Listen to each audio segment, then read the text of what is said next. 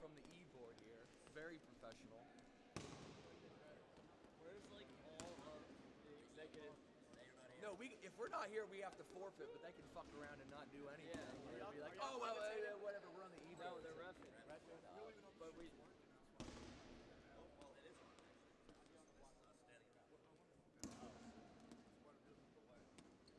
My name is Strawther, not straw water, straw weather, none of that. Straw water. There it is.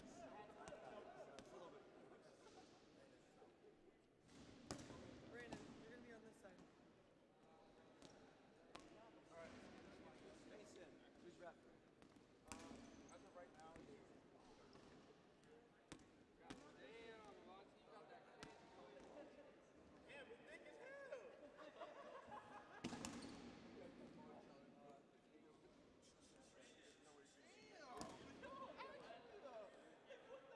Colby.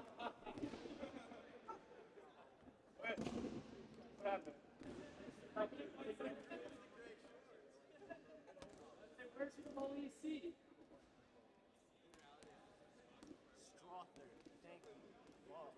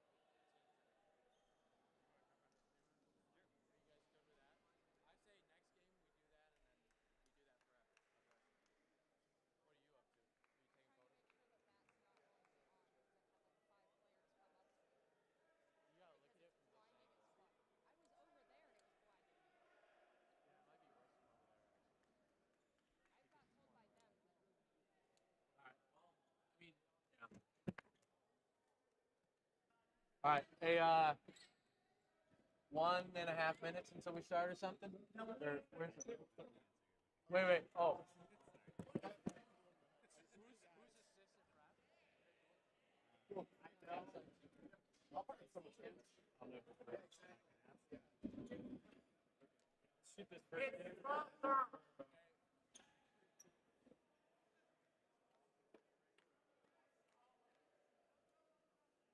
Same with these guys. Against them all as much as possible. So you're gonna keep them all.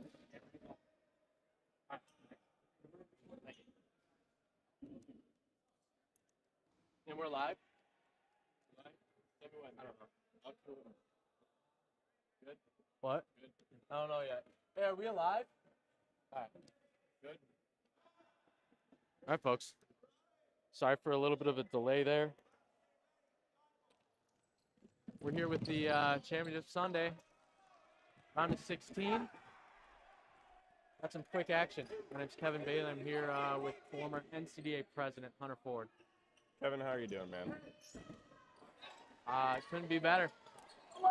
As a Dodgeball fan, this is the best day of the year, right? Absolutely. And we've got our 6-11 matchup going on right now between the number 6 seeded Ohio State Buckeyes versus the number 11 seeded Bowling Green State University Falcons. Two teams very familiar with each other, both from Ohio. And we've got some good action starting off this thing. Yeah, so we've got the round of 32 going on right now, as well as a few round of 16 games, including this one. This one gets the featured court because it's two great teams from the Ohio region, and we think it's going to be a close matchup. Hunter, who are you looking at from Ohio State to step up in this one? From the Ohio State side, you got to get a lot out of Derek Kemper. He's a sophomore, but one of the most elite players on their team. Additionally, Colin Varga had a monster day yesterday with some elite catches and timely plays. So those are two guys that we're going to want to see step up and make some, big differences outside of the usual. Yeah, and then over on Bowling Green side, keep an eye on Evan Brown. He's a sophomore, but he's getting some All-American talk actually this early in his career, which is pretty impressive. He's in the outline now. He just got sent to the outline. He's number 0 for Bowling Green State. They've got a strong group of sophomores. This roster. Yeah, it's really been more of a rebuilding year for Bowling Green, all things considered. But they've had some good showings yesterday. They had a 5-0 win over Western Michigan, which was pivotal for them. And they're off to a really good start right now.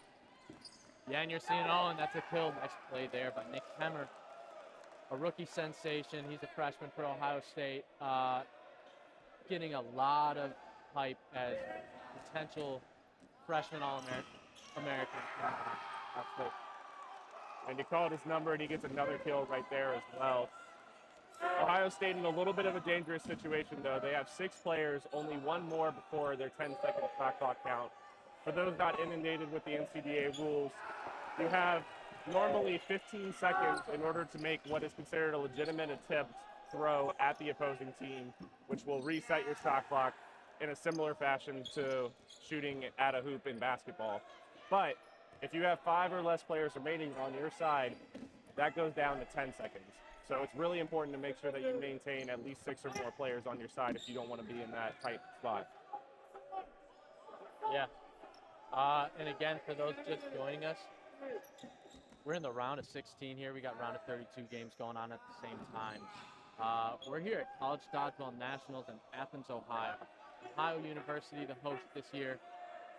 These schools have been practicing all year long since the fall semester, and here we are at Nationals. This is what they've been practicing for all year. Yeah, I mean, this is what it all comes down to. Everybody playing for one title, one trophy. Yep. So Ohio State pushes up here. This is a pretty pivotal moment, though, I would say. If Ohio State able to stay where they're not on the team just yet. For those get put on the 10-second shot clock, pressure at 5 players. That's a key thing to keep an eye on here. We have an even 6v6 distribution from both sides. So 6 players on the Bowling Green, 6 players on Ohio State. It was a fantastic throw by number 52, a captain for Ohio State, Ben Dardia. He's had a fantastic year. He stepped up so much as a player. There's another kill. We see Derek Kemper push up, a sophomore. He was a rookie All-American last season, one of several for Ohio State last year. They've had a couple great recruiting classes. Another kill. Unfortunately, Tyler Webb just not able to hold on to that one there. Would have been a huge catch for Bowling Green. You've seen Ohio State's experience show as Alden Prohaska, another rookie for Ohio State, goes down there, but the rest of their team, they got some veterans in the game right now, and a 5-on-3 advantage.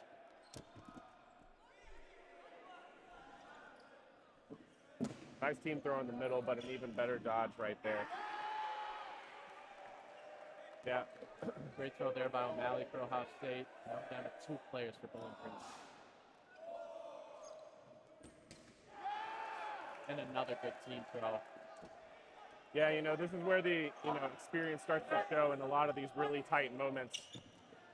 You see a lot of, good quality team throw execution on the Ohio State side. And so even when they're, at an equal man advantage, they're playing tactically smart, and that's where, the deciding factor comes into play. And there's the final kill. Rennie Kaiser goes down for Bowling Green, and that puts Ohio State up 1-0. Just over 5 minutes into the game. So for those unaware, we play 2 25-minute halves here in Collegiate Dodgeball. You earn a point every time you eliminate the entire other team. Ohio State just did that, so they're up 1-0 right now, early in this game. We got a long day of dodgeball ahead of us. Absolutely. Ryan Ginsburg, Massapequa, New York. Ethan Lundkuhl, Minster, Ohio. Elijah Thomas, Cincinnati, Ohio. Evan Utterback, Parma, Ohio. Ben Dardia, all day. Evan Miller, Like the stream. Derek Kemper, Osgood, Ohio. Colin Bargan, Bainbridge, Ohio. Jake Crow, Ohio. Zach Carroll, Willoughby, Ohio. Andrew Fliss, Broadview Heights, Ohio. Little Fliss, Broadview Heights, Ohio. Nate Kemmer, Avon Lake, Ohio. Will Ryan, Avon Lake, Ohio. Alden Prohaska. Then at 11:30, you'll see the quarterfinals. We got some potential amazing matchups in the quarters this year with so many good rosters in the league. 1:00 p.m. is going to be the semifinals, and then make sure you're tuned in. 2:30 p.m. Another national champion will be crowned.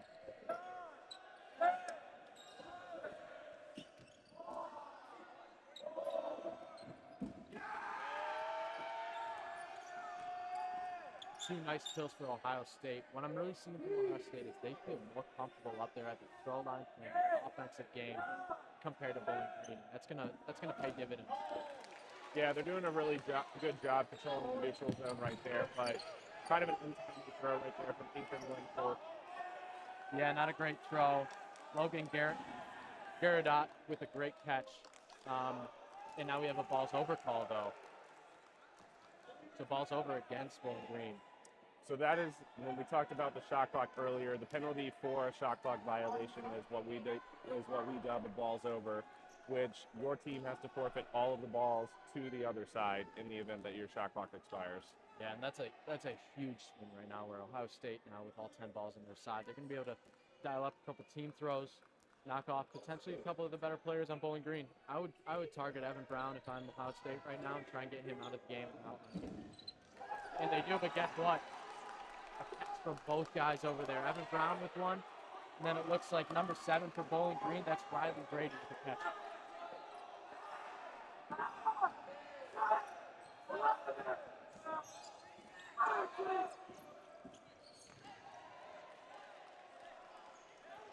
Number 18, Kalen Strother. He's known for his top play from earlier in the year. He made a couple crazy catches. And look for him. He's a smart player in the middle there for Bowling Green. Oh, and Evan Brown goes down. That's Ryan Kingsford with the throw. And then a team catch right there from Ben Dardia to save his teammate Evan Utterback. Really love to see that there for Ohio State. Yeah, a couple veterans for this team. I mean, Utterback's played, I'm not sure how many years he's played, but he's one of those guys that looks comfortable at all times on the court. Absolutely. And you need those type of players. You need that sort of communication as well. It's calm even on the front line. Ohio State's got a lot of that. I think it's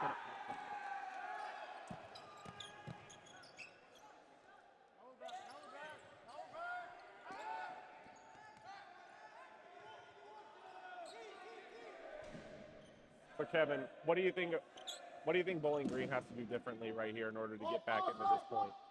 You know, it's interesting. It's a lot like yesterday's game between Miami, Ohio, and Saginaw Valley State. We have one team that is feeling very comfortable playing an offensive strategy, being more aggressive, and Bowling Green, just like Miami was yesterday, we're stuck on their back line, which they're great catchers, but we need to see them go in transition and get a little bit more aggressive offensively. But that doesn't come unless you can get the ball advantage. And right now they only have 2 balls on their side.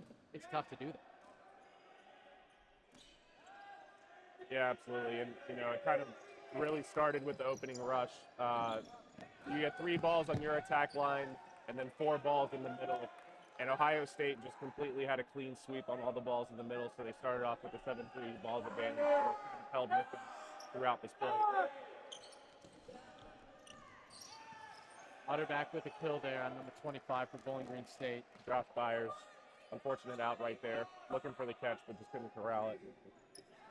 And Bowling Green does not have the depth of arm talent compared to Ohio State, and that's a disadvantage that they knew going into this game. They knew that they were going to have to, you know, play a little bit of a different strategy like they are, trying to make catches, but still, you cannot totally go away from the offensive side of the game. You're not going to be able to win dodgeball games like that, especially here on championship night. Oh, and a head shot right there.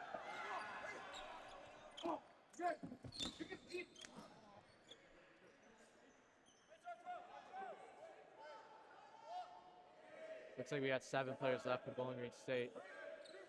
Yeah, you know, to your point earlier, I think I would be looking for them to counter a little bit more effectively, especially when Ohio State is going through with some team throws, because then they're not leaving anybody to be able to block on those team throws. Oh, it's Ginsburg throws, but it's a team catch. Nice job by number 19 for Bowling Green State making that team catch. It's a huge play. It's a little bit of a swing for them. That's Logan Jarrett up there. 9, 10, 11. And now Bowling Green up to the throw line, like we were saying they needed to. An easy kill there. Yeah, great play from Elijah Thomas. You know, he was being patient, waited for the Bowling Green guy to make a mistake, and then took advantage of it. And sometimes the difference between a good team and a great team is the way that they play in transition. And Ohio State is a much improved team in that area of the game. Yeah, Bowling Green State now down to 6 players. Scratch that, make that 5 players, so they will be on a 10-second shot clock until they get a 6th player. Webb not happy with himself there as he reached for a catch that he probably could have just let go. We're on a 10. It's blocked there by Strother. He pushes up. Ethan Lempool now stepping up to make a throw. He does a great job of really pushing the pace for Ohio State. Yeah, absolutely. And I think that was a smart decision to pull back and wait to get your teammates to group up with you.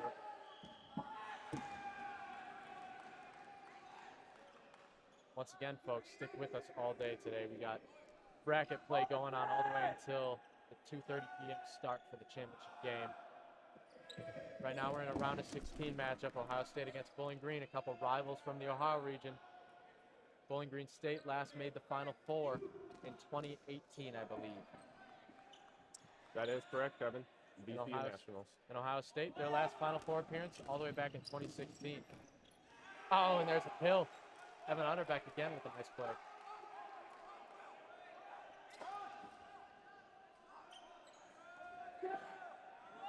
I want our audience to keep an eye on Colin Varga. He's a sophomore for Ohio State. He's such an aggressive player, and he looks for the catch at all times. He made an incredible play yesterday where he made back-to-back catches in a crucial point in the game. Another catch there by O'Malley for Ohio State. They did the announcement thing, Kevin. Colin Varga goes down for Ohio State there. You live by the catch, you die by the catch. Absolutely. Still a good man advantage for Ohio State. Evan Brown goes down, and I think that's the biggest swing right there. I think that Bowling Green's really going to be going uphill from here on out at this point. Yeah, but don't underestimate Rennie Kaiser over here in the corner for Bowling Green. She's had a lot of experience as a dodgeballer, including outside of NCDA events, and she can make a timely catch. Great dodge there. 3-person team throw. Way to get out of the way of that. She dropped really low, stayed alive, and now we're going to see if they do another team throw on her. Nope, this one's on. In the middle. Takes out another player for Bowling Green. We're down to 1 left. Good reset throw there. Yeah, like I said, Kaiser's an experienced player, so she could get out of this situation potentially. A well-timed throw there by Ohio State. She made a nice throw had a lot of movement on it. Looked like it was going to dip into someone's feet, but the throw was solid, but then she couldn't get out of the way of the counter throw from Ohio State. Great timing on that throw. Ohio State looking pretty crisp here early on. That's good to see from them. They're a team that came into this tournament as title contenders, so it's good to see. Yeah, absolutely. And I mean, I think really the biggest, the biggest difference maker is just how well they've been working as a team this game. You know, a lot of team throws. You don't see a lot of guys with balls standing around. They're moving constantly. They're aware. They're making the effort to go for catches, and you know, just those small plays like add up throughout the course of the game, and that's why they have a 2-0 lead right now. Yeah, and also you got to think about it's a long weekend, and for these players, this is their 4th game of the weekend, hour-long games. As we get later into the day, you got to keep an eye on that and see if people still got their legs under them. They're playing fast-paced, aggressive dodgeball. Ohio State right now, they're bringing energy, and that's good to see. We'll see if they can hang on to that as we go throughout the tournament. Yeah, one thing I'd be curious to see with Ohio State, you mentioned the aspect of wanting to go deep in the tournament and having these longer games. And having depth on your roster is certainly a key factor, you know, in being able to go the distance. And I'd be curious to see if Ohio State starts to use their bench a little bit as they kind of expand on this lead. Yep, that's a good point. I don't think the lead is safe by any means yet. As you see Bowling Green go all out for the ball, good job that one player gets out in that swing, that's Strother again. But Bowling Green getting ball advantage, they probably talked in the huddle and said, hey, listen, if we give Ohio State 6-7 balls, we're not going to be able to win this game. Play more aggressive. Yeah, absolutely. Well, ugly throw there. And Abbott Brown, that was absolute money taking out Miller for Ohio State. If you love pinch dodgeball, you're going to love the way that guy throws the ball. Over the top, really dips it down into the feet of it. That was a great throw with a lot of movement. And most importantly, with a lot of power. Yep, absolutely. And if he's in the game instead of being buried in the outline, Bowling Green's got a shot at any point. I mean, he's been mentioned as the top throughout the year. Yeah, and I mean, you know, this game it's certainly not out of hand by any stretch. I mean, in the first point, there was a point where it was 66 between the two teams. So they have the ability to, you know, stay within this game. It's just a matter of, you know, hashing out some of the smaller details that Ohio State has been executing on well, and they've been able to, you know, take the lead as a result of that. Yeah, and Ohio State's also, they've been able to manipulate a little bit and get the ball advantage back, and that's an important skill as a dodgeball player, or a dodgeball team, I should say. Yeah. Absolutely. And I think that also comes back to Bowling Green's got to be a little bit smarter about throws and communicate a little bit more. They can't be wasting 2 reset throws at a time. Anything like that. For those joining us that aren't familiar with this style of play, we don't have burn and ball. This is a constant shot for each side, 50 seconds. And I think that's going to be a kill. Yep, Evan Brown goes down. Nice throw there. I think that was Ginsburg, an All-American candidate from Ohio State. I would say he's probably right in smack dab in the middle of that conversation for All-American first team this season. Yeah, absolutely. You know, despite all the injuries, you know, he's still been able to play at an extremely high level for them, and you know, is a very pivotal cornerstone player for this team. Yep.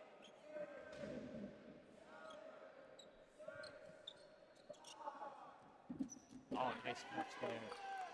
Yeah, that was a really great play from Huffman. Oh, and almost a team catch from Bowling Green, but he drops it over there.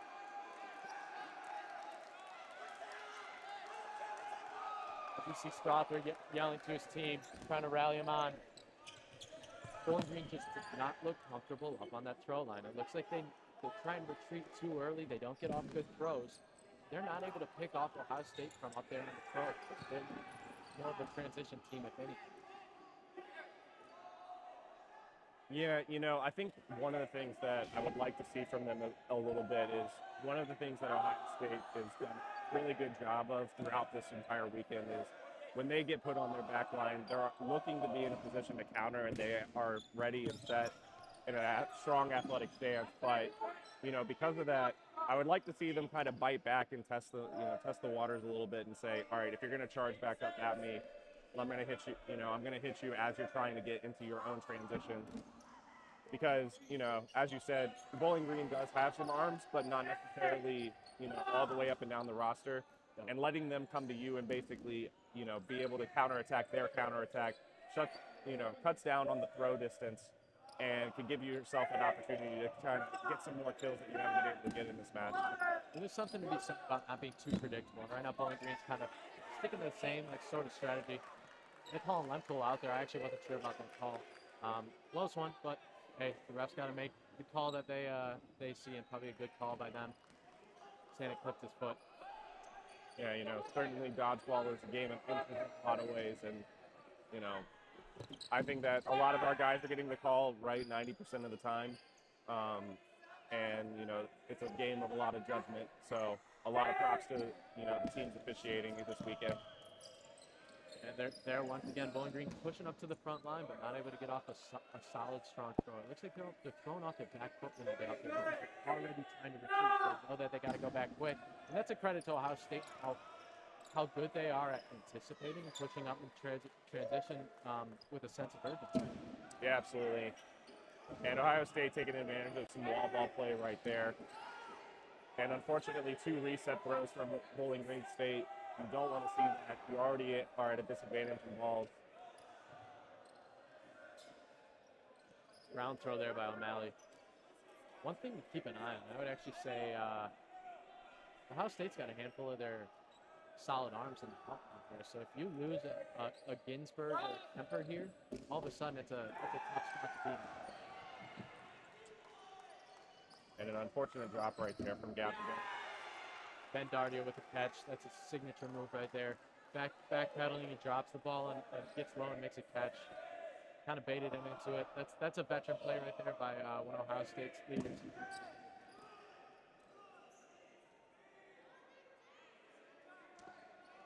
A lot of communication from Ohio State's side, and not nearly as much from Bowling Green. That's one thing to keep an eye on as we go here. Yeah, just a little under 6.5 remaining in this, you know, Bowling Green. I was going to say, you know, for Bowling Green, it obviously would be great, you know, to try and get a point and make it a 1-point deficit going into halftime.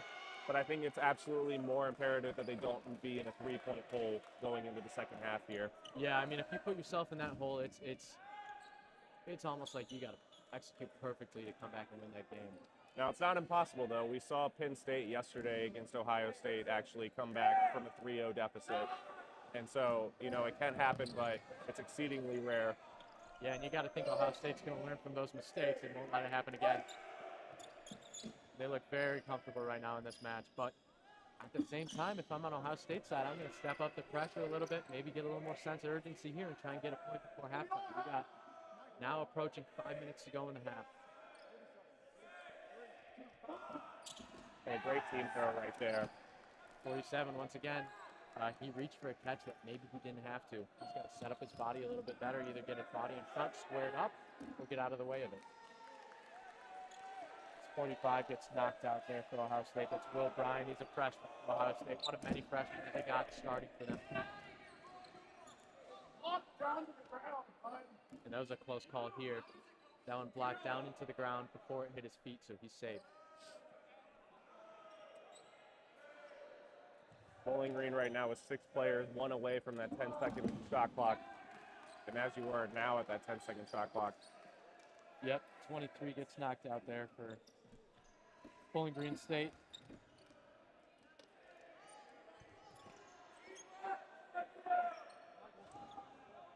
So what's it going to take right here for Bowling Green to hold on for the last 4.5 minutes? Pretty simple. Make a couple catches. Protect your teammates better. Right now we got too many people on the back line, and when they get balls, they got to pump fake more. They got to get Ohio State out of their rhythm. Even when there's only 4 players left, pump fake. Make yourself a presence. Make it harder for Ohio State to set up and dial up a team throw. And again, like I said, a catch or two would go a long way here. Yeah, absolutely. 4 minutes to go now in the first half. Round of 16 matchup here. Athens, Ohio for the National Collegiate Dodgeball Association's National Championship Tournament.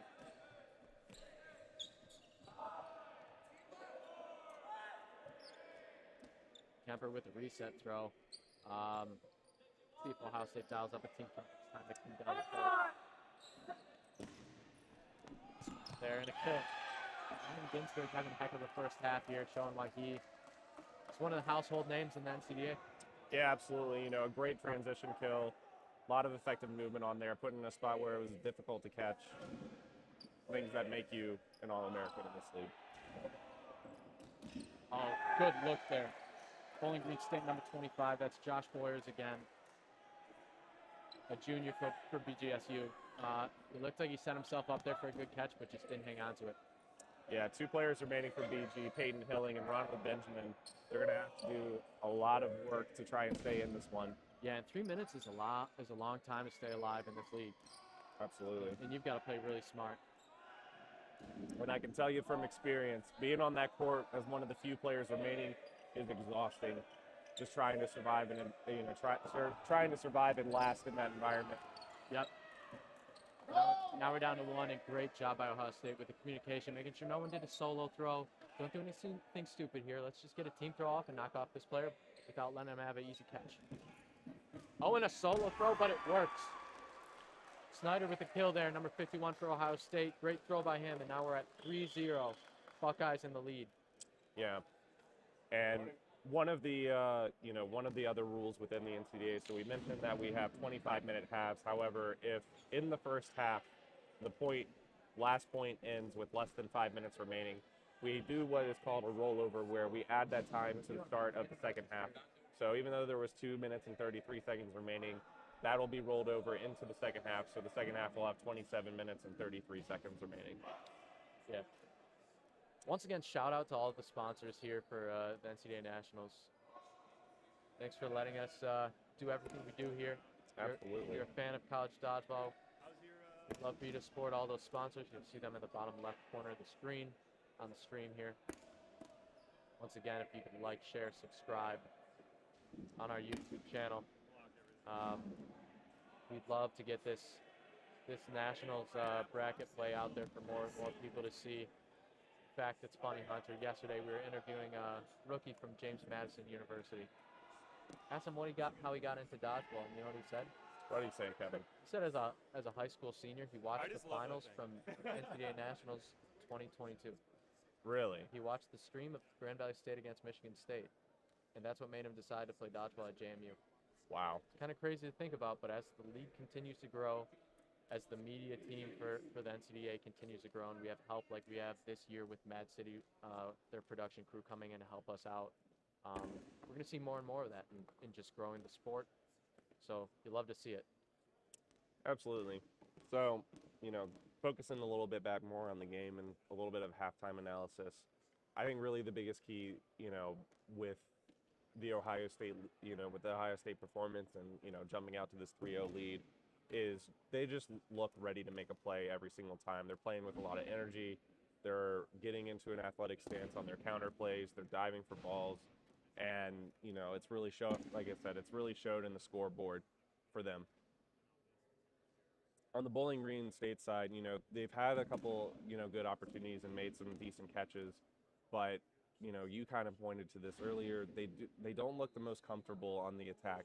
And they've been throwing a lot on their back foot, which hasn't led to a lot of kills. And also, unfortunately, they haven't been able to keep Evan Brown on the court. And without him, that is a huge loss in terms of, just arm talent overall, and, hurts the attack for them. Yeah, absolutely, Hunter. I'd say, Bowling Green's a young team still, and you got to consider this is an inexperienced team. They're not going to have, that same level of comfort going up to that throw line and all of that. But you've got to step up at Nationals. You got to step up when the game is on the line here. Losing, you go home. We're in bracket play here. In Bowling Green, they're going to have to make some adjustments in the second half. A 3-0 lead is not insurmountable, but like we talked about, you're going to have to really execute well in the second half to be able to come back and win this game. So we're going to have to see more offense, like you said. Yeah, and I think, one of the big things is we talked about the emphasis of ball control and how big of an impact that has. And there were a couple times there where Ohio State just completely dominated on the opening rush. But, Bowling Green's got to make sure that they're able to sell out on that opening rush to start this game, because Ohio State more than likely going to play a little bit more conservative, holding on to that 3-0 lead, So selling out on that opening rush and taking a little bit of a risk is going to be really big for them to try and, like I said, get some momentum and get into this one. And we are getting some score updates from the other games that are at halftime here. A lot of round of 32 matchups, or you could call them playing games. We had 20 teams here at Nationals. Love to see that after COVID-19 kind of knocked out some of the clubs throughout the league with 2 years off without them being able to operate. But a lot of clubs survived, and we're at 20 teams and continuing to grow as a league. Shout out to Terrence Checkett, the director of national player for Ohio University. He went around and got some scores for us. We'll see them in action actually here on the featured court next against Penn State. That's going to be a heck of a game. UMB is playing, they have one. Whoever UMB is playing, they have one. All right, so we got a Maryland game in action against Concordia. We haven't gotten the score for that one. But Saginaw Valley and Nebraska tied 1-1. Yeah, I think that comes with a little bit of a shock considering how well Nebraska has been playing this weekend. And I think a lot would have expected that they would, kind of take a commanding lead to start that one. But, Saginaw is a storied franchise. They've had a lot of experience coming to nationals, and, you can never count them out, truly. Yep, and then another update, we got Miami University up 2-0 against Cleveland State. So Miami, I believe they made it out of the round of 32 last year. It looks like they're going to do so again. Cleveland State, tough season for them. They've got to work on their recruiting again next year, as some of their players have talked about. But still, CSU with a solid showing yesterday at Nationals for a young team, for a team that doesn't have as much depth as some of the other schools throughout the league. But down 2-0, we'll see if they can come back in that one. That's another two teams from the Ohio region. So interesting matchups there with a couple Ohio rivalries here in the first round of bracket play. Yeah, absolutely. So I mentioned earlier, I'd be curious to see if Ohio State tries to go to their bench a little bit more on this one, just to kind of preserve some arms for, later rounds. And they've still got a couple of their, key pieces in there, including Derek Kemper, Ethan Limpool, Evan Utterback. But, I'm seeing some other names come in for the first time, including Jake Rowe. And so I would like to see, kind of how some of those guys perform now that they're thrown into the fire a little bit here for Sunday bracket play. Yeah, and you got to think that the discussion in the huddle there for Ohio State was, hey, we cannot let what happened yesterday happen today to us. We had a 3-0 lead and we blew it. Today's bracket play, losing, you go home. We cannot allow that to happen. So Ohio State, look for them to keep their foot on the gas pedal here as we start the second half. Bracket play here in Athens, Ohio for the National Collegiate Dodgeball Association's National Championship Tournament. You see Ohio State backing up to their baseline. Bowling Green, let's see if we get a little bit more aggression out of them today, or in the second half here. Yeah, and, immediately out the gate, Bowling Green, they're talking a little bit more. They look a little bit more upbeat, and I think they're going to be playing with, nothing to lose at this point, which is exactly what they needed. Also, apologies, I forgot one other score. Kent State with a lead 2-0 against Virginia. That would be a nice little upset right there.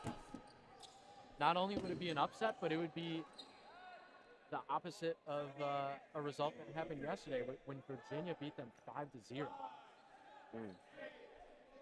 So, props to Kent State for that one, but back to the action here. Bowling Green pushing up again. Yeah, they're playing with a little bit more urgency and a little bit more aggression on some of these throws. I still would like to see them get a little bit more alert on this transition play instead of waiting for Ohio State to get all the way to the back line, making some attacks within the neutral zone. Yep. But they don't look as scared to throw this time as they did in the first half. Yep, they've got to get better anticipation, and part of that comes with experience, and they're a young team. But I want to see a little more aggression from the back line. There's a drop. Evan Brown also drops one. Oh, and there's a kill point blank from Miller for Ohio State. Yeah, that was a very tough situation for Bowling Green. I think they lost 3 players within that little scrum action. Yeah, not a great sequence for the Falcons. 4, 3, 2. Still plenty of time left, but you got to focus on it. Oh! They're calling it an out. They're calling it out. I'm not sure if that was a catch or not. Did he complete the process, as they would say in the NFL? Well, I'll say this. You don't ever want to give the reason for a ref to doubt you. You just got to make sure that you secure that all the way through. Yep. And looking at the lineup here for Bowling Green, some of their lesser known players that can step up and make some big time plays here in Nationals bracket play. Game on the line, down 3-0 against Ohio State. Palumbo with a nice throw. Takes out a Bowling Green Falcons. So Bowling Green down to 6 players on the court. A little bit of a shoe shiner there. You love that throw. Tough to catch one that's at your feet. Absolutely.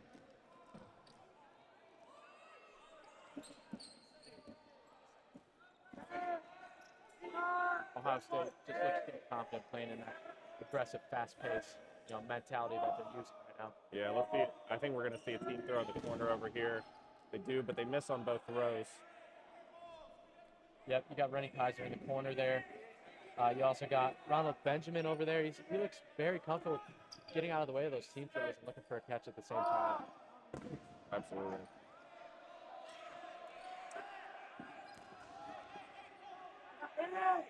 All right. I think we're going to see probably one reset throw, which we do from Ohio State. And now they're going to regroup and probably set up a team throw on the far side of the court, which they do. Excuse me, with Elijah Thomas and Ryan Ginsberg there to take out Benjamin. Good coaching from my counterpart here in the booth. A couple of good calls there. BGSU pushing up to the throw line again. I will say I'm impressed with the throw Tyler Webb for BGSU. Yeah, that was a good little bit of dip there, and a timeout from Bowling Green. First time out there for them this half. Ohio State looking pretty comfortable here.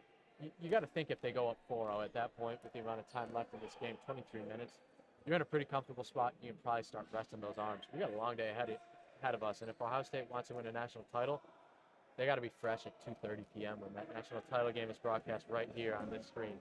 So stick around, folks. Yeah, absolutely. And I mean, I don't want to be too much looking into the crystal ball, but most likely they would be looking at a quarterfinals matchup if they, continue to hold on to this lead. They'd be most likely looking at a quarterfinals matchup with Grand Valley State University, a team that they played yesterday and is obviously a very tough opponent.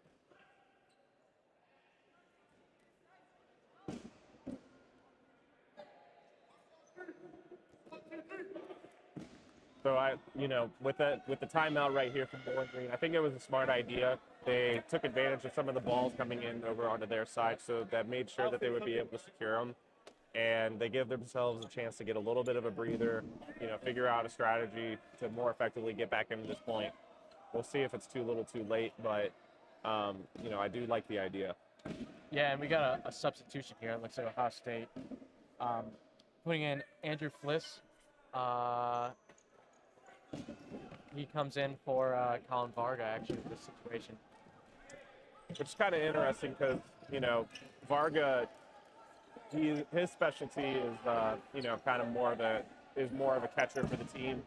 And this is kind of a situation where Ohio State's going to need a little bit more on the arm side, just because they're going to be, trying to pick off a lot of kills with some team throws here to end the point, most likely. Yep, that's a good point. There it is, another great throw there. Good block by Ginsberg. We haven't seen much of him in the second half. It looks like he's probably saving his arm. The right thing to do in this situation. Yeah, I'd like to see a little bit more throws from O'Malley to kind of take a little bit of the load off for him and Elijah Thomas. Yep, Elijah Thomas, another veteran for Ohio State. Always puts himself in a good position to make a catch. Tough guy to get out. If Ohio State's going to make a run here at Nationals 2023, it's going to be because of some of their veterans like him. Nice blocks there by both Brady and Kaiser. Yeah, and actually kind of a little bit of a mental lapse there for Ohio State. They didn't need to do two reset throws, but they did. And then they let a ball completely roll back from the Bowling Green side. And then they throw another two when they only needed one. And see if Bowling Green takes advantage of it. I mean, BG, if they win this point, it's still a ball game. And you can tell the intensity is high right here with Bowling Green. Season's on the line. Absolutely. Ooh. Brian, number 45 for Ohio State with that throw off to the side, but you got to be careful making a solo throw in the corner there. Number 22, Gavin Gillard for BGSU, looking for the catch all the way. Webb with a nice throw and avoids the, incoming counterattack there. A little bit of a stalemate at the moment, but we'll see if one of the teams is able to break through. Yep, and you can tell BGSU knows they can't make a mistake here. Yeah. They cannot afford a mistake, and they need to get Ohio State on the team. So they're at 6 players for OSU. If you get them down one more, all of a sudden we're looking at a more even point. That throw's not going to be good enough. Oh, great shot right there from Gillard. Takes out O'Malley. Now it's 5v5. And that's that timing with the counter that you were talking about earlier, Hunter. And if BGSU can keep making throws like that, they can win this game.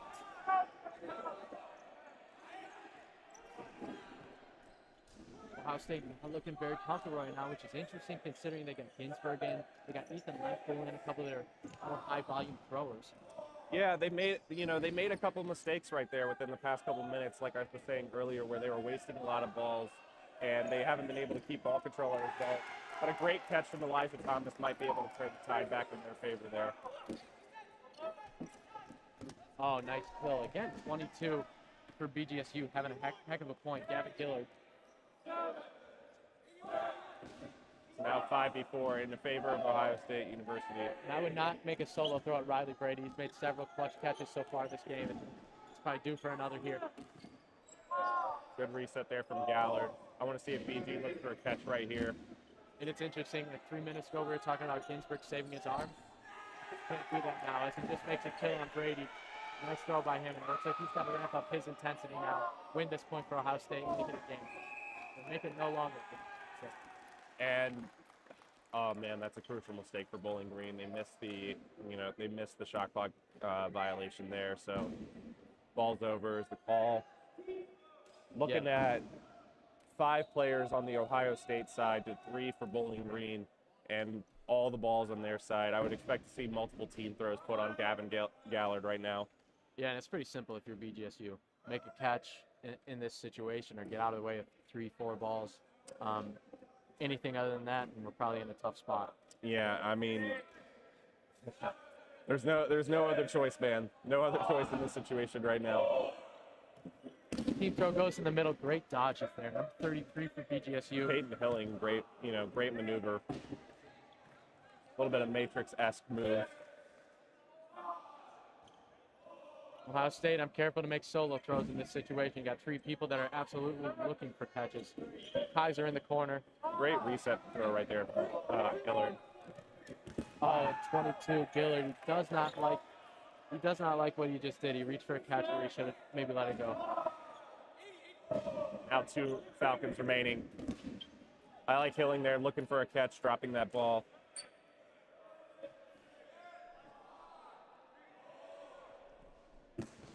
Oh.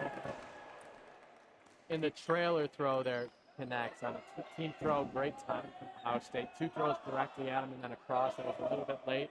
Bang. But still, just like that, Ohio State Buckeyes up 4-0.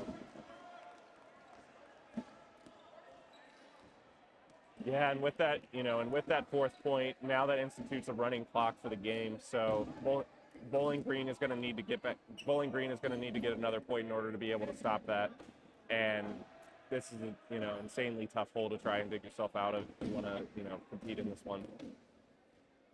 Yep. Tough game so far for BGSU, and they had a strong day yesterday. They lost to JMU 5-1, but JMU being a powerhouse in this league, that was no surprise. But then they went on and beat Western Michigan 5-0, convincing fashion, and that's a team that was probably favored to beat BGSU going into nationals. So for them to get that win and upset is huge for their program. And then to cap off the day, BGSU went up against Cleveland State, another team from the Ohio region. They won that one 5-2. So they've sort of positioned themselves as not a top-tier Ohio region team, but in that mid-tier and able to compete with some of those better teams.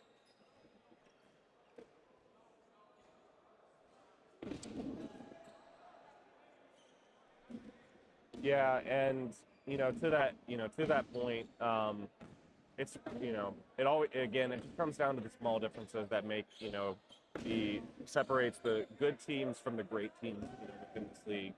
And Ohio State just continuing to show it throughout this game.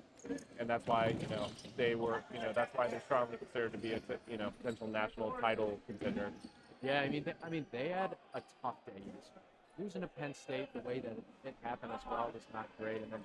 And then going up against the defending champion Grand Valley State Lakers, getting beat pretty convincingly in that one as well. Not the day that they were expecting to have going into nationals. BGSU making a couple nice plays in the neutral zone here. But yeah, Ohio State, they're going to bounce back from that. They still have the potential to beat those top teams. We've seen it before. They've beaten Cincinnati. They've competed with Grand Valley very well in the past and some other top teams, including Ohio. But you got to put it all together on Championship Sunday. That's what it comes down to. That's why we play the games. Absolutely. So I'd like to see Bowling Green here, play a little bit more high risk. Just go for basically every single ball that's thrown your way. You got to be, you got to put your body on the line. Unfortunate for Gavin Dillard there. He was the star of last point, but gets taken out early in this one. And once again, he did it the same way, reaching for a catch that maybe he didn't need to reach to.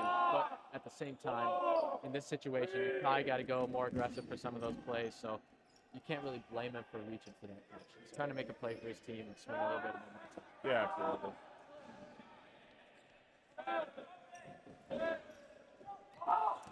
Approaching 15 minutes to go here.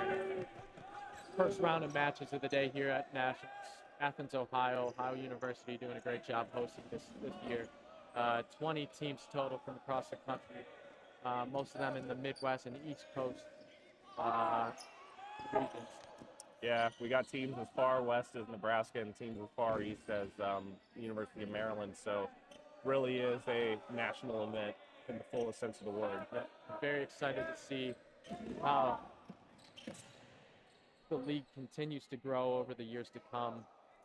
Post-COVID, we're starting to get a little bit more depth on all the teams throughout the league, but then we're also looking to continue to grow and get in more colleges. Shout out to Concordia University in Wisconsin for showing up to Nationals in their first year as a club.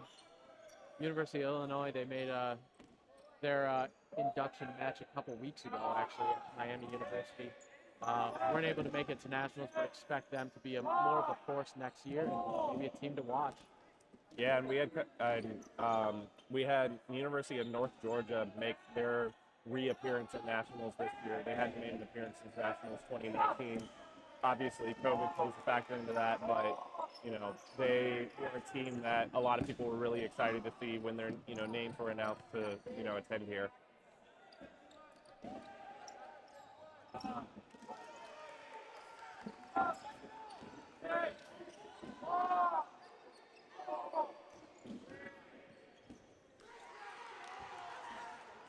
So we talked about Ohio State being a potential national title contender.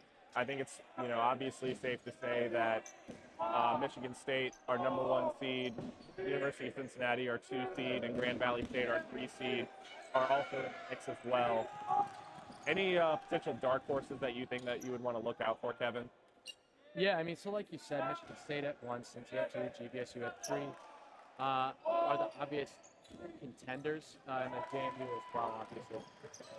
Outside of that, though, I want to see how Nebraska looks today, and we're going to see them probably on the feature court related today for Saginaw. So Nebraska and Saginaw Valley State are facing off right now. I don't consider Saginaw to be a title contender or anything like that. I did for Nebraska heading into the day, but with that game being tied 1-1 the last we heard, I'm interested to see how whichever team wins that game, how they face off in the next game. They'll be taking on the 1 seed Michigan.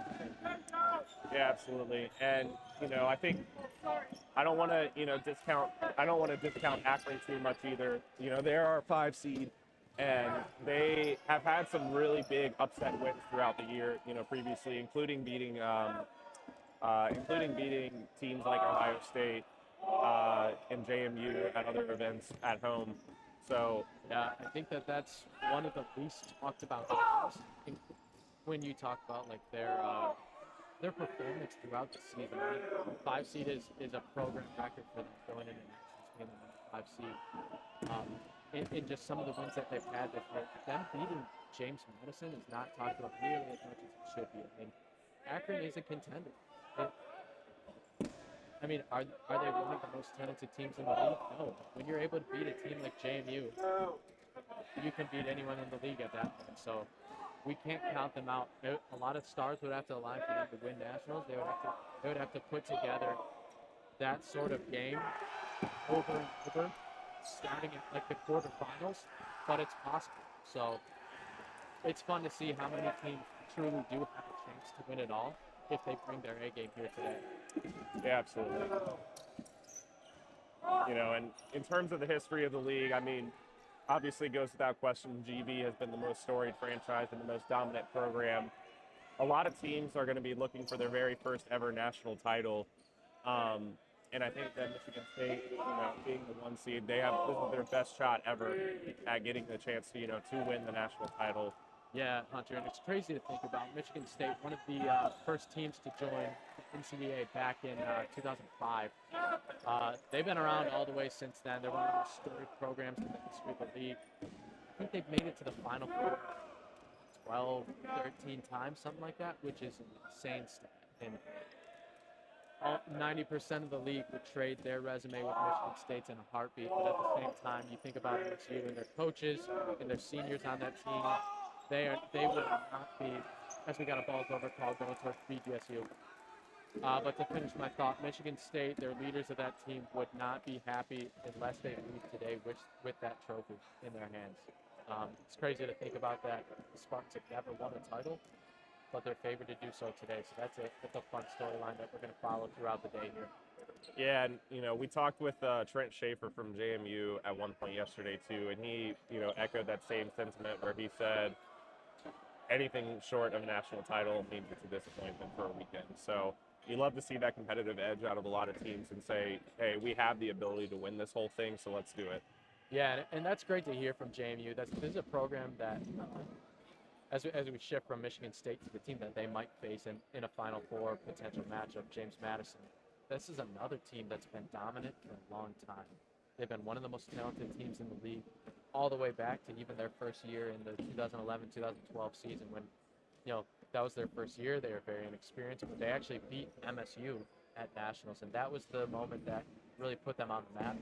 And then the next season, they beat Grand Valley State on day one of Nationals, and all of a sudden launched themselves into being considered an elite program in college dodgeball, and they've sort of been that ever since. They haven't been able to get to a title game, which is actually crazy to think about, but they've made several Final Fours, plenty of quarterfinals, and they're always consistently in that discussion, and this year is no different. JMU last year losing a Final Four game in overtime, a heartbreaker to Michigan State, and then coming back, they've got loads of seniors on this roster, including the National Player of the Year from last year, Evan Eschenberg.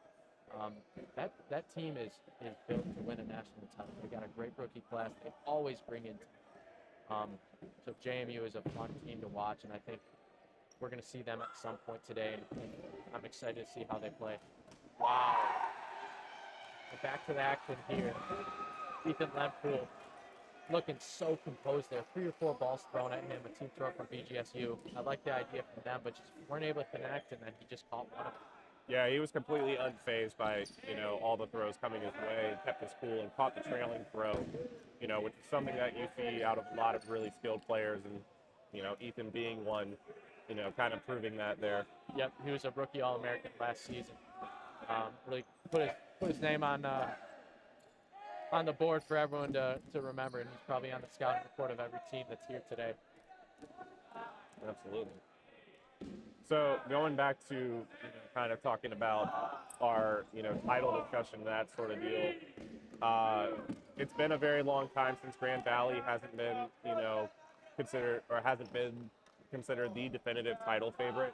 They're also a team that realistically you can't count out at all. They had a really impressive showing yesterday, I thought, including some big wins over Ohio State and Akron. And, they've got also a former National Player of the Year in Ben Smart on that team. So certainly a team to look out for sure. Yeah, like you said, I mean, whether they were the definitive favorite or one of the teams that you're thinking is definitely going to make it to the title game. They're always in that discussion, and like you said, usually the favorite. This year was interesting, going 13-6, I believe, in the regular season. The worst regular season record in program history for the Lakers. Had a lot of people doubting what this team was capable of, but here we are at Nationals, and we talked to a few of them yesterday. Owen Israel said, hey, when we're on our game, the way he referred to their team, he said, we're dogs when we're on our game, and nobody can touch us. And that's that sort of mindset that you've got to have if you're going to be able to compete for a national. But what a catch by Rennie Kaiser.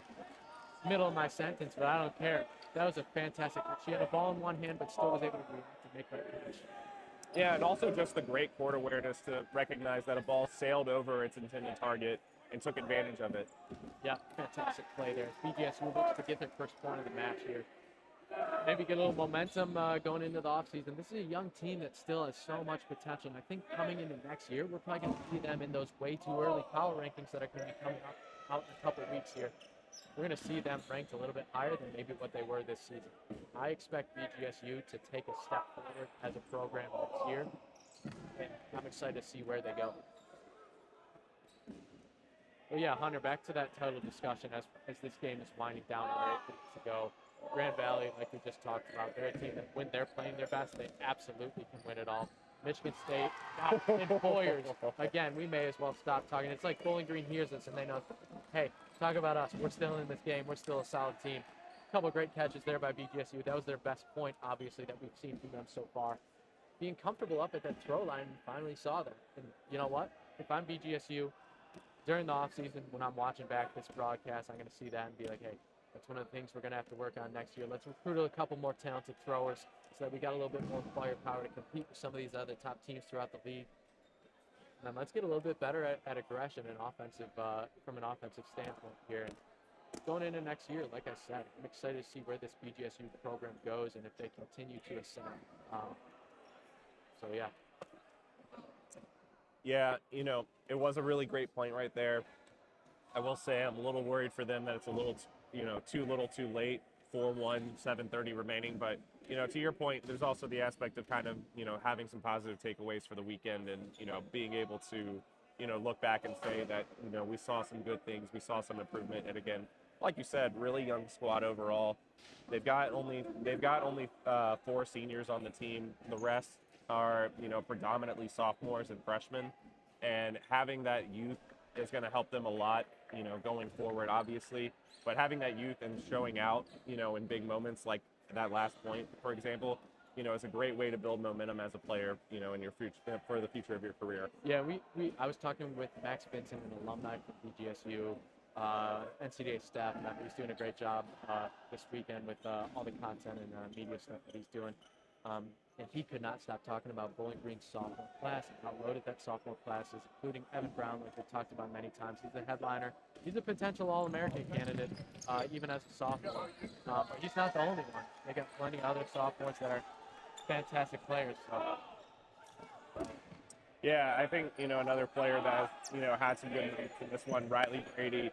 He's done a great job of, surviving, number 7 for BG. And additionally, Adam Turner has been looking for a lot of catches as well. So, some good stuff to see from, the Bowling Green side. Yeah, like you said, more than likely this one's all but over here as we approach 7 minutes to go in this game.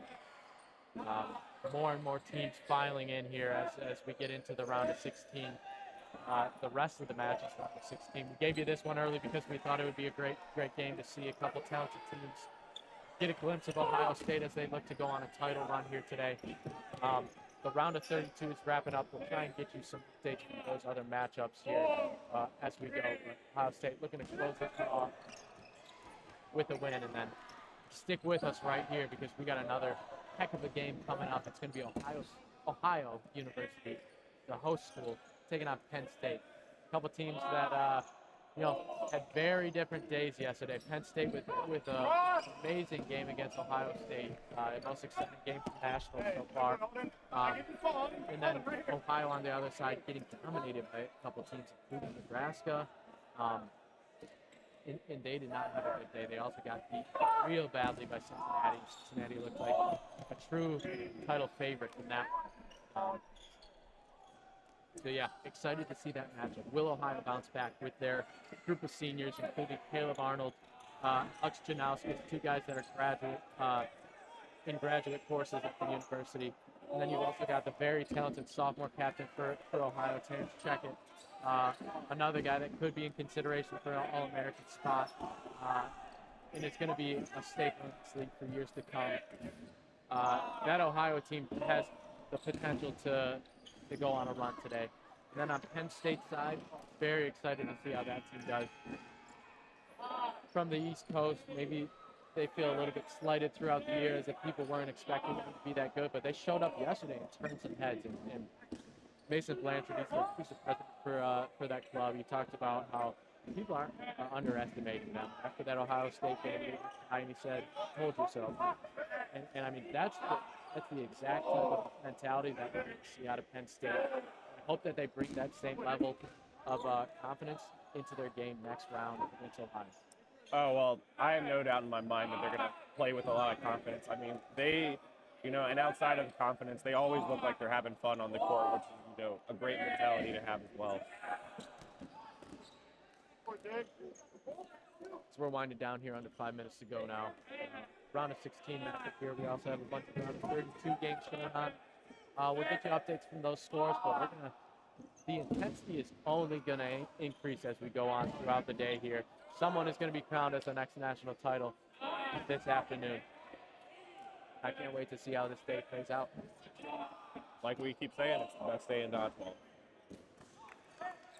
There's a kill. Evan Brown goes down again. Ohio State's done a great job of targeting him, trying to get him out early in the point. Don't let him be part of the, time out there from BG, just a heads up. Oh, okay. Oh, quick time out there. Looks like Bowling Green is not going to quit. They're fighting until the very end. This is their last game of the season, more than likely. So they're trying to end on a high note. Absolutely. And you got to remember the seniors on this team. They've got 3 minutes and 3 seconds left to wearing that BGSU jersey, and then that's it for their career. And at that point, their alumni, they're going to be cheering on their teams, just like a lot of alumni that we know throughout the league are, whether tuning in or here in attendance watching nationals. Absolutely, and I mean, that's another special shout out we need to give is the alumni support and staff that, have been helping, keep things running smoothly.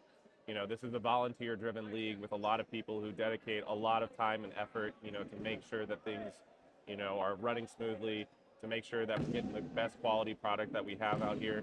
And that includes, whether it be doing a lot of administrative staff stuff or whether it includes some alumni who come back to coach their programs. It's a great family environment within the NCDA, and we couldn't get it done without the support of a lot of these things. Yep, absolutely. And to your point, I think it's just fantastic. This league, you see so many people come back and want to give back to the league. And you don't see that as the camera got hit right on. That could be some nice footage later. Hoping the camera's okay, though. Once again, shout out to Mad City, the production crew that's here. Working on some good stuff for us that we'll be putting out throughout the off-season, but they're doing a great job of capturing a lot of content. We've had some great interviews with some players throughout yesterday. And it's just great to see these players get that sort of recognition and be put in the spotlight. And with both of us being alumni, I know we're probably a little bit jealous, but this is why we do it. And in fact, to your point, so many alumni coming back and giving back to this league with nothing to gain from it, especially from a monetary standpoint. Everyone's here volunteering and passion. And we love to see it. And that's one thing that as someone that's played in the league and transitioned into being an alumni, it just gives me so much excitement to see all of the people that care about it, even when they're playing careers.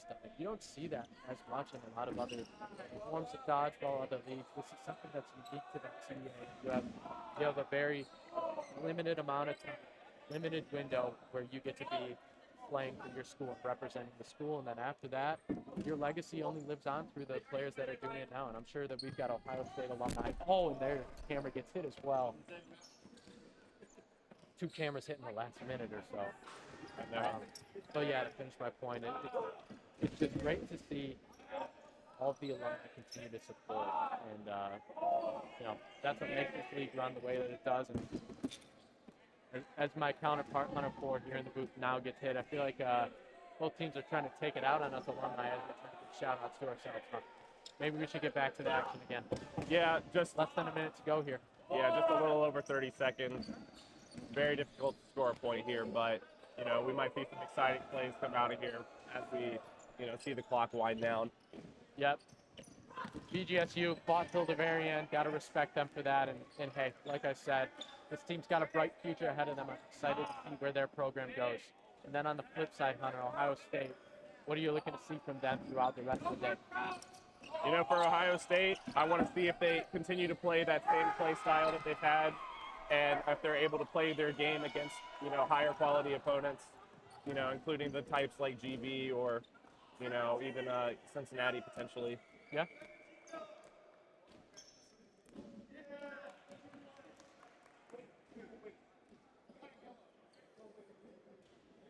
And we have a stoppage for some reason with 0.4 seconds left. I don't think it's going to impact the final score at all. Well, the issue is that this is a potential yellow card situation for an unnecessary celebration.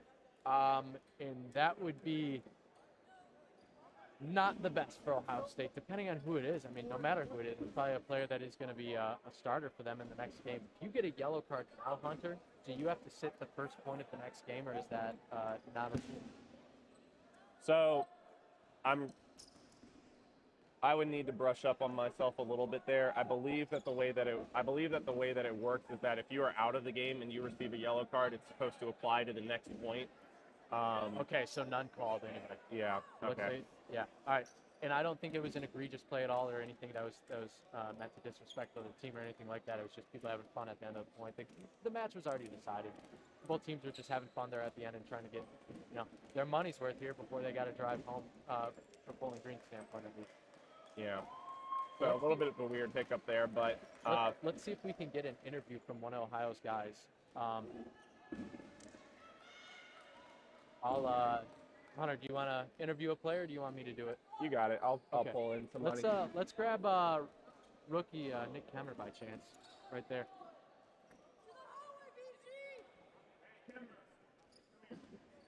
Hey, you want to film us doing an interview here? Should we stand up or just one? Your call. Yeah, look better. Yeah, let's stand up. All right, awesome. All right, so we got rookie Nick Kemmer here. Well done. Thank you. You've played a great tournament so far, and you've been mentioned as one of the top rookies in the league, but it's not about individual accolades right now. It's about the team, and it's win or go home. So what's your team's mentality going into the next game? You guys are probably going to be going up against Grand Valley State. Yeah, a lot of confidence. We know we can beat them. We played them multiple times. Know what strategy we need to do. So we know what we need to do. So a lot of confidence, I think. Let me throw this on you too. Sorry about that. Little technical difficulties. Okay, yeah. So you faced Grand Valley State yesterday. Yeah. You saw their strategy. You guys are a team that it seems like is really good at adjusting the way that you play and being able to react and change your strategy to be able to beat the other team. We saw it a couple weeks ago against Ohio. You didn't end up winning that game, but coming back from down a few points. What are those adjustments you're gonna have to make against GVSU? Yeah, like I said, I think it's a lot just confidence, a lot just like knowing you can beat them, knowing you can make a catch, knowing you can make a throw, be confident in your throws. Because we know we can do all of that. It's just if we're able to go out and kind of execute it and, make those adjustments, make game and stuff like that. So. Gotcha. Beyond Grand Valley, in general, why do you think Ohio State can win the national title today? I mean, we're a team. We believe in ourselves. We believe in the team, and we know we can. So it's all about if we can do it. All right, awesome. I'll let you get with the rest of your team and start talking about that next matchup. Great job once again. It's great to see you play, and I hope you guys do well throughout the rest of the day. Thank you. Congrats. All right, awesome. Once again, that would be a rookie for Ohio State, Nick Kemmer, one of the top rookies in the league, and we'll get Hunter probably back here in the booth here, and we'll preview this next matchup, Penn State against Ohio.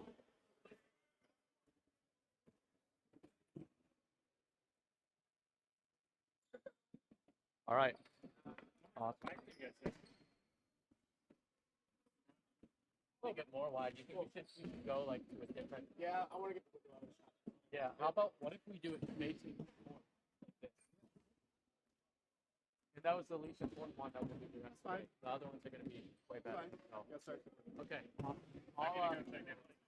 Yeah, and then can you get Tony? He's next, or actually not Tony, Colby. And then do you want to commentate? I can't get Colby. Colby's thinking far. All right. So it might be us commentating next game, but if you find someone else that wants to, we can do that too. I need to go touch base on the other sports and make sure this is awesome.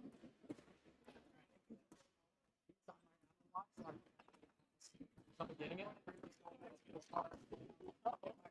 went to like look at my watch and I go.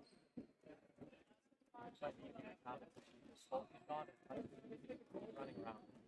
Okay, next time we're I think want somebody to do the TikTok as well. Just have it play. That's what I care about. I'm not gonna do that if you need me. You're saying we could have anybody up there just literally interacting on the street. That's all I care. Yeah. Like, I don't care who does it, but the part is this is the post-production of it. That doesn't matter. We're getting views, but like, this the table here to make it. Couldn't move the chairs for the same here. Here's a lot. I don't know. We can't move. I don't want to move back out of the actual room. The other seats up. It's just a matter of if you want it to be this close to the game or not. Yeah, I don't. I gotta go. I'm like this.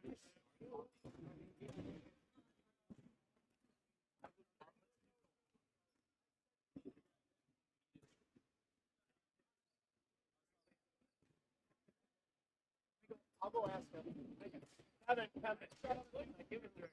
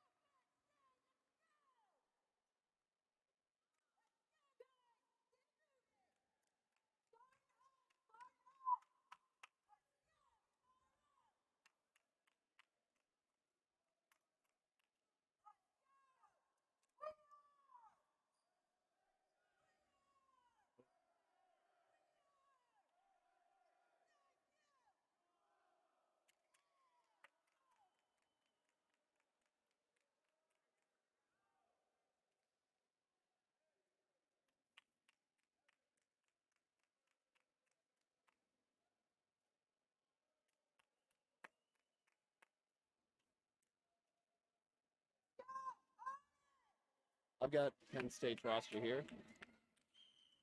All right, and we're off. All right, for those of you just joining us, we are here in Athens, Ohio for the 2023 National Tournament. We have Penn State against OU, the hometown Bobcats here. All right. Excellent kill right off the beginning. That takes out Hunter Stewart. That's a big kill for the Bobcats. He's one of the more dynamic players. Colby, did you get a chance to watch either of these teams yesterday? I watched Penn State versus OSU, and I watched Ohio against Cincinnati. Yeah, I also had the pleasure of watching the PSU and OSU game. Penn State seems to be, capitalizing on their natural athleticism. They do seem to, have a little bit of controlled chaos in the court. So hopefully they can use that to their advantage in this game. I agree. That's a big kill, getting Caleb Arnott out early. The only problem is one catch brings him in. He's the first player out for the Bobcats here. Yeah, a lot of teams like to strategize and kind of bury the better players, the top tier players in the queue. That way, if the other team does get a catch, you're not bringing in a strong arm. Yeah, absolutely. For those of you just joining us, I'm Colby Briceland, the Director of External Affairs for the NCDA board, and I'm joined by Felix Perrone. He is the past president and executive board member of NCDA. Welcome, Felix. Thanks. Happy to be here. All right, Penn State now on the charger. Big catch. So there we go. So now Caleb Arnold is back in after taking a little bit of a breather. Just as we said, and that's two huge players out for the Nittany Lions. Cloud and Hunter Stewart are two of their better players here.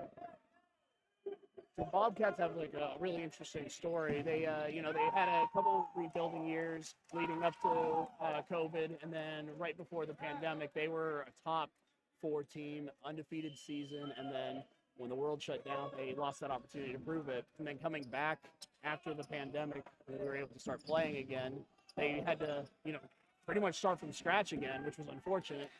Huge catch, Mason Blanchard. But they had the blessing of adding Alex Janoskis to the roster. He was at OU for grad school, and he helped take some of the knowledge he gained while he was at Grand Valley, winning 3 national championships, and really was able to bring some strategy to this Bobcats run.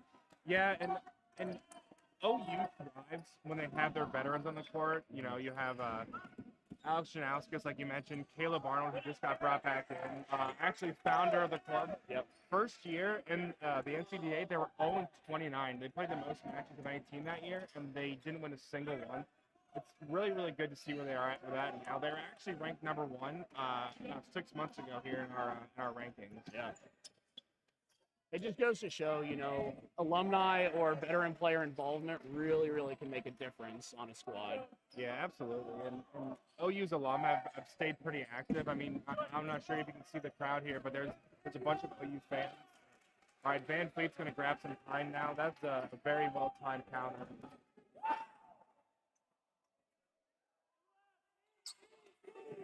All right, OU with the pretty good man advantage here. They're just going to keep their pace, play in transition.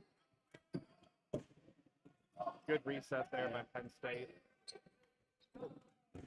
So in the game yesterday of Penn State and Ohio State was able to go up 3-0 pretty quickly. Those games were each under 5 minutes. And then the Nittany Lions were able to score 1 point before half, and then were able to then start the second half with the wall ball to their advantage. And they came out firing and won the game 4-3. Nice attack. Alex Janoskis. We're going to say his name a lot today. Caleb Arnold leading the charge there, barking orders for the Bobcats. Well-timed team code, just misses the mark there for the Bobcats. Man and ball advantage for OU. So the Nittany Lions have 3 balls, which means they do have a 15-second shot clock. No. They have to throw a ball. Each team has to throw a ball every 15 seconds, as long as they have 3 or more balls. All right, and then a little bit of miscommunication there from Penn State. Lost all their balls. So they have 2 now, which means they still do not have a shot clock. Would really be the advantage of the Bobcats to have two players on the right throw, which they do, and they get the outs. And forcing Penn State to now make a throw. Alex Janowski gets so small with a ball in front of him. Very elusive player, great survivability. It's a well-placed team throw. Just misses the mark a little bit there. And also, for those of you who don't know our rule set very well, Penn State is now on a 10-second shot clock because they have 5 players. So you started a 15-second shot clock, and then once you're down to 5, you have one more 15 throw, and then you go down to a 10-second shot clock just to kind of keep the pace. Couple big hits. Oh, Bobcat. Huge trouble. Hit the bun on the top of the head. See if they'll call it. They do. All right, like that. The bun's a liability. It is. Just like that. About a 6-minute point there. Very impressive from OU. This is very reminiscent of the game yesterday versus Ohio State, though, that Penn State had. So, the Penn State, they're definitely not out of this. No, and there's a lot of game left to play. I mean, OU is one of those teams like Ohio State that plays with a lot of momentum, and when they're rolling, they're on. Yeah. But Penn State, like you said, they thrive in chaos. Yeah, So, it didn't seem like, even like I said yesterday, they were down 3-0 relatively early in the first half. It didn't shake them at all. Yeah. And they were able to use the momentum for getting that point at the end of the first half to just roll through the second. They remind me of how teams like JMU play. They just kind of rely on their raw athleticism to make plays. Yeah. If they can get some structure and some coordination, they are a dangerous team. Yeah. But if they can get some structure and coordination, they could be, top 5 team in the nation. Absolutely.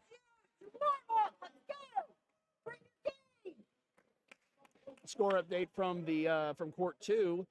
Western Michigan is leading Akron 1-0 with 17 minutes left in the first half. Interesting. Not a start that I would have guessed. All right, couple trades at the beginning off the opening rush. It looks like at least one in line, looks like 2 maybe, and 1 Bobcat. Yeah, OU won that exchange. So all right. The balls are live off the rush. There are several variations of dodgeball. Some you have to clear the ball behind a certain line before you can throw, but the NCDA is not one of those variations. You can throw the ball as soon as you take possession. All right, good reset by Janowskis, and OU are going to move back to their baseline. They like playing in transition. All right. Max Stecker saving his teammate there, getting the ball in front of him.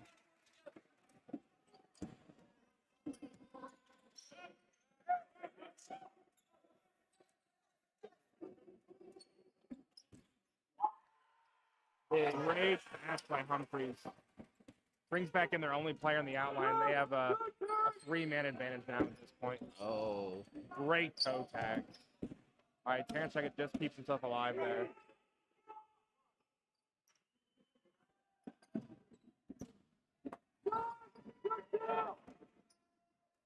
Another well-placed tag there by the Bobcats. They're in the driver's seat here. I'd like to see them, keep playing the style they played in the first point, not really, get complacent with their play. There is an element, though. There's a lot of dodgeball left to play in the day. If they want to make a deep run, they kind of have to, play not reserved, but efficiently. Yeah, it's a delicate balance. It's a delicate balance of, making sure that you clutch out these points, but not wear yourself out. Yeah, absolutely. And for those of you who don't know, all these teams played 3 matches yesterday as well. And so this is their 4th match of the weekend. These games are 2 25-minute halves on a full-size basketball court, 12 versus 12 with 10 balls. It's a really beneficial way to format of the game for the collegiate environment. These clubs are able to build up deep rosters. Sneaky throw. Nice.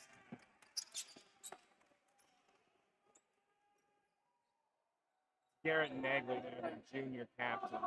He had a crazy series. Wow. He had a crazy series yesterday. He was the only person in, I forgot which team he was playing against. But he ended up coming away with 2 catches plus an out, bringing 2 big teammates. It was a lot of fun to watch. Yeah, he's one of those players that has a very uncanny ability to get extremely small and secure a catch here.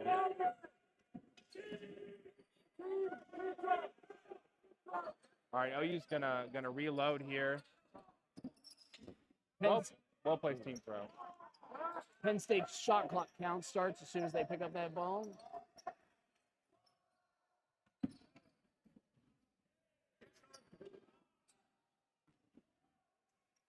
Looks like a foot tag to me, and he does take it out. Good. Catch, 2 catches for the Nittany Lions. Wow. And an out. All right, brings back in, that's number 5 there for the Nittany Lions. Evan Hetrick. Number 28 as well. Yeah, that's Tyra Rogers. Yeah.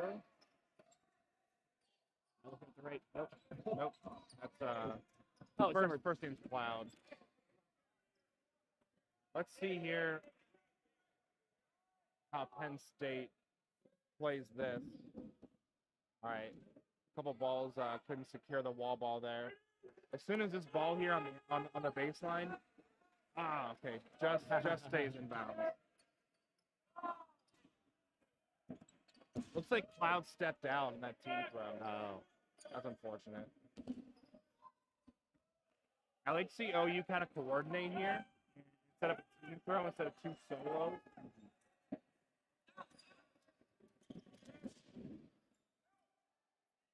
All right, just like that, the lone Nittany Lion, Jacob Leonard.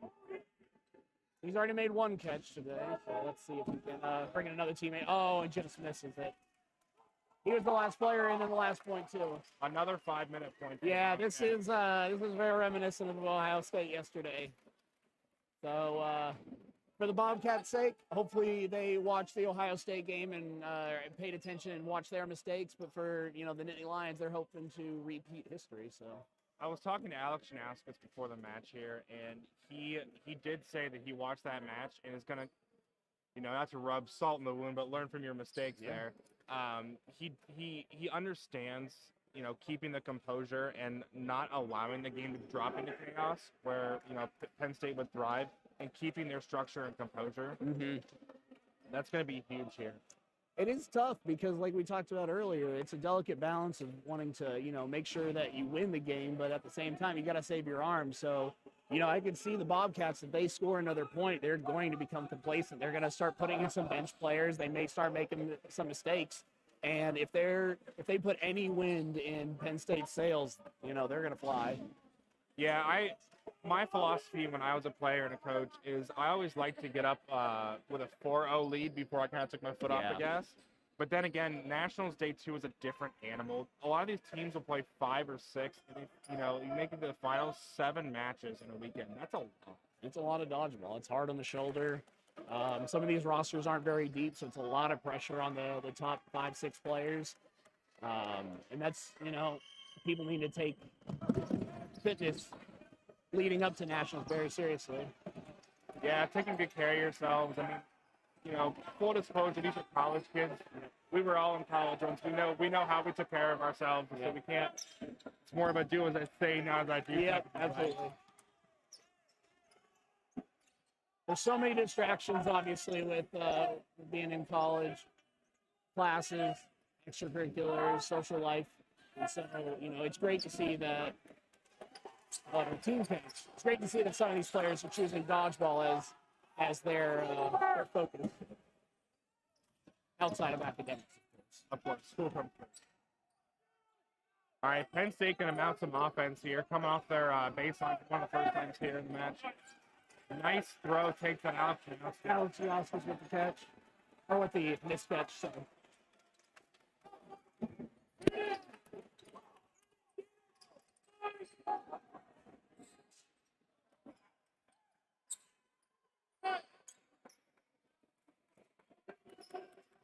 Isn't this the same sides that Penn State had in the? It sure was. Yep.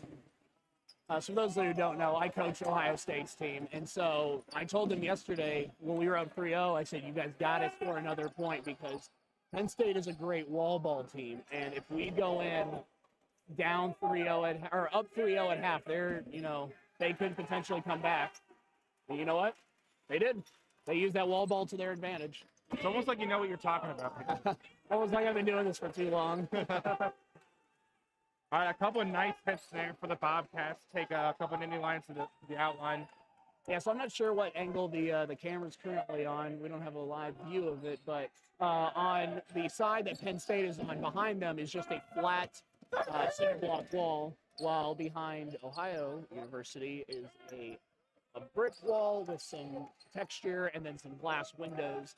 And so when Penn State is throwing right now, if they hit any of that texture, that glass window, the ball's it's not going to bounce back perfectly. While Ohio, if it hits the wall, it's going to come back the opposite direction, which, is beneficial to the team. Yeah, wall ball is a common strategy we see here in the college game. A lot of us are kind of limited by the courts that we're able to have, and a lot of them have, short baseline to the wall. This is about 5 or 6 feet, it appears. Yeah. On the other side, it looks like it's like 6 to 8 feet on one side, and where the glass panes are, it's about 8 to 10. And so there's definitely a different strategy and play style here for each side.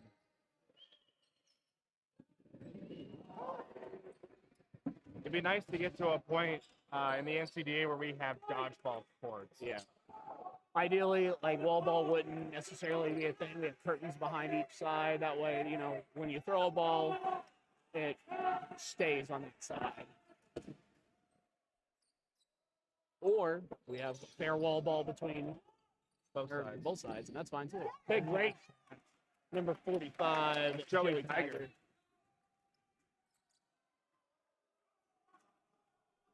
We haven't said a lot of Penn State players' names today. I mean, obviously they're on the losing side of a 2-0 score at the moment, but Joey Tiger is one of the more dynamic players. Great catcher. Sophomore as well. Well, that's scary. Yeah, he's poised to have a pretty successful career here in the NCDA.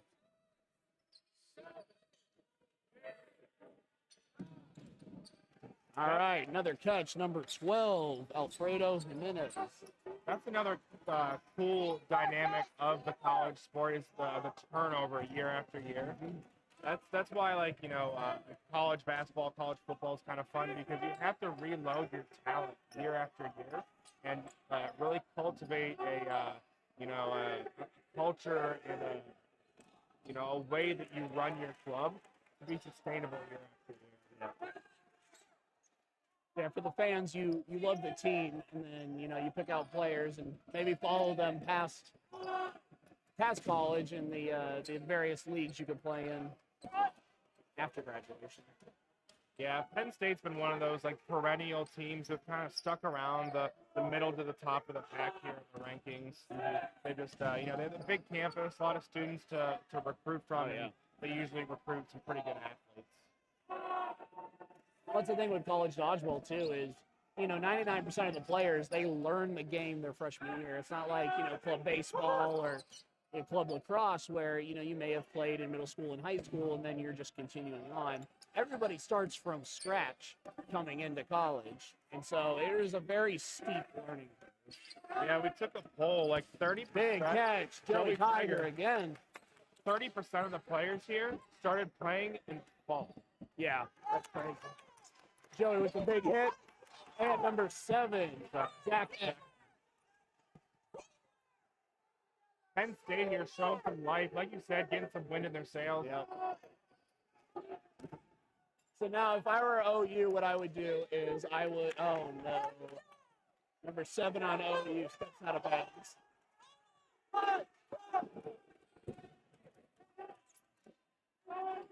If I'm OU, I am killing as much time as I can. Absolutely. I do not want the opportunity for Penn State to score this point plus a second one before half. Official timeout.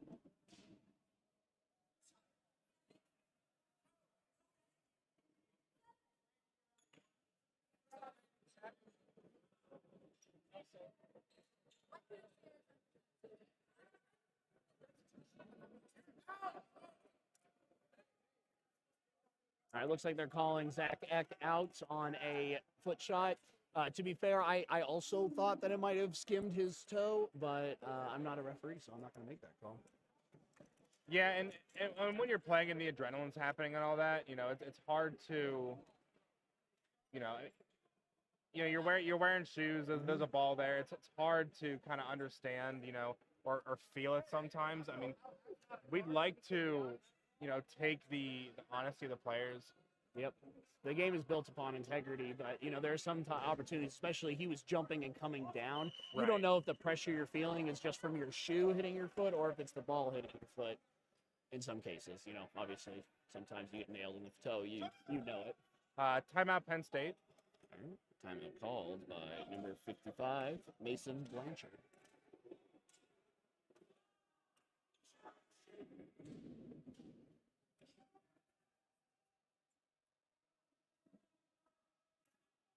Let's see what happens.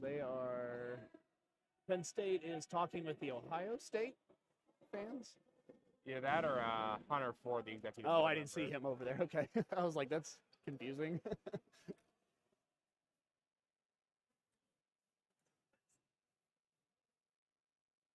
looks like a little dispute here with the officials.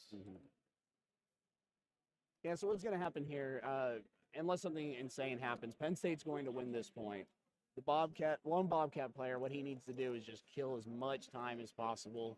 8 minutes is a long time. That's enough for the Nittany Lions to tie this up. Going into half, 0-0, it's essentially just a shorter game.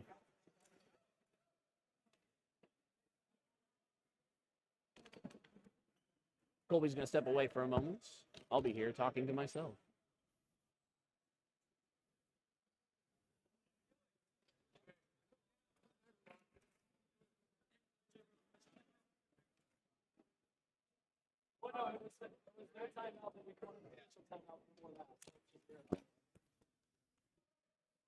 All right, I was just being instructed. There's a tablet below me that's showing the stream. I didn't realize that. Looks like if you look on your screen, you've got the bracket. So right now, the two teams that have currently advanced, Ohio State they won over Bowling Green State University 4-1, and will be playing in the Elite Eight. Nebraska bested Saginaw Valley 3-1. So this game will be played. Let's see. The winner of this game will play the winner of University of Cincinnati and Maryland. So it appears that Captain 7 Zachary Eck was awarded a yellow card. Okay. So what that means is he is not allowed to play the rest of this point, and he has to set the next point. He also, the Nittany Lions they can only play with up to 11 for the next point? Yeah, they will they will play a man down, so they will have a man disadvantage right off the start, and they'll play with 11 for the next point. Yeah, the game is 12 versus 12, so the Bobcats will start off, ahead.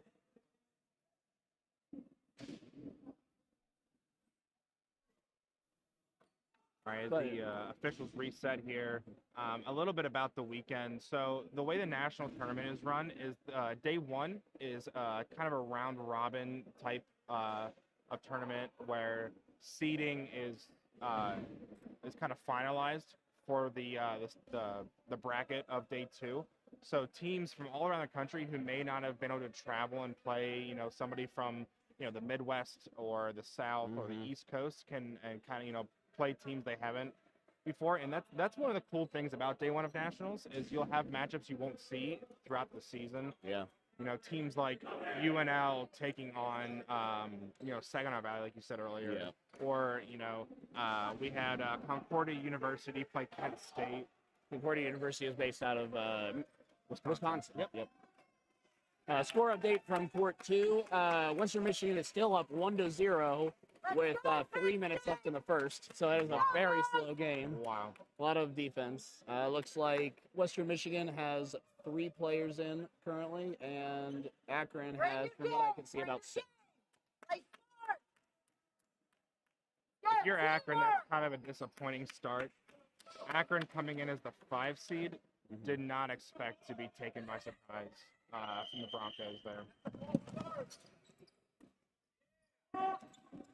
All right, a little friendly chirp in here. Three missed three missed throws right off the opening rush. Nobody's out yet. Nittany Lions again are playing a person down. He should be. He should be. Well, Zach Eck is in, so that seems like a potential issue. An official's mistake here. Yep. All right. Well, Colby will be back.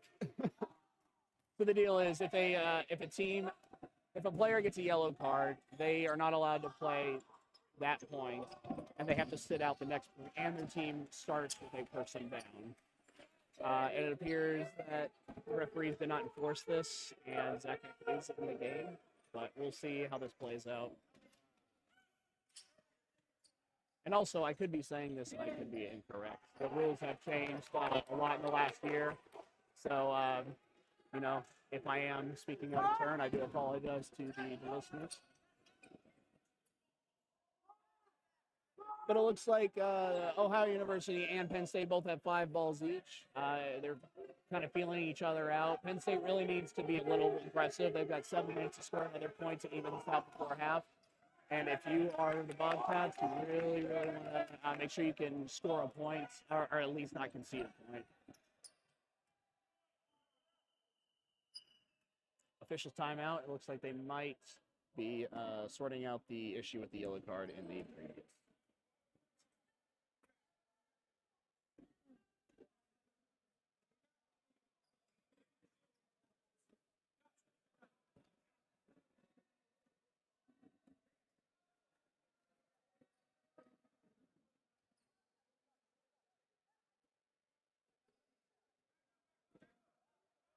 So, a little rule of clarification there. Like we said earlier, if a player is awarded a yellow card, they need to sit the remainder of the point and the next point as well.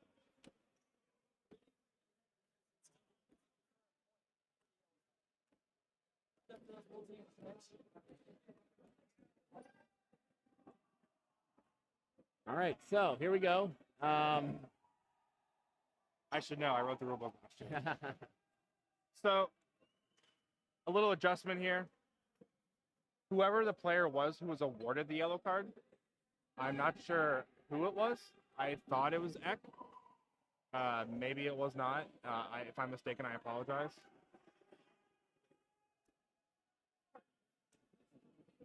All right, they're going to bring over Hunter Ford, who executive board member, previous president of the NCDA. Just wondering what the shot clock is for everything. It was an official's timeout, so they'll both reset to 0. Thank you very much. Sorry about that. So on an official's timeout, both shot clocks reset to 0.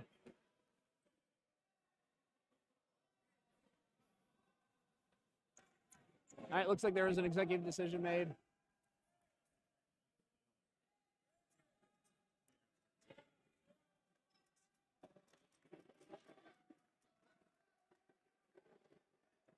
All right, here we go.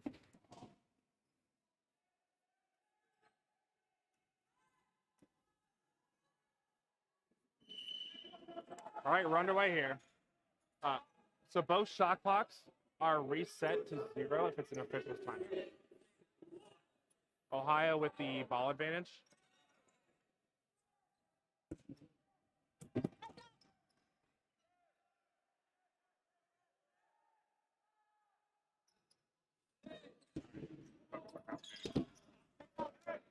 We are being punished over here in the booth. All right, big catch for Penn State. That's Hunter Stewart. All right. Hope everyone is enjoying the broadcast this weekend. We have a lot of a great team of both paid staff and volunteers that are making this happen. If you haven't already, please like and subscribe the stream. It helps out the NCDA and its pursuit to facilitate the most competitive collegiate dodgeball in the world. I'd also like to shout out our sponsors for the event. We have Kramer Management Group, Ignite Design, Brian Boy State Farm in Uniontown, Ohio, and Giant Eagle, and also Reardon Does Music. Thank you to our sponsors for this tournament.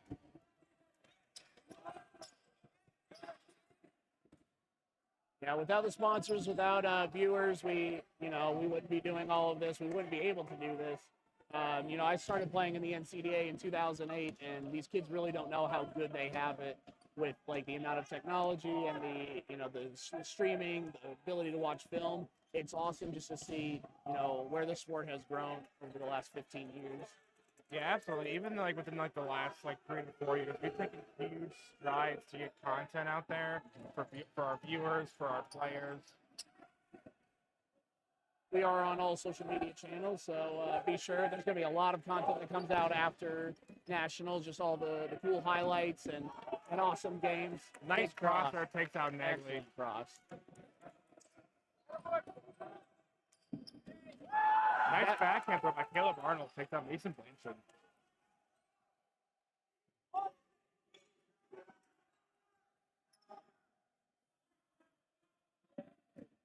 Awesome catch. Great catch. Number 2 on Penn State. That's Hunter Stewart again. Stewart. I think it's the second catch of the match. Of the point. Yeah. This is exactly what we talked about with Penn State. Penn State is not deterred. They don't care if they're down 2-3-0. They're going to fight back. That was a good look at a good cross. Caleb was distracted by the players in front of him. And number 1 on Penn State took that opportunity to throw a cross shot.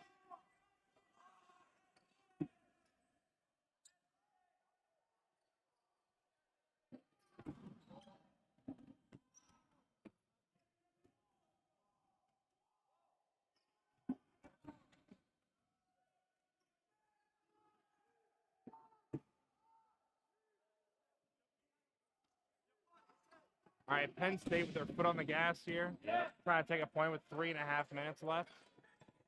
It's very doable. Caleb Arnold's out, as number 15 got hit as well. So the Bobcats are on a 10-second shot clock now. All right. Hunter Humphreys will grab some pine as well as Zach Eck. They took a little change. Alex and House with a huge catch. Big catch.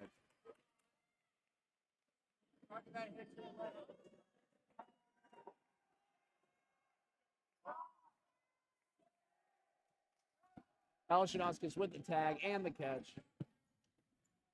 Really showing his veteran status. Nauskas played 4 or 5 years at Grand Valley. I cannot remember. It wasn't fun. And now he is just about to finish his master's in, I think, computational mathematics here at OU. Wow, big catch. Hunter Stewart again.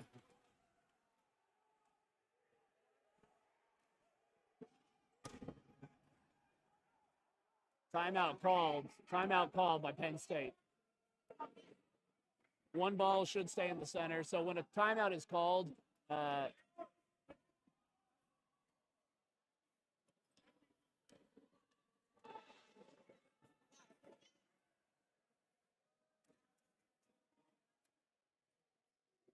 let's see what the arguments are about. I think they're trying to debate who the ball hit. Cloud is pleading that it was him. They're trying to say it was Hunter Stewart.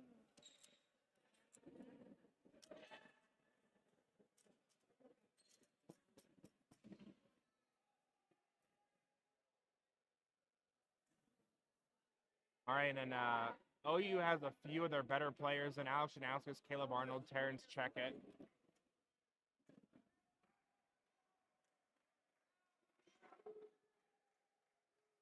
Also, Austin Bensman, the junior. So a lot of experience on this team. A lot of minutes played. All right, so they're calling Hunter Stewart out and saying that Cloud was safe. The officials call. We gotta stick with it here. So a clarification on the discussion earlier. I definitely was incorrect on the yellow card situation. So the way the rule book reads, if any player receives a yellow card, they are removed from the remainder of that point and cannot come in back into that point, regardless of the number of catches. Now, if a player receives a yellow card between points, then that player cannot come back in or cannot play the next point. Oh. And their team has to play a person down. That's where I was mistaken. So had the infraction happened after the game was over. Yeah, the point. Yep. All right, so Penn State gets a little bit of favorable wall ball. And Terrence check with a huge hit there. We got 5 Nittany Lions versus 3 Bobcats. Trying for a reset there. Janauskas resets. He's got a nice low throw. He doesn't really leave himself at risk for getting caught. Yep.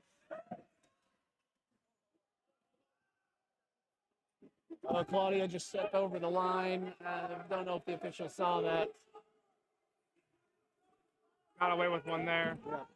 It was very close. His toes may have been up, but from our angle, it looked like he was over the line slightly.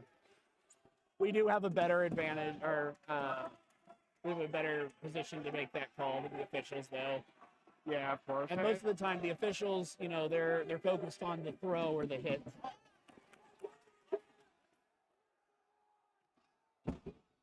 The Bobcats have noticed the step over and are calling to the referees to watch.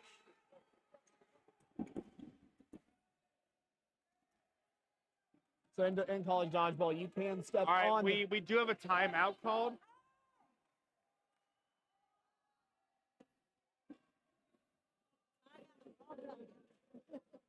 All right, so we got a timeout call by the Nittany Lions. I believe that is their second of the half, so they have exhausted all of their timeouts. They will get 2 more to start the second half. Looks like they're putting some time back on the clock. 42 seconds left for the Nittany Lions to get Alex Janauskas and Terrence Checkett, I believe. Checkett out. Those are 2 difficult players to hit out. So the Nittany Lions will have, you know, their work cut out for them. We'll see what happens.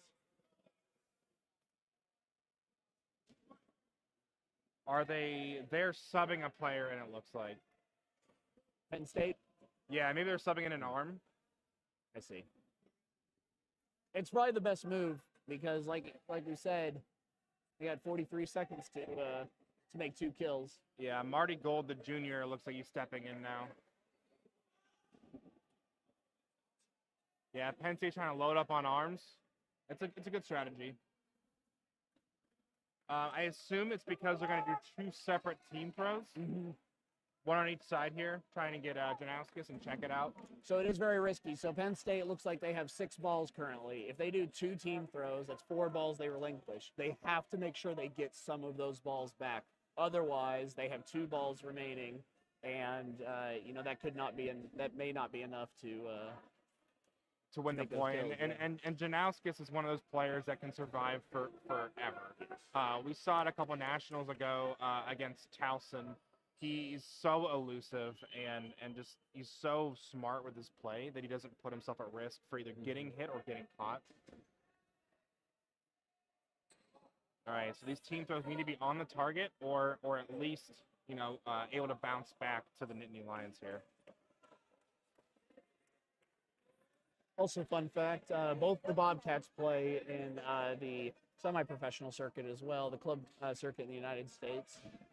Alex Janauskas plays for the Columbus Gamecocks, and Terrence Checkett, I believe, plays for Frostbite.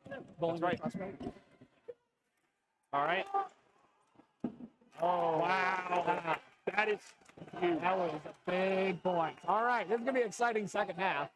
Jeez. Those team throws, they were yeah, very, very accurate. Wow. Excellent. So Penn State's going to come in with what I would argue would be the advantage of the second half. Not only do they have a lot of momentum on their side, but they're going to have the wall, the flat wall.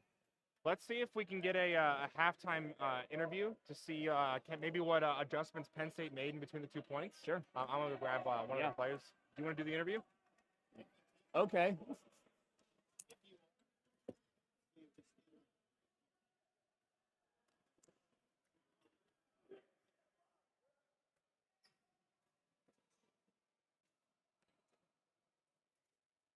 Colby is trying to recruit a player that will step in front of the camera.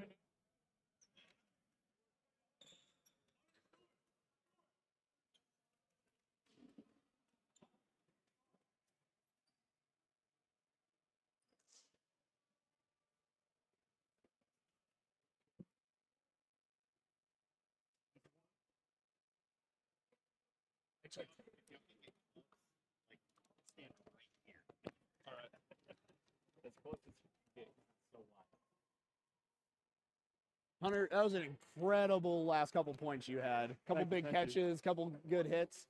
What did you guys do? You guys were down 2-0. What adjustments did you make? Yeah, no, at first we were all just, no one was going up. We weren't protecting anyone. We were getting killed in transition. They were murdered. Oops, sorry. No. They were destroying us in transition. And then after those first 2 points, we really emphasized the fact that if we don't go up together, they're going to kill us. Yeah, absolutely. You guys did a great job. I was talking about it during the stream. It was very reminiscent of what happened with Ohio State yesterday. Yeah, you guys don't seem to get shaken when you're down. No, it's great. We always joke that we're a second half team. We would like to get off the faster starts, but if this is what it has to take, if we have to figure them out to play well, we're glad that we're able to at least make it competitive and get back into these games. Awesome. So, personally, have you enjoyed the weekend? Oh, of course. I love nationals. It's a great time. Always have fun. 2-day tournament is great. Yeah. How you feeling? The arm good? Arm's good for now. Yeah. Hopefully we can make a deep run. Then we'll see how it feels later if that happens. Awesome. Well, hey, we'll let you rest. Thank you very much. Awesome. Thank you, guys. Thank you.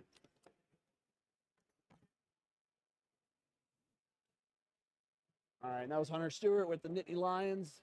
Came up with some really big catches, really swung the momentum his team's way.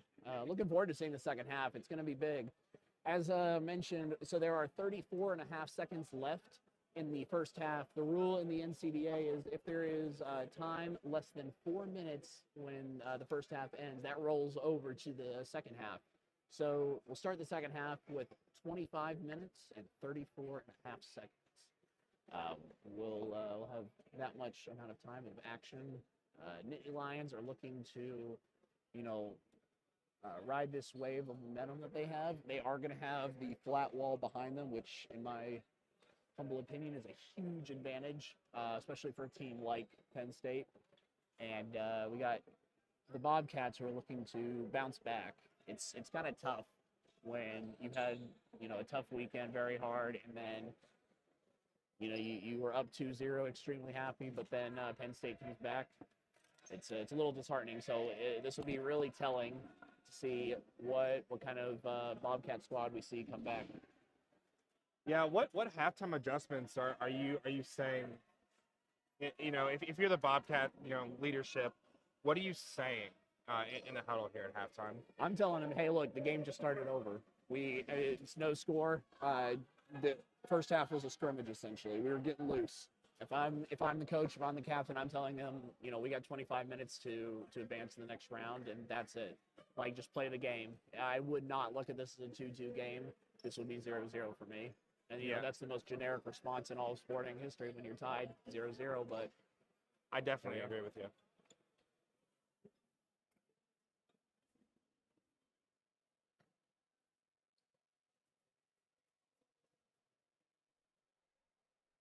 All right, so thank you all for joining us. We're here in beautiful Athens, Ohio, for a nice weekend of dodgeball, college dodgeball. It's been a really great facility. I like Athens as a town. It's quiet. It's in the hills of Ohio. As you can see with the Nationals logo that we have, kind of pays tribute to the landscape here in southeastern Ohio. Yeah, so we talked about the Bobcat huddle. If I'm in the Penn State huddle, I'm saying the opposite. Yes. So what you're saying is we took the last 2 points, and it's more the same, keeping up the momentum, but also keeping a level head. Things got a little bit chirpy there in that first half. You cannot play with emotion like that. You have to be logistical, and you have to, check it at the door. Because this is, if you get too much into your heads, we've seen teams crumble because of that, but Penn State seems to be thriving off their emotions. Yes, absolutely. That is a skill to have, to be able to check your emotions at the door, kind of bury that, and just get the work done. But this game is like 85% mental. If a player is feeling good, they are going to throw better. If they are, in their own heads and they're kind of failing, it's tough to get out of that. Yeah, so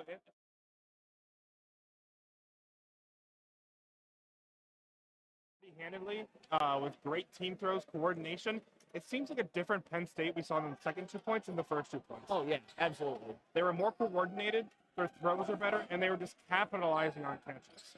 Hunter Stewart had some massive catches in that last point to secure them the victory, and then the team throws at the end were just so well timed and well placed. Score update from Court 2. Akron and Western Michigan are tied 1-1 with 19 minutes left in the second half. Interesting.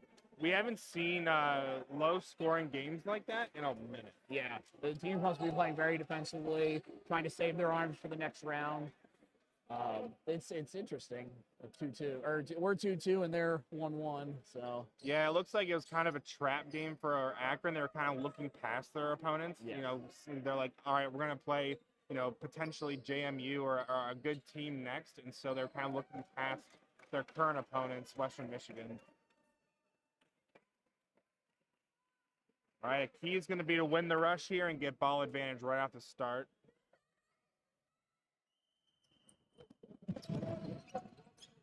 all right, looks like Couple exchanges at the beginning. all right, it looks like Penn State initially had the ball advantage, but now because of the throws and the wow, great hand catch by Zakak. Cloud leading the charge here for the Nittany Lions.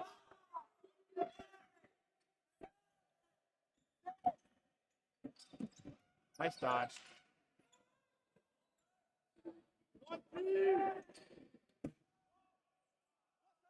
There's that wall ball we had talked about. Yep. We knew Penn State was going to add it to their arsenal here for the second half.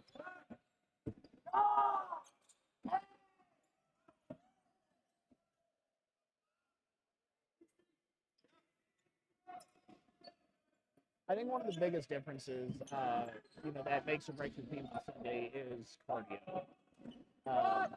If you are a team that focuses on cardio, has a lot of stamina, you're going to be able to outpace your opponents and just tire them out. That's when people make mistakes. Yeah, absolutely. These two teams here seem to be in pretty good condition. Maybe Penn State looks like they have the advantage a little bit. OU seems to be huffing and puffing a little bit, but it's also adrenaline carrying them through as well.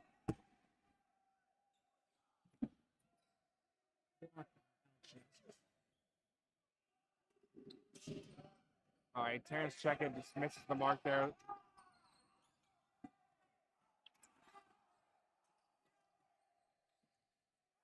All right, Penn State will retreat, and Ohio will be on the attack. OU was successful in the first half in transition, so I think that's where they want to play here in the neutral zone. Making Penn State come up and not be able to catch the baseline just like that.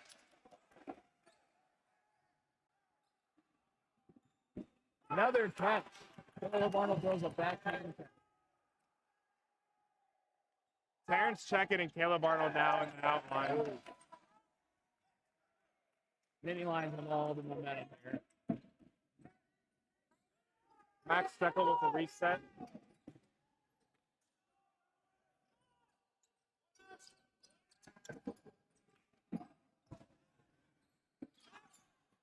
Nice cross by Danauskas. Almost caught Cloud not looking.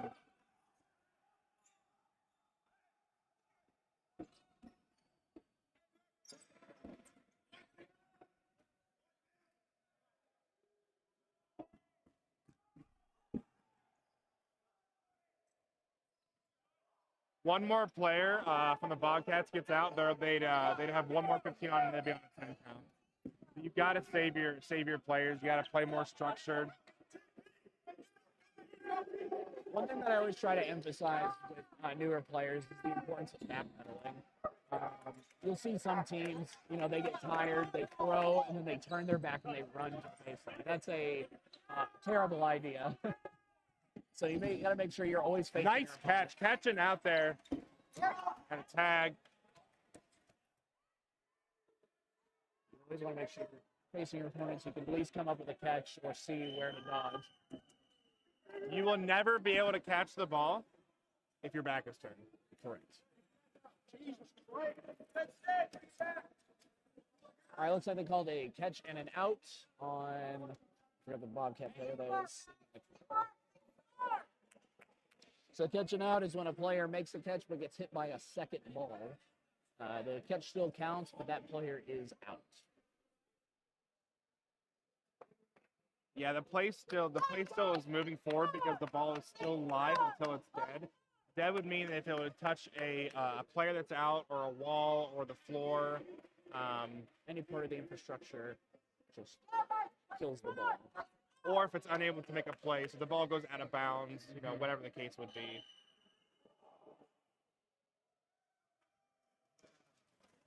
All right, let's see how Ohio reloads here.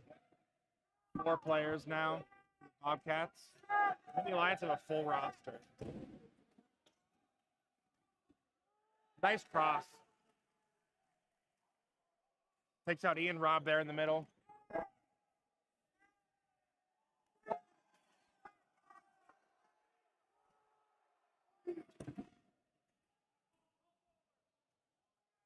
Ball's over, called on Ohio. That's huge. Shot clock violation. So one thing I always tell my team, if we have a shot clock violation called against us, I tell them, it's like, look, you got 10 catching opportunities right now. Absolutely. And that just kind of stems from a lack of either miscommunication or just, you know, being so enthralled in what's happening that you kind of don't, you know, focus on the count. This gym is also very loud. Yeah, that's a factor as well. It echoes. It's tough to hear shot clock. A lot of teams will put their you know, outline next to the shot clock so that they can help count. Great dodge there by Janauskas. Janauskas will get 2 balls in his possession. And Bobcats will now have the shot clock because they have 3 balls. All right, and they reset and move back. Couldn't reel in that catch. Almost catch. Great effort by Janauskas. Right, to reset by Steckle. Hey, catch! Max Stumpo brings back in number 12, John O'Donnell.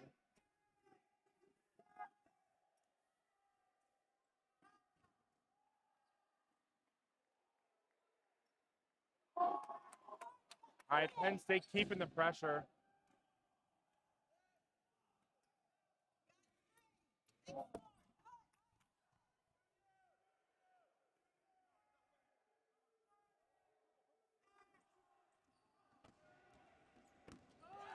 That's a nice tag there. Tag on number 55, Mason Blanchard from Penn State.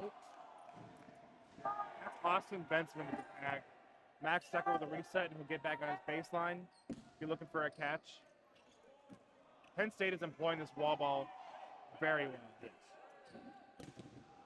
So one of the strategy with wall ball is, you know, if you bounce the ball off the wall, you obviously get the ball back. Nice tag by Steckel. What that forces the other team to do is to throw. Couldn't reel the catch in. Almost not able to catch. No, just taking the previous catch. But it just forces the other team to make a throw, which causes them to lose it. Nice reset there by Austin Bensman. Steckel with a throw of his own.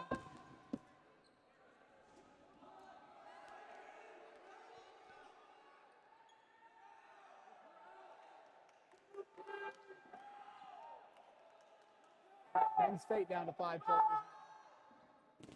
Both teams will be on a 10-second shot clock. All right, Austin Bensman with another tag.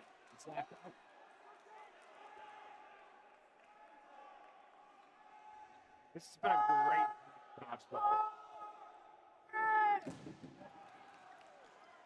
Yeah, that one. Referee is calling.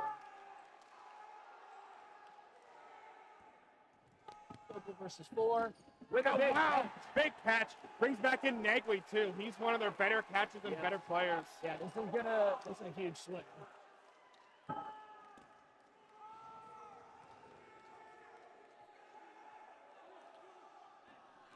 Wow, and Nagley with a cross.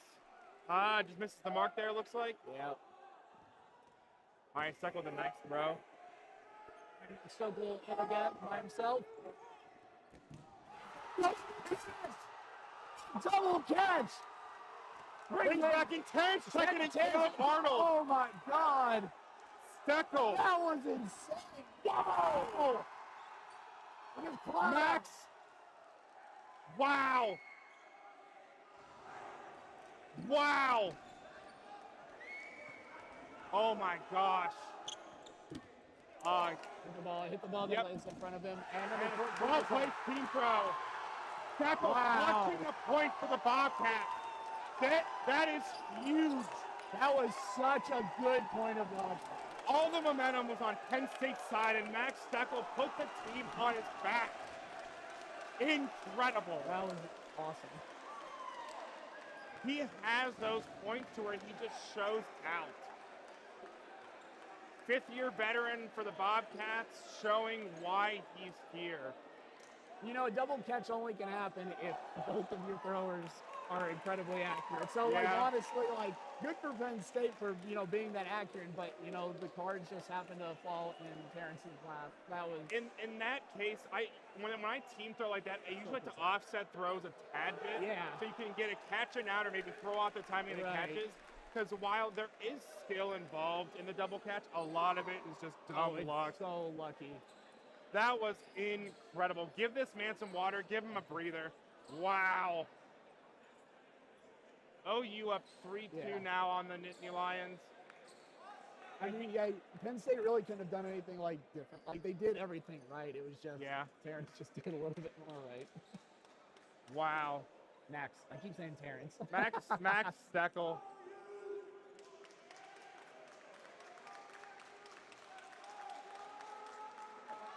Incredible. All right, so Ohio is going to be leading this half 3-2.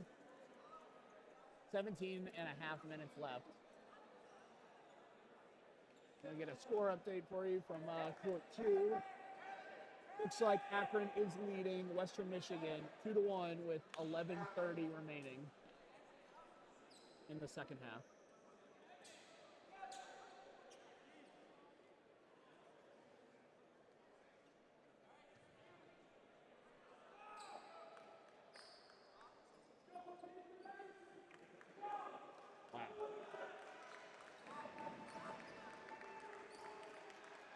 I apologize. It's actually 3-1.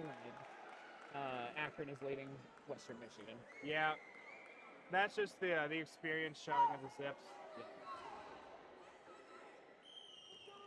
Yeah. And we're up. All right, 2 players out off the rush in favor of the Bobcats. 2 Nittany Lions down the outline. Great block there. Thank you. Block for us, too. Absolutely. Saving us here in the booth. Almost lost my clipboard again.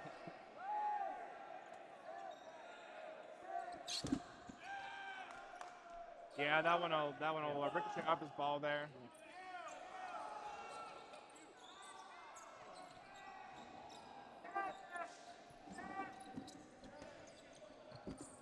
Nice tag. That's Austin Bensman. He had a couple of good hits last point.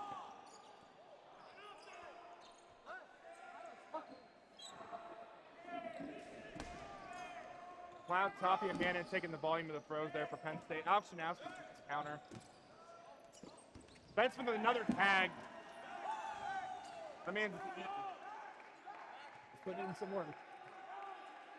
Between Steckel and Bensman, I mean, they got a couple hot Bobcats right now. Yeah. I'd be feeding those two.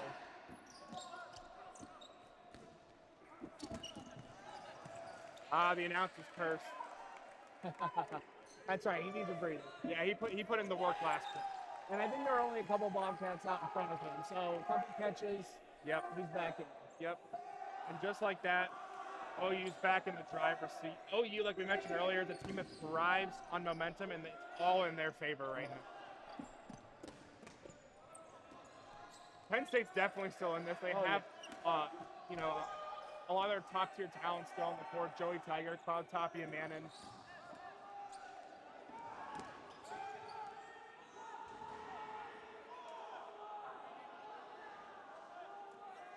Joey Tiger at the throw line. Janowski with a beautiful toe tag. Toe tag on number 5. He's that's Evans, just vintage Janauskas.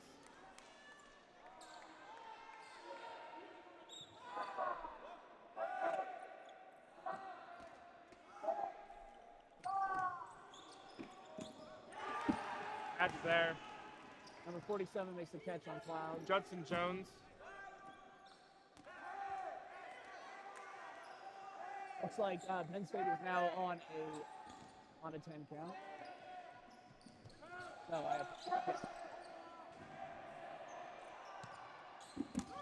Beautiful, beautiful tag there by Caleb Arnold.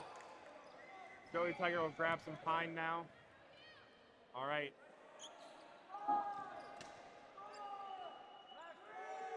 OU's keeping the foot on the gas here, and I like that call.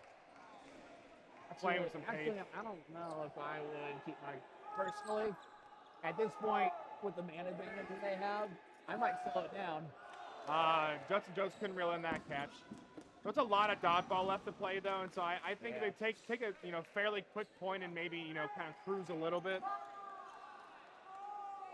You do want to save your arms. That's a very good point, Felix.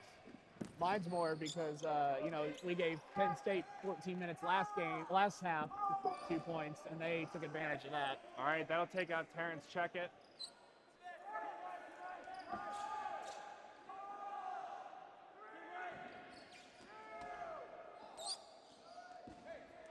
Right. So setting up a team throw on Jacket. I think they all missed the mark there.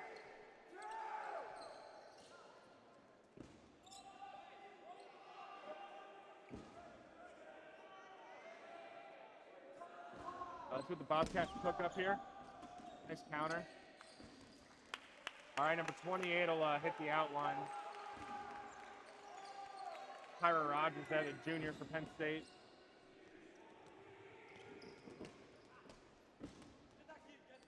What would be your thoughts on stepping up Athens if I were Penn State? 13 minutes in. I would, absolutely. Coming out of bounds would obviously end the point, but then it gives the burning more.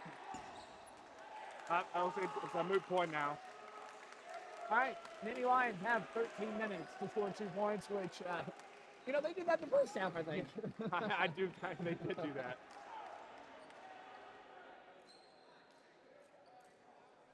So OU riding that wave from the first half.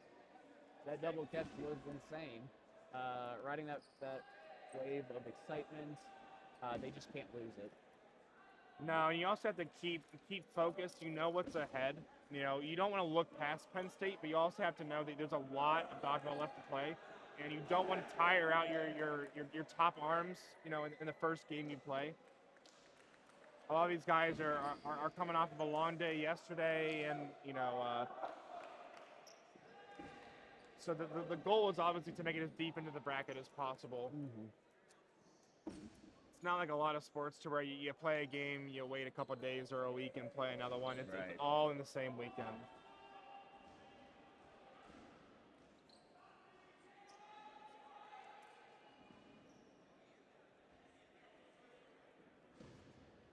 All right, Penn State needs to make a couple of adjustments here. They're just getting caught here in the neutral zone. A lot of the early chaos has favored OU, contrary to what we said in the first half. All right, huge catch.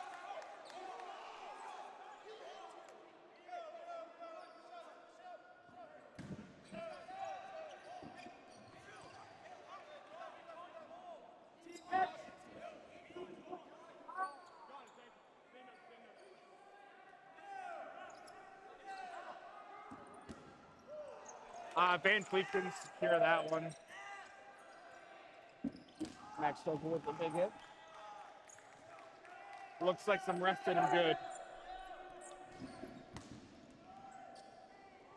I'm always wary of throwing at a player who immediately drops to their knees on a baseline. Yeah. That's a nice hit by Caleb Arnold. Takes out Hunter Stewart.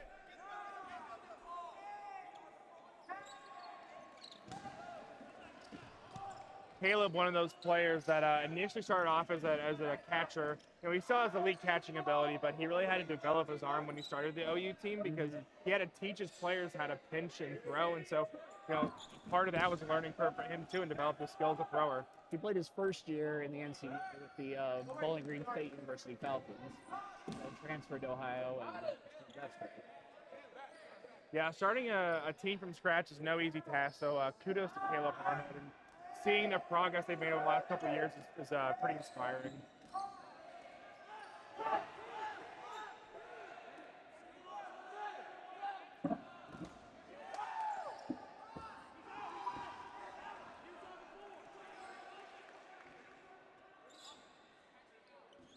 It appears to be a catch and out. He secured the catch and then foot slid out of bounds. Well, good for him for sticking with it. Yeah, absolutely. He saw the ball went straight up and just committed to making the play.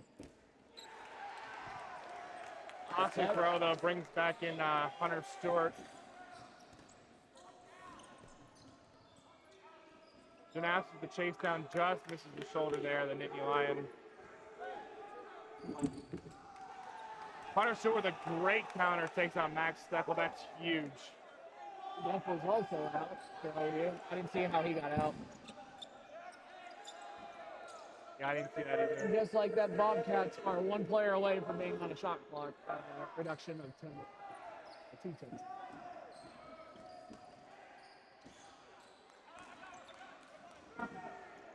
Bobcats with 5 balls.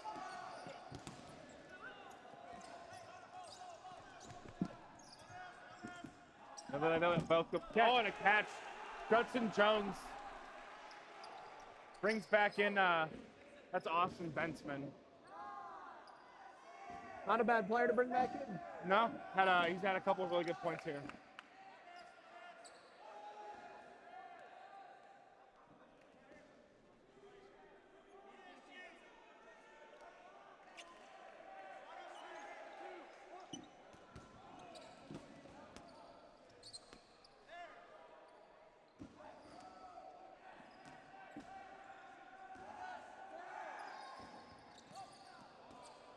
That was a very risky play.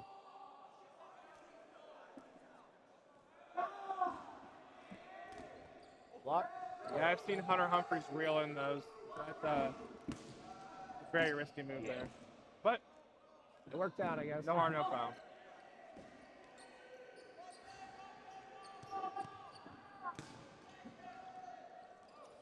Couldn't stop the wall ball. Alex and Humphreys.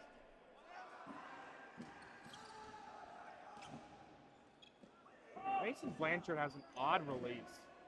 It's a very, very quick release. That's a nice tag. All right, and now, after this next throw, the Bobcats will be on a 10-second shot clock. On a 10-second shot clock, the catch made by the team that is. Wow! Huge catch. Brings back in Zach X. Now, all right. Tag, Austin Benjamin.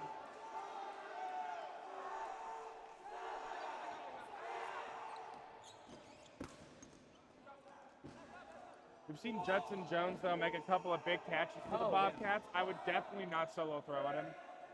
And, all right, Penn's going to be on the charge now. All 3 of these players for the Bobcats, actually. Yeah. They're all good catchers, so this is not over. As we saw in the last point. 2 points ago. 2 points ago, yep. All right, let's see how they how the Bobcats reload. That's a nice one. Gets hit out. OU has no answer for the wall ball here. It's tough when you're low on men like this.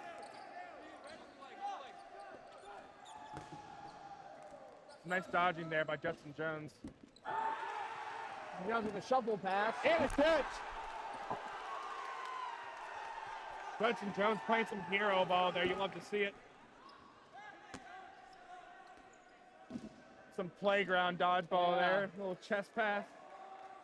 You know, the shovel passes, they have their time and their place in the game. Colby Briceland gets hit. I'd be on the outline many times in this game. I've been hit a couple times. Just like that, he's back in it. Back. Out. Judson Jones. He is on fire right now. Absolutely. Not really showing his arm much off earlier in this game, but got some well-placed and well-timed throws here. And he's not overpowering his player. No. He's just very precise and effective. All right, mini line should. I believe that if the Nittany Lions get the next out, they'll win this point. That's my prediction. Yeah. Okay. It's 4-on-4, evenly matched here on both sides. Judson Jones with a reset.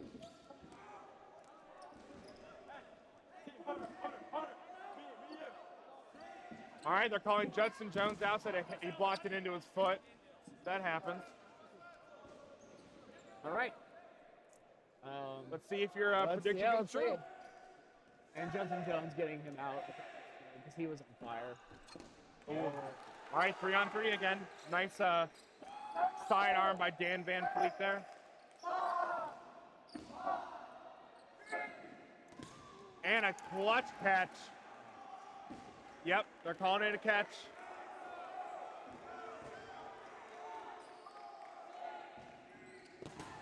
Nice dodging there by Alshanauskas and reset by Daniel Van Fleet. Catch. Wow. A one-handed catch. I'm not sure if he caught that ball or if that ball caught him, but it brings in Hunter Stewart nonetheless. Yeah, Janowski's gonna get hit. All right. Felix, you know what you're talking about. All right, so they got 5 minutes. This is good. This is one of the better matches I've seen here in the weekend. Penn State been a part of 2 barn burners here. One yesterday against Ohio State. What they got against Ohio? I don't know. What have we done to them? Yeah. Yeah, no, this is pretty incredible. All right, so if I'm the Bobcats, you got 5 minutes to survive. I don't know if the Bobcats should try to take the point or if they should just try to survive. I'm definitely telling them to preserve yourself. Don't put yourself at any risk. You know, play conservative without playing, you know, too lazily. Yeah. The advantage is definitely on the Bobcats side, but the momentum is on the Penn State side. Oh yeah, for sure. You have some of the best survivors in the league. You have Caleb Arnold.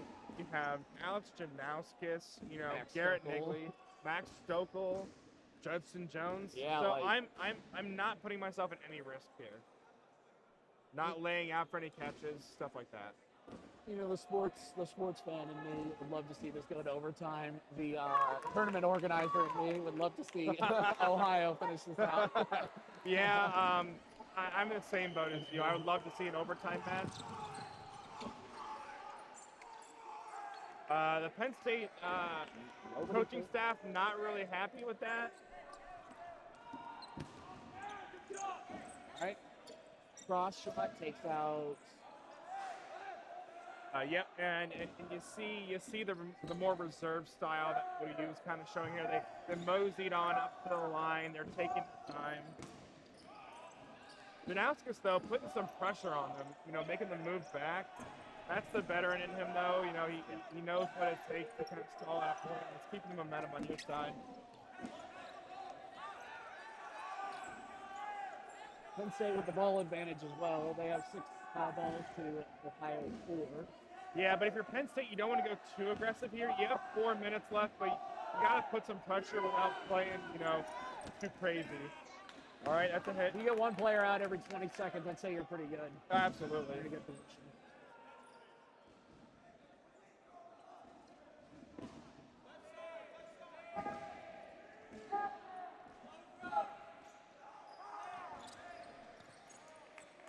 Ohio's going to try to drag this out as long as they can. 3 throws there for Penn State, relinquishes their ball control. That's a lack of communication or discipline. Not sure what that was, but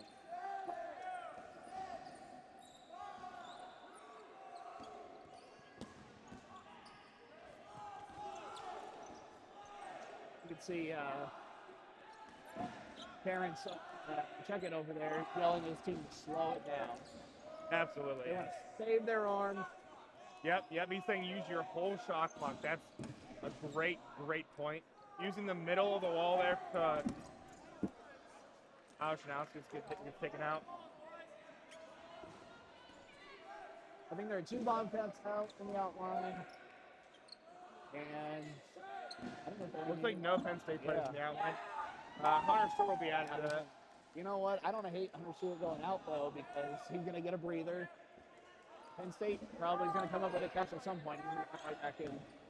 Big hit on Hunter Humphreys. Yeah, I agree with you on that.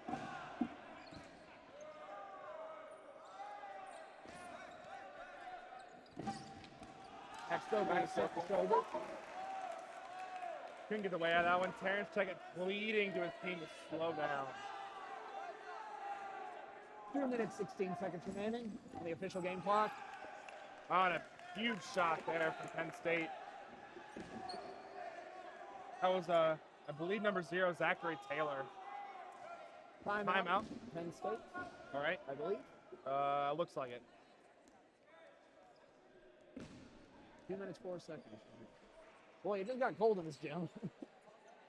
Yeah. This gym is very well air conditioned. 7 players left for the Bobcats.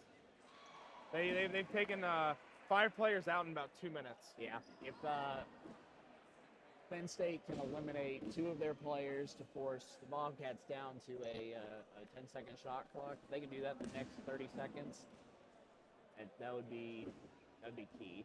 Yeah, absolutely. Because then it forces OU to move up more and throw more, putting them more at risk for getting some tags. So it looks like OU has 5 balls and Penn State has 5, so it's even ball split.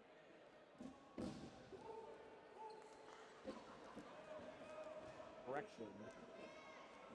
OU has 6.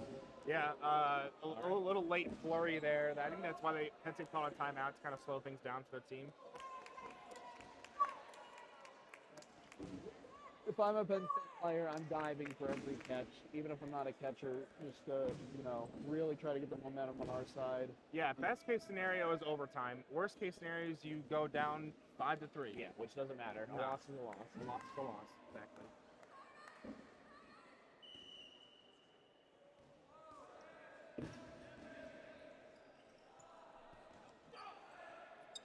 Based off the shot clocks, I guess it was Ohio.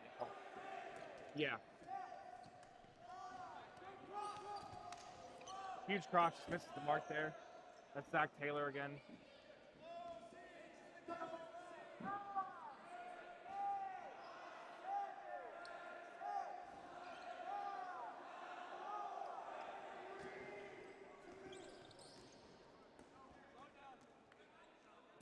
It's going to be a slow 90 seconds. Yeah, OU's very content with just keeping the pace where it's at. Every Penn State player has their head on a swivel right now.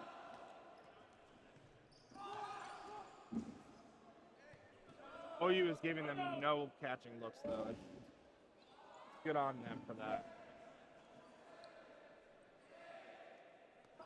We're approaching 1 minute remaining in the game. Felix, would you call banana chip at this point? Oh, yeah. Absolutely. Banana chip is an old Western Kentucky play where if you have a ball, you can't hold on to it for more than 5 seconds. You just have to run around and throw, and all the players... All right, a couple of flurries of hits here. Penn State has no balls, though. That's tough. OU's not going to put themselves in any danger. It's going to be Caleb Arnold taking the throws, most likely. Terrence Checkett with 1.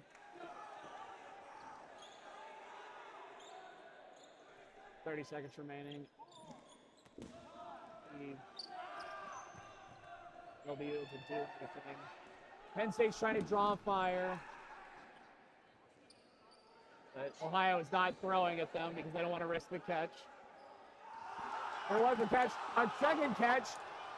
Uh-oh. Uh-oh. 5 seconds. 5 seconds left.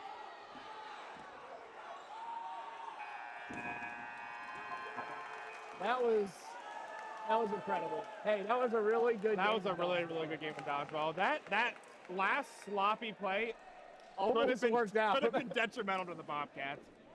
I'm happy to be in the booth for this one with you, Felix. That was a barn burner. That was incredible to watch. That was almost a very stressful situation for the referees because there were so many players just congregate in the middle. It's really tough to see what was happening.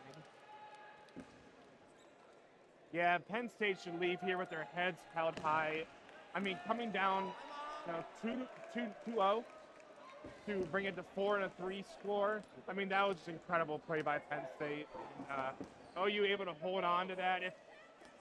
I think if there was 2 more minutes left in that half, Penn State could have taken it. If they would have maybe been more disciplined with their throws towards the end there. Yeah. They had 3 errant throws in the corner that really didn't do anything to benefit them. If they were to be a little more disciplined and coordinated, that could have been a different story we could be telling right now. Let's see if we can get a post-game interview with one of the captains here for OU. I'll go grab one of them if you'd like to take care of the interview. Absolutely. All right, so in the meantime, we have a lot of dodgeball left.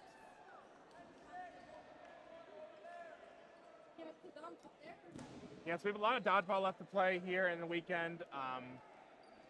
Looks like, let's see if we can get some score updates for you here real quick.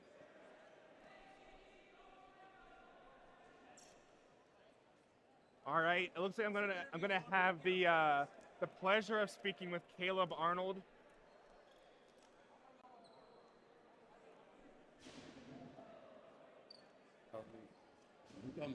My hair was all up in my face. All right, so I'm here with the founder of the Ohio Dodgeball Club, Caleb Arnold. Caleb, how are you feeling right now? Feel good. Very juiced. We played very well first half. Second half was a little bit sloppy, but we fought through it all.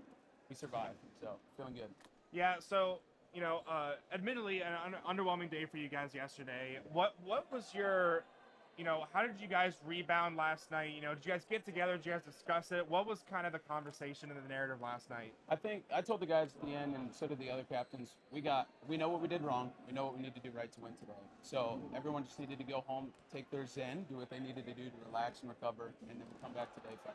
Absolutely, and it worked. I had a couple pre-game words with Alex Janauskas, and he said, you know your game plan, you know your players, all you need to do is execute, and you did that against Penn State. I mean, obviously they're a team that thrives off chaos, but you guys were the coordinated team. You guys knew what you were about, and you executed. What are you most looking forward to later on in the day? Yeah, so right now, revenge tour against Cincy. They destroyed us at home yesterday. It's time to come back. We're 2-1 on the season on them. Let's make it 3-1 today. So. Absolutely, and despite the score being as it was, you did mention you were 2-0 on them coming into nationals. So you know how to beat them because you have done it. The only thing it's going to take is execution and, maybe some little bit of adjustments. But based on the way you played against Penn State, you were catching, a couple of those things didn't go your way against UC, I'm sorry. But they went your way against Penn State. So what's your kind of game plan going into that next match? Well, first of all, UC and us know each other very well. So we know everybody that, we need to get out at the beginning. We know everybody that we need to go for, not throw at, and then look for catches on. The big thing, though, is they play hard and fast. And yesterday, it was like we were just standing there. As soon as we threw, we're all just standing there with our balls walking backwards, and they're just going to gun us down. Today, we're not letting that happen. We're playing aggressive. So I have a question for you. This is more of a next match related. Is this your last nationals? It is. I didn't even want, to be honest, I told the team I didn't want to come back this year. My body is just over it, and I'm old. I like when younger people play, to be honest. I offered to help coach this year, and they were like, nah, if it's a class, you're playing. So, all right, I guess. Any final thoughts on maybe your career or how this season's been? Just kind of a farewell. That if we don't get to interview you again, any final thoughts? I just hope the league keeps growing. Hope the team keeps growing as well. I feel like this year was a little bit of a letdown in terms of recruitment. I feel like we should have had a solid 30 roster, and we had 14 people at home. So definitely want the team to grow, and then next year want the league to grow as well. We're getting used to seeing each other over and over again. It'd be nice to have some more. Yeah, and you know, it's going to be a different league without you. You know, you've been there for my entire career, you know, as a player and going into an executive role. So it's been a pleasure knowing you, and I hope to see you around. Yeah, thank you very much, much. Caleb.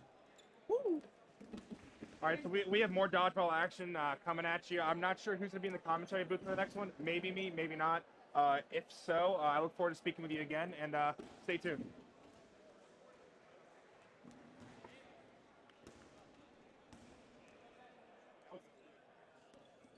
So happy. Kyle's the one that got me.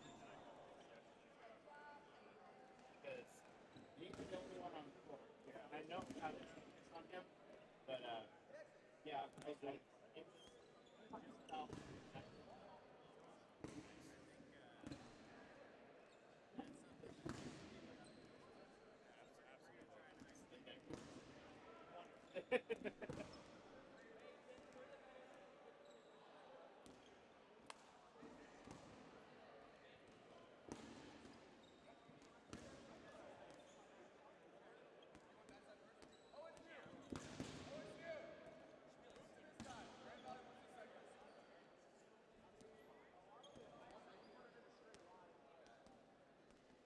Most of the time that throw, I'm just chucking as hard as I can.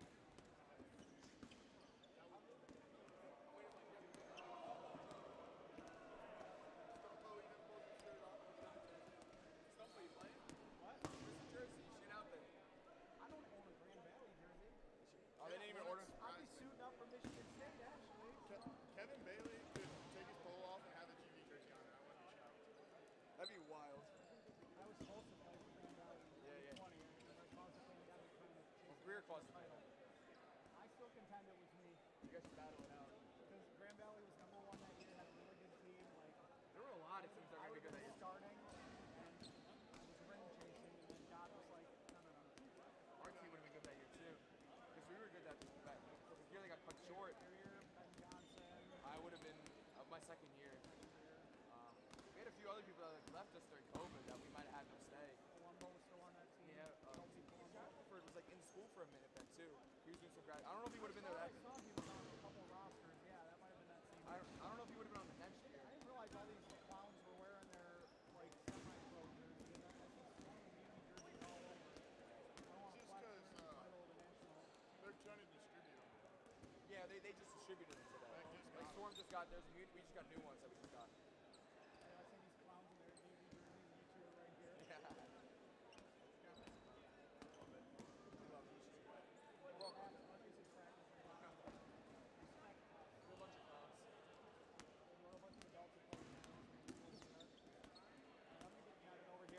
Rolling, do some pregame, and good luck.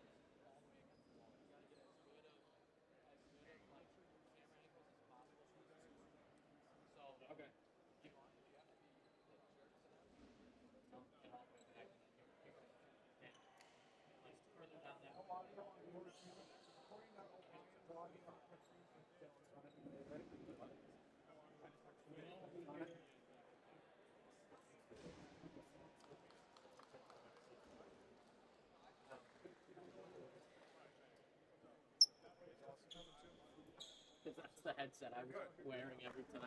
All right, hey, do you want one of these? No, I just took one. Do we have the? Oh, we don't need this. Hey, Dylan. I'm repping this thing. Oh, sorry. I don't. We don't want to hear the sound of this. Hey, give it to Colby. He's doing nothing. Give it to Colby. You have them both? You have 2 of those? I don't need it.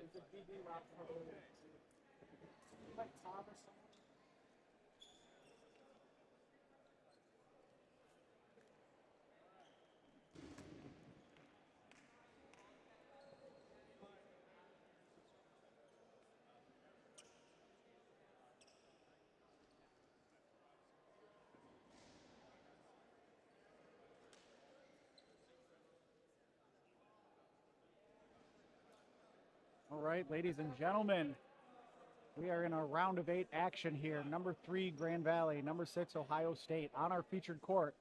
I am Tony Stumpo, joining you for the first time today. Both teams have broken the huddle, excuse me.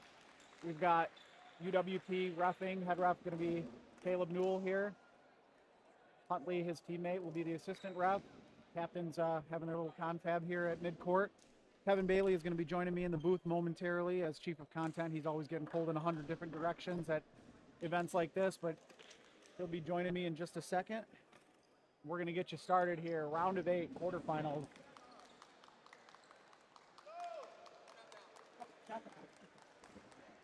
So far this year, Grand Valley has gotten the better of Ohio State.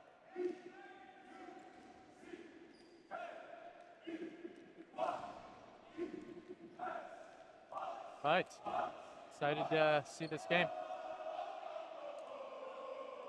Ohio State does have one of the better pregame traditions to pump themselves up. Nice little hype circle here that they got going on.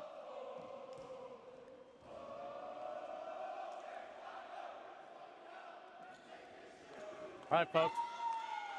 They are fired up and ready to go now here. Number 3 versus number 6, quarterfinal action. I am Tony Ryan Stumpo, Ginsburg, Massapequa, New York. joined at my side Local, Minster, for some of these marquee matchups Elijah as Thomas, is tradition. Kevin Cincinnati, Ohio. Bailey. Evan Kevin, how are you Utterback, doing so far Armo, today? Ohio. Ben Dardia. Doing great, Tony. Good Evan to Miller. be with you here. I'm excited for Derek this game. Kemper, Osgood, Right now we're Ohio. taking a look at the rosters. Colin Right Bargan, now you can Cambridge, see Ohio. Ohio Kate State. Crow, Versailles, Ohio. Zach Pretty Carroll, veteran team. They got a Colby, good Ohio. overall mix. Andrew They do a lot of Fliss, freshmen and Robbie Heights, juniors. Ohio. They're led by Little Fliss, Robbie Heights, Ohio. upperclassmen Nick captains. Kemmer, Avon Lake, Ohio. Will Yeah, Bryan, and Avon Lake, like Ohio. you just said, Olden Prohaska. as we get started here from Athens, Ohio, we got the quarterfinals of the National Championship Tournament. Josh Hill with a quick kill on Ryan Ginsburg, top player for Ohio State. Yeah, I think Elijah Thomas kind of dodged a little bit, and it went over his back, and Ginsburg did not even see it or realize the throw was going to get to him. So good start for Grand Valley. That's a big out for them early. And then Ben Smart comes at Evan Utterback, who then evades the throw from him and Tyler Peach. And Utterback then counters Peach. So that's a good get for Ohio State. Good start that they were looking for. You good? There's the team throw. That's not going to be a team catch. I think Prohaska got all ball with that one. It popped up. Keep an eye right here on number 17 for Ohio State, freshman Nick Kemmer. One of the most talented players on their team, very skilled already. He's got a great understanding of the flow of the game and all of that, so look for him to be an impact player for the Buckeyes. Yeah, we've called his name quite a few times this weekend, and he was already in the Rookie of the Year conversation, but I think he's put himself firmly in that top 2-3 area now for sure. We'll see.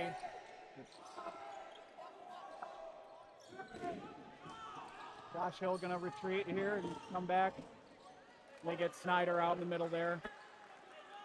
Yeah, and you see Grand Valley looks like a different beast always on Sunday of Nationals.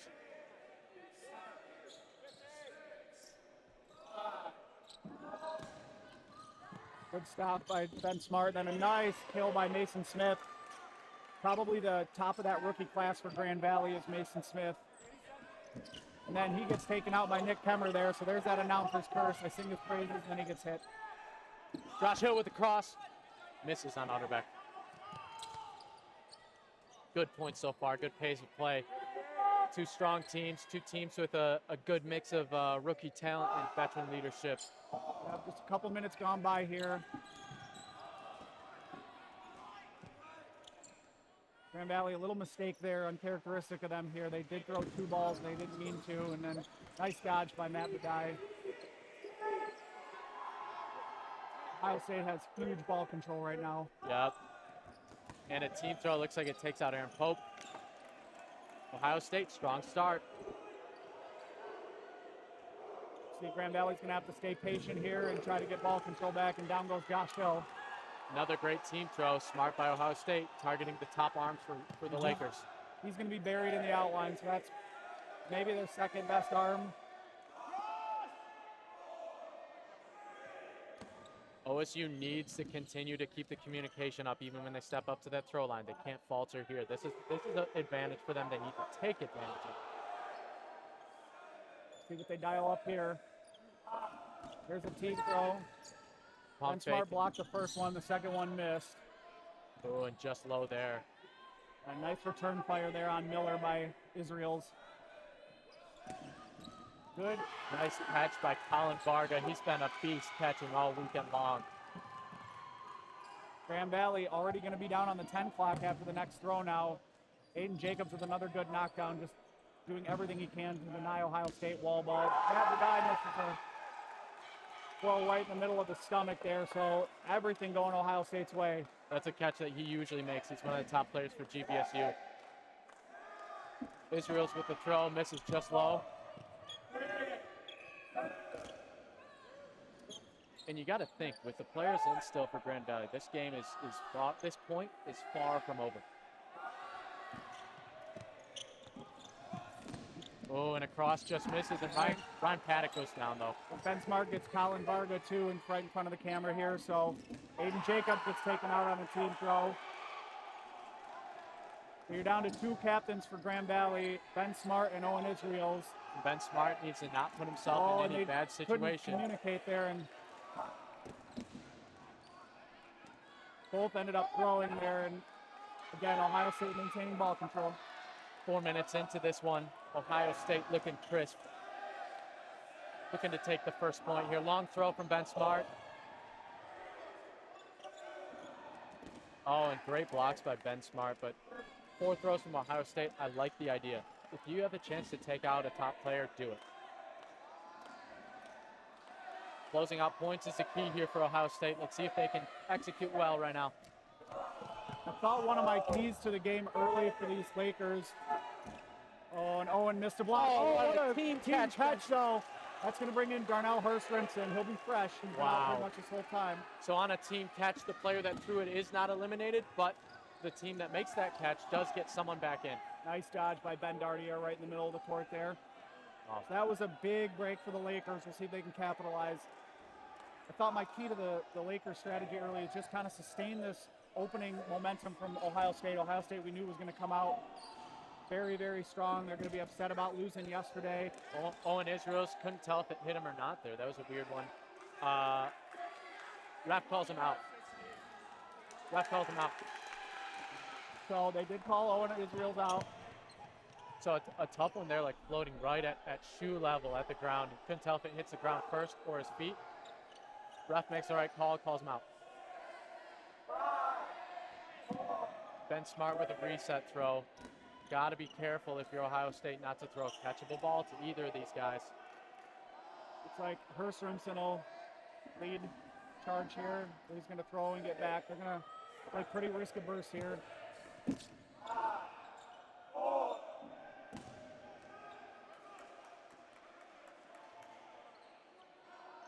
Ben Smart didn't like the call on that one. Caleb Newell saying no, but it was right there. That's Hurstrinson hung one to Evan Utterback.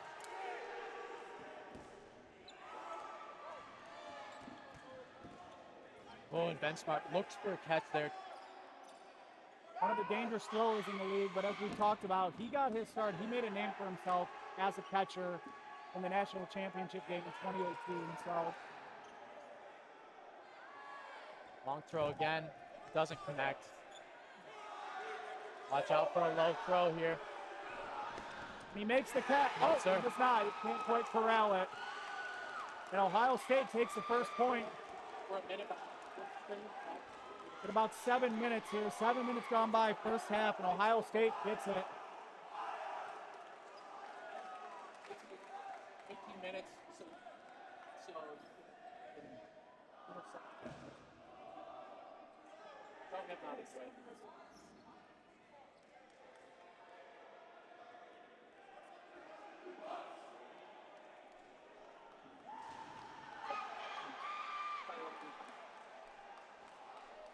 All right, so about 7 minutes gone by here, first half.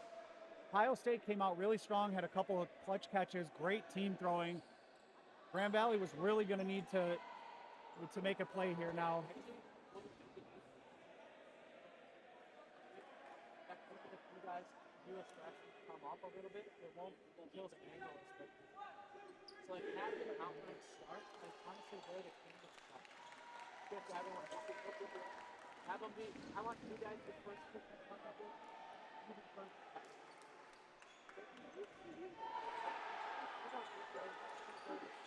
Yeah.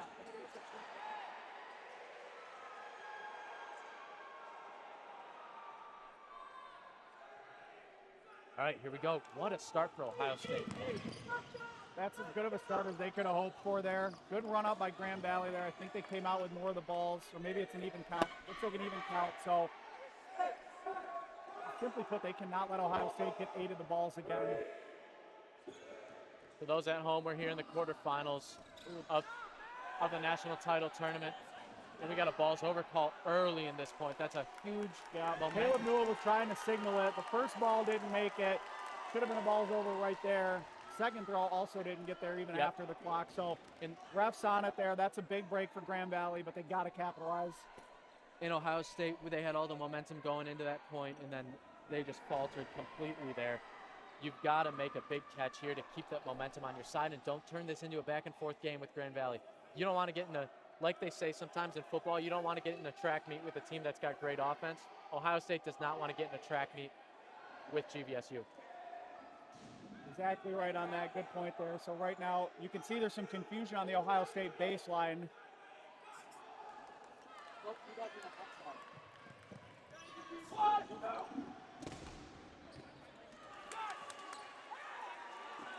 Down goes Prohaska.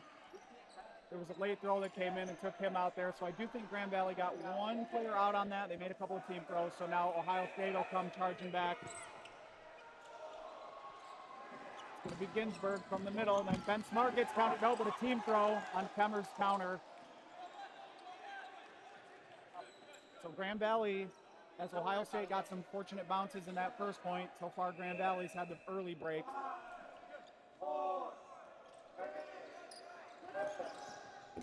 Ale Gonzalez then gets countered across court by Miller. That's a long throw that you got to look for a catch on. Yeah, it did look like Gonzalez tried to square up for a second. He just laid on it, and then Miller gets. All right, they're going to say Miller blocked that one clean there. Owen Israel just pleading his case. GVSU, are they playing tight right now, or are they still playing their Seems like the energy level came up a little bit. On Maddox with a catch. And another hit there.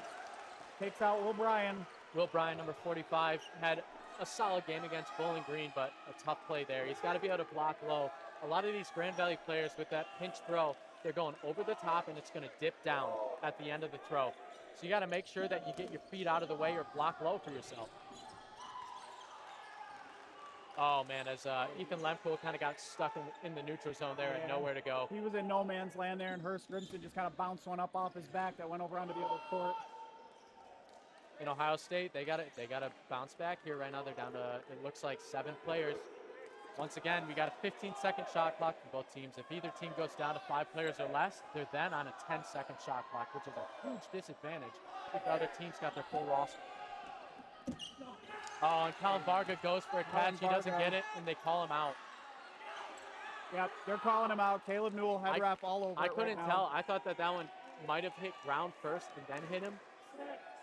Such a bang play. I'll tell you, these refs have the toughest job in the league right now. And Grand Valley just not allowing Ohio State to get all the way up to the throw line. And nice pressure here by Aaron Pope to get that loose ball in the middle. And the Lakers will retreat. Well, Hurst Remsen looked for it. Looks like Grand Valley's been so aggressive looking for catches. I think that they know that Ohio State, when it comes to firepower, they're not as good as teams like Michigan State, JMU, where GVSU can get more catches as long as they're looking for them. Yep. Yeah, and that's one thing that maybe was the knock on Grand Valley early on in the season, is their catching wasn't what you historically think of from a Grand Valley team, but yesterday they showed it's something they've been working on. So nice pressure again by Aaron Pope. Really just, they're trying so hard not to let Ohio State get the middle here. Keep an eye on number 52 there as he just makes a kill. Great job, Ben Dardia. Uh-oh, he looks like he's a little shaken up there the way he came down awkwardly, so keep an eye on that. Still anyone's point here right now. 1-0 score. I thought Ginsburg was out. I lost him on the sideline there, but he's definitely still in, and so they have 6. Oh, long throw from Ben Smart, and he gets back to the baseline.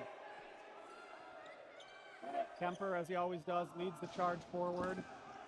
Ooh, and you've got to be careful there for Ohio State. Evan Utterbeck threw one that definitely could have been caught. He got lucky. Again, great pressure by Grand Valley, and Kemper, we talked about in the Grand Valley game yesterday, missed some blocks early. That was uncharacteristic of him, and he's had about 3 of Ben Smart's best looks in a row at him, and nobody home is he's blocking all of them. Yep, he's been mentioned as a great blocker over the course of the season. He's showing it right now.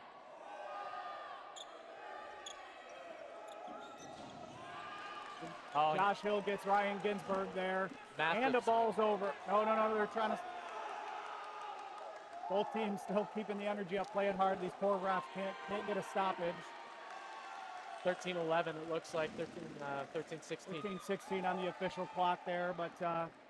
So right now, Ohio State, they're way back into this game as a catch or two, and they've got great catchers in the game. I think that this is still either team's point. And Grand Valley, with the ball's over, is going to be able to set up team throws, which is the best way to neutralize good catchers. Get your whole team to go one step back. Everyone, including the coaches, getting one step that way. All right, Grand Valley's going to charge right to left here. No pump fakes. They go right at Kemper. They used 5 balls to do it, but they got probably the best arm that was left on the court. Although Ben Dardia might have something to say about that. Oh, Utterback with another risky throw, but good placement, I guess. Kept it in between Ben Smart and the next player, so neither one of them went for it. I got to tell you, Elijah Thomas blocked that one, and that's probably a good thing for Grand Valley, to be honest, because he's more dangerous without a ball. You've got 3 guys that feel so comfortable up at the throw line for Ohio State and working back in transition. They absolutely can still come back at this point. And Ben Smart takes out Ben Dardia there with kind of a no-look, and Hurst Simpson with a catch. And it's all Grand Valley on this point right now, and they're going to retreat, make Ben Dardia run. Evan Utterbeck got taken out in the Ben Smart throw. Clarification.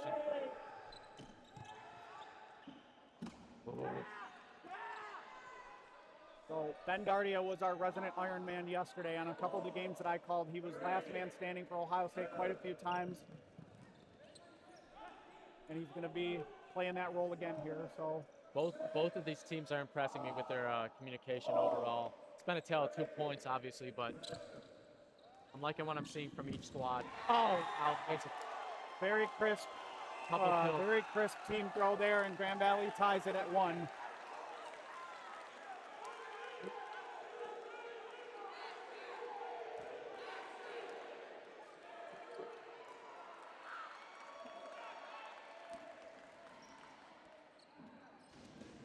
Officially 11:48 left, so we're just past the halfway mark here. First half, well-played game. Tale of 2 points, really. Point 1, all Ohio State. Point 2, all Grand Valley. We'll see which team is kind of going to be the first to sort of make the other one make an adjustment here. Yeah, as you see both huddles here right now. Tony, if you're in Ohio State's huddle after losing that point pretty convincingly, what would you say to them? We can't have those balls over. That was absolutely critical, and from that moment on, Grand Valley just stepped on the gas and never let up.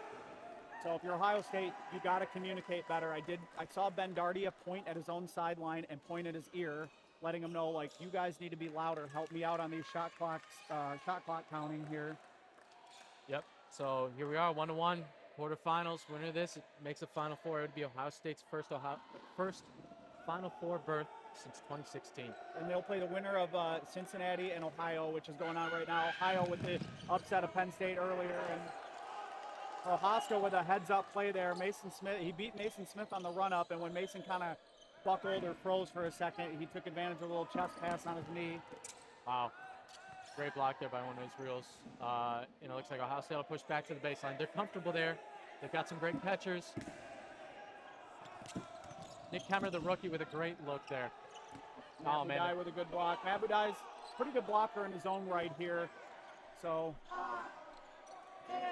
okay, I was wondering why they were throwing the ball that way. But yep, so where the ball goes out, they have to place it in at that If the point. ball leaves the play area on the Ginsburg hangs one to Israel. If the ball goes out of bounds in the neutral zone, they put the ball back in where it was. If it goes out on a team's side, one of their thirds of the court, they can shag and give it directly to the players. And that was not a great play by Ginsburg. That's not his game. Making that long sidearm throw, a floating throw, that's not what you want to have, especially out of him, a leader on the court for Ohio State. Yeah, he doesn't miss that one often, but unfortunately it's not his hardest throw because he's just trying to spot it. When he does hang one, it turns into an easier catch because of it. Engardia with the throw. Josh Hill returns fire. You can just feel the energy in this building ramping up as we get later and later in the day here on Championship Sunday. Yeah, the Grand Valley contingent over on the left side of the screen right now, all standing. We got some Ohio State fans on their feet. So first Crimson gets out, and then Vargo with a big catch, and then they take him out. So Tyler Peach at least avenges the catch there, but Ginsburg's back in for the Buckeyes. In GVSU, with that contingent of seniors, senior leaders for them, you got Ben Smart, you got Josh Hill, you've got Tyler Peach as well, those guys, and then Owen Israels, who just got sent to the outline. Such a tough combo of top guys. And then on Ohio State's side, a little bit more depth in terms of the top few players. There's not like one or two that stand out completely, and we got to stop it. And we got a timeout on the court. But I was just going to say, it's huge that they got Ryan Ginsburg back in the game there, with him seeming to be the top player on Ohio State's team, followed by a good chunk of veteran players. And then a player like Ethan Lempool, who was a rookie All-American last year and has stepped up a lot in his second season in the league. Well, get a clarification on who called that timeout if you can, but timeout on the court, 9:40 to go, first half, tie game here. Been a pretty even matchup. Each team, I would say, won that point convincingly, and right now they're just trading blows. A couple heavyweight fighters right now just going at it.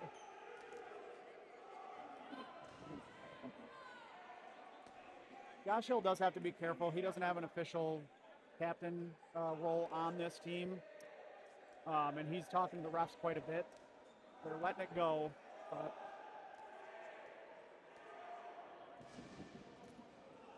So what they're arguing about right now is when the stoppage happened. When the stoppage happened, was that ball over there, or was it on one side, or was it in the neutral zone? And if it's in the neutral zone, it just gets placed at midcourt.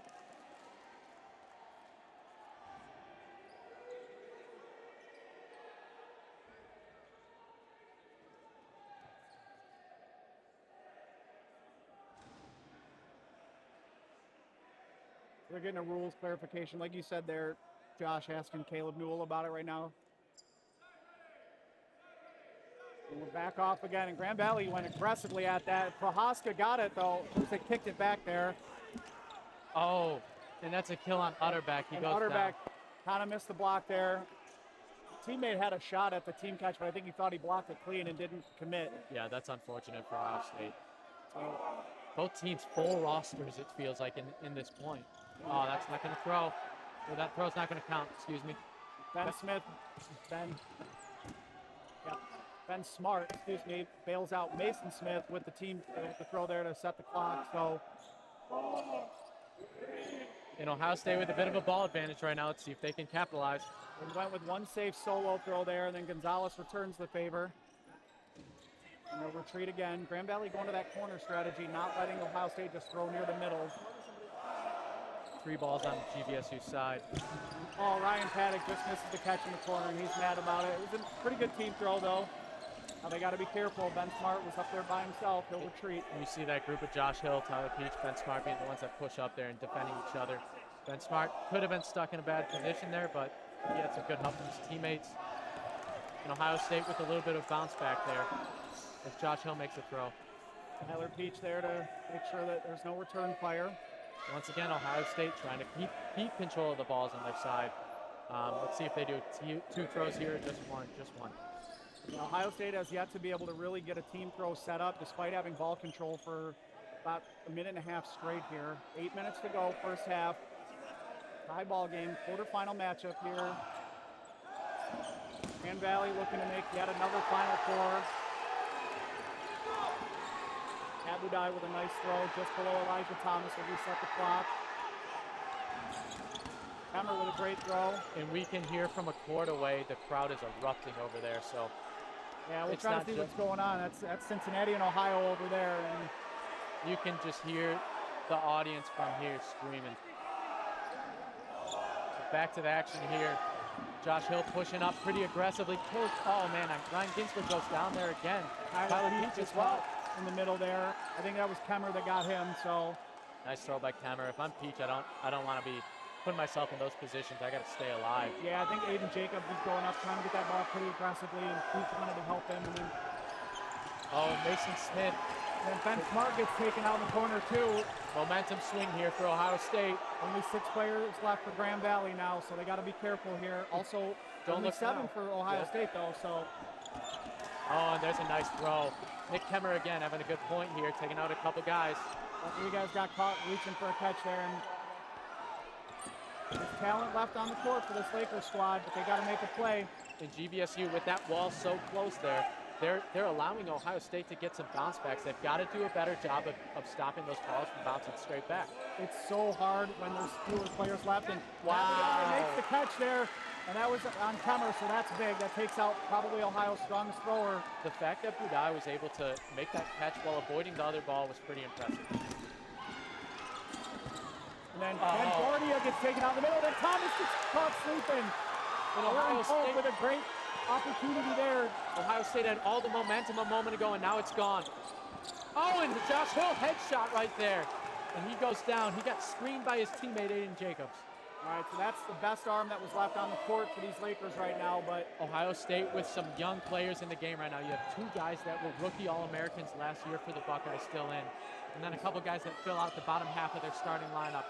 Look for Derek Kemper and Ethan Lempool to make a big play here. They're on both corners right now. Abudai draws the throw from Kemper, and they better make a team throw on him if they want to get this guy out right now. And I say that while at the same time, the Lakers also have 2 rookie All-Americans from last season on the court. Great. A lot of young talent out There's here. a timeout on the court by Ohio State. It looks like that time. I think they were trying to get the balls. So just a huge momentum swing by the Lakers there.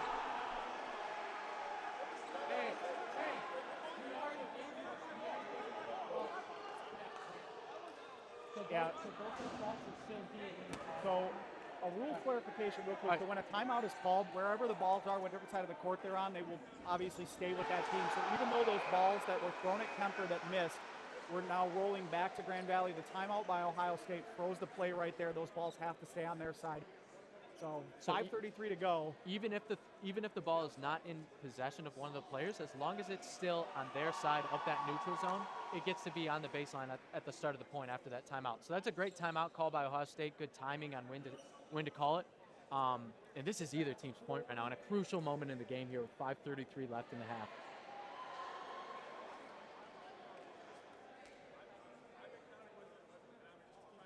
All right, so they're going to clarify some things right now. And while we have this stoppage, let's talk about the other matchups that are going on right now, Tony. So we've got a tie game, it looks like 1-1 between Cincinnati and Ohio. Ohio, just a phenomenal momentum team that really, they thrive in the chaos. They want to play fast-paced, up-tempo. Cincinnati, I think they were embarrassed to get basically just wiped let's call it what it was. Cincinnati wiped the floor with them on their home court, and Ohio's a proud team. They're not going to take that lying down. So it looks like they came out strong against a powerhouse Cincinnati team that's got championship aspirations. Right now we got a 1-1 game here between the 3 and the 6 seed. 5.5 minutes to go here. Looks like Lemcool's going to come up first with Kemper here. Each team's trade throws, and Lemko got the better in terms of the bounce back there. Looks like we got an update from the Michigan State-Nebraska game. The Spartans up 3-0, number 1 team in the country. As expected, despite Nebraska having a solid day. And then down goes Snyder on the counter throw by the Lakers here. So 5 Lakers, 3 Buckeyes. Ooh, countered by Matt Budai, just misses Kemper. He evades it.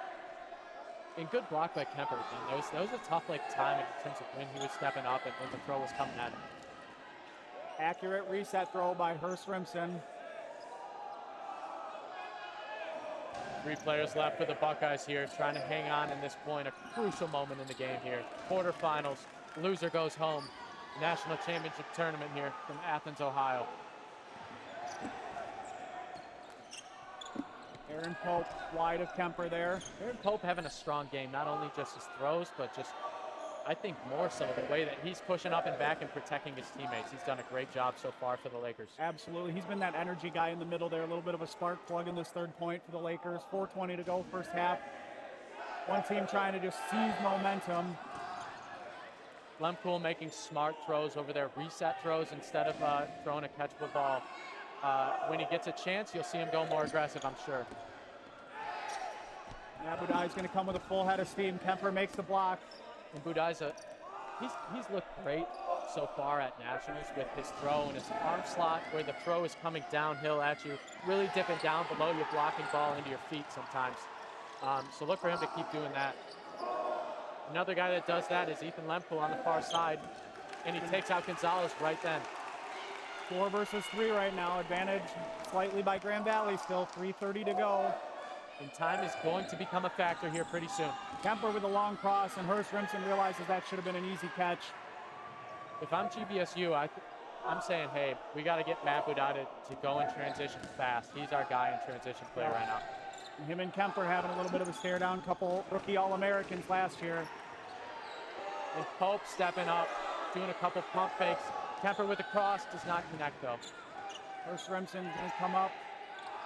Impressive survivability by both teams here right now. At this point, you could consider this a slow point, but there's so much action and just great dodgeball being played by both sides. Absolutely. Here we go. Aiden Jacobs with a toe tapper takes out Will Bryan. And Aiden Jacobs is at his best when that arm slot is higher, just like it was there. Dipped it underneath the blocking ball into his feet. Ooh, and Matt Budai with an inaccurate throw. Okay, there it is. They're calling balls over against Grand Valley right now.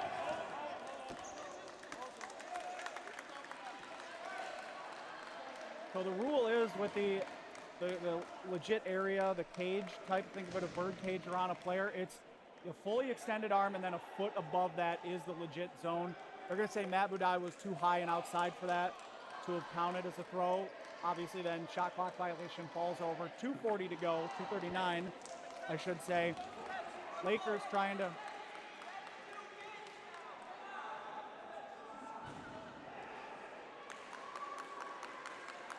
Grand Valley's got to control their emotions right now. They're getting pretty heated. And Ohio State also called a timeout on the stoppage. They're going to try to take advantage, get things sorted out, make a plan here. So 2 Buckeyes, 4 Lakers. Advantage Buckeyes right now. They have all 10 balls. They can just start firing away at team throws here. We'll see what they dial up.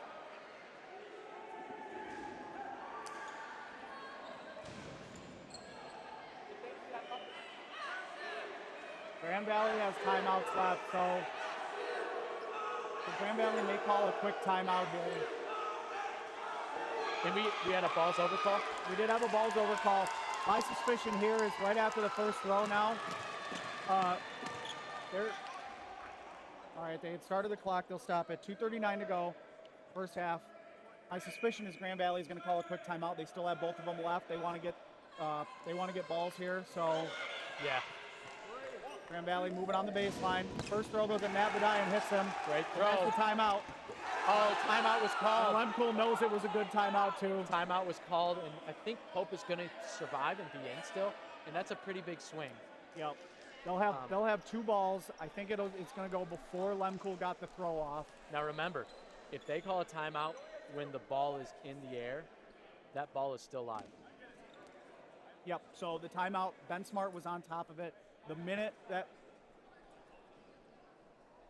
The minute that timeout was, or those throws were made, Ben Smart was all over it. They got one. They got probably the most important player that was left for Grand Valley and Matt Badai off the court. So only 2 balls, no shot clock for Grand Valley. I suspect we'll see another team throw and another timeout by Grand Valley. Yeah, I mean, so you get 2 outs or 2 timeouts per half. You may as well use that second one at some point here. The question is when. What's the best timing? Ohio State with these guys left. Ethan Lemcool, Derek Kemper have been playing solid dodgeball 2 right rookie now. All-Americans last year, worth noting. Yep, and if they win this point, they could be heroes when it comes down to it, depending on how the second half goes. But this is a crucial moment in the game. Whoever wins this point is going to grab the momentum going into halftime. Looks like they're going to throw at the guy with the ball so that they don't counter. Wow. No timeout by Grand Valley. And Aiden Jacobs gets low just under the throw. It looked like it was about to clip his back, but didn't have quite enough dip on it. And again, a team throwing him in 2 blocks again. Nice low throw there by Hurst Rimson to make sure to reset the clock. 2 minutes to go. Again, anybody's game right now. Jacobs probably the best player left Hope for with GVSU. the long throw. Look for Aiden Jacobs to make a name for himself here. He's the best player left for GVSU, I would argue, but all of these guys are still solid athletes. Hurst Rimson makes the reset. Long throw coming up from Lempool. Hits ground first. Good placement by him to keep it low. Either it's going to miss or I'm going to hit him in the feet. One of the two. Nothing else. It's going to be Aiden Jacobs made the throw. Hurst Rimson was looking for the catch on Kemper. Nobody home. In another one where Kemper went for a reset throw instead of trying to get the kill. It's a lot of jockeying back and forth right now, trying to get yourself set up for a good throw. Ooh, that one in the middle. And another one that just barely gets a reset. So it's got to be within a step and a dive of the player pretty much to be in the legitimate attempt zone and count as a throw. The Virginia player earlier had one of the funnier comments about the reset throw in the zone there. Grand Valley had a balls over against Virginia. And he said he could have laid out twice and still not caught that. Made it. Jacobs got his head on a swivel. Derek Kemper's so good at working in the neutral zone. He feels so comfortable up there. And here it goes for a throw. Another cross. The one thing about his game, and Rimson missed him. Rimson missed him. They call him safe. So still 2 players left on both sides. Keep your emotions in check here. 39 seconds now, so they've got to hurry up. Grand Valley's got ball advantage. Careful. They've either He's got to be careful on that. It's either got to be a team throw or a kill in transition here as Ethan Lempool pushes up. And this is a transition play. Stoppage, timeout. I didn't think Ohio State had any timeouts left. We need a clarification as to who called that timeout because Ohio State doesn't have a timeout left.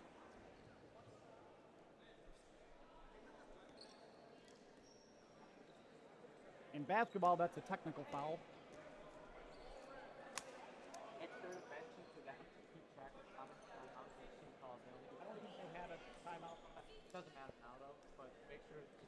We're going to get a rules clarification. We got 24 seconds left here.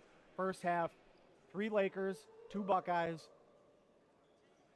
I don't know that anybody's getting a point before this thing goes to half. Me either, but if either team does get a point, what a heck of a swing. It would be crazy. And it looks like we got a 2-1 score over there in the other court. We got to see if we can't get a clarification on who actually went up 2-1. But Hurst Rimson, we're on the wrong side of Kemper's body there to have been able to make that call. Oh, we're wrong this whole time. That's JMU against Akron over there. So JMU is up 2-1 on Akron there. We apologize for the mishap there. We don't actually know the score of the Cincinnati-Ohio game, but all right, so it's going to be Ohio State's throw first, and Lemcool's going to come up and make the first throw. Spartans lead 3-0 at the half. Under 20 to go here, though. Lemcool with the throw. Now they're stepping up. Team throw, nobody home. Great block by him. And it looks like with under 10 seconds left, we'll just go to half tied. Lemcool's just going to make sure not to get a balls over here. And that's that. We're tied 1 at half. Phenomenal back and forth contest. These look like 2 very evenly matched teams so far. It doesn't get any closer than what we're seeing right now. I'm also getting word that Ohio is leading Cincinnati 2-1. Wow. Okay. All right. We'll see if we can't. We're not sure. We'll see if we can't get a clarification on that. So. Okay, that could be wrong. That could be wrong. We're working on it. We have sent a runner out to go check some scores for us, but we do know JMU is up 2-1 on Akron on the far court on the other side of the wall from our screen. So, And Michigan State up 3-0 right now on Nebraska. okay. Nebraska making their first ever quarterfinals appearance. They were the toast of the town last year. I think they felt like they underperformed by not making it to the quarterfinals. They came back into the season with high hopes. The war in Akron did not go the way that they expected. You hear Tyler Peach saying, "This is nationals. This is what it's about right now." 1-1 game. Nobody leaves themselves open for counters. That's the biggest thing. Don't give them any of those counter plays early in the game. Hey, that clock started. We fixed it. All right. Just getting a little clarification there. Real back and forth affair by these two teams right now. You love to see it. Very evenly matched. As we were saying, JMU's up 2-1 on Akron. Nebraska made their first ever Elite Eight, kind of hitting those expectations they came in with. The war, as I was starting to say, in Akron did not go the way that Nebraska had expected. They went 0-3, but they learned a heck of a lot, and I think that was the best thing for them. That learning experience, wall ball, things like that, got them here. Honestly, if you're going to go out this route, your team go all the way to like the baseline. It's just tough, but. All right, as we get ready here for the second half, we got, man, what a heated game here. And we've had some fantastic games this weekend. Last round, Ohio against Penn State was a heck of a matchup. Penn State was looking for their first ever quarterfinals. They didn't get it, but two teams that did make it to the quarterfinals for the first time in program history are, as we just said, Nebraska and then Akron. Congratulations to Akron. They've been one of those programs that's been around for a long time, hasn't been able to break through, and here they are in the top 8. I feel like they've been rewarded for playing so much this year in the fact that, like, you keep playing new teams, you keep getting out there. You know, practice is great. You practice, but nothing makes up for game experience, and they've got some, like, the most of it this season out of any team just about. So I think that's really helped them get better. We'll get ready to start the second half in a second here. We've got the captains and coaches kind of having a confab.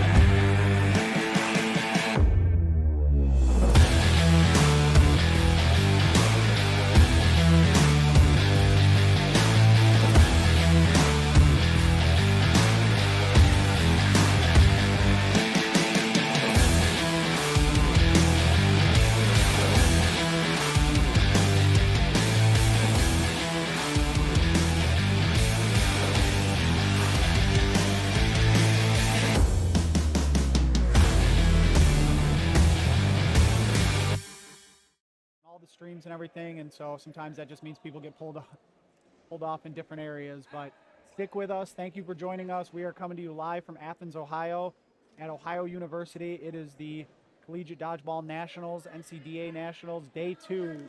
Winner go home. We've got plenty of excitement left throughout the day. The Final Four and championship matches yet to come. These teams looking for another Final Four berth.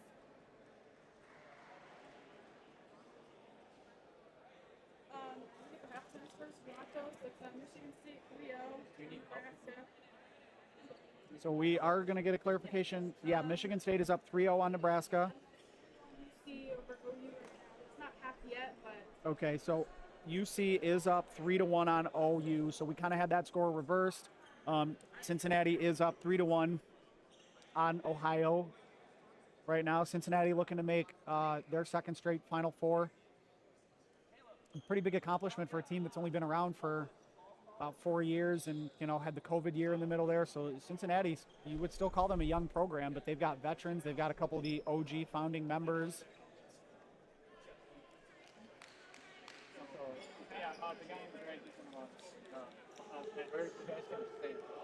Looks like we're bringing in some extra ref help. Everybody talked about it. They're going to have more refs, you know, more eyes on plays. I thought Caleb Newell did a good job of trying to keep things together. Hey, can kind of let the teams have their beef. If they wanted to say something, he let them say their piece, but kept the game moving. I didn't think there was anything egregious with any calls there. This has just been a very, very even matchup, and that's what you love to see on day 2 of nationals. So each team huddled, getting ready for the second half. Again, thank you for joining us. I'm Tony Stumpo with Kevin Bailey. As always, we're going to get you to and through the championship match here. Best day of dodgeball of the year? Absolutely. Love seeing the way these teams compete. Love seeing all their passion. You know, a lot of these players out here are, I mean, this is the last day that they're wearing that jersey. That's another part of this that people don't always consider. You take it for granted in the moment, and then you realize when it's over, you know. And so these seniors, only one team, only one senior class per year gets to go out with a W, and that's why everybody pours their heart and soul into this on day 2. So with that, we're going to break the huddle. Ohio State on their baseline, Grand Valley on their baseline. We'll see if Grand Valley's able to make any adjustments. They have what you would call probably the better side of the court, little more advantageous for bounce backs. All right, here we go. Second half about to get started. Ohio State, Grand Valley, heck of a game so far, 1-1 at the half. It's been a fast-paced game despite the score, though. We'll see if this holds true for the entire time. And a quick kill off the bat there by Hurst Remsen. So one thing that I noticed. Oh my! Ginsburg hung another one. So one thing I noticed is Kemper started the run up on the left side, and then he went to his traditional side on the right. I wasn't sure if Ohio State saw something and moved him, but they did not. Tyler Peach with a counter, just near misses by Varga and Dardia. And you could feel the energy from both of these teams at halftime walking by. You could tell. You heard from Tyler Peach as he walked by. He said simply, this is nationals, isn't it? And down goes Mason Smith. And then Lempool goes down courtesy of Josh Hill. Wow, and Ben Dardia doing a great job pushing up to get this ball, but a nice block by Alec Gonzalez. All right, so early advantage by Grand Valley. Not big, but early advantage for Grand Valley.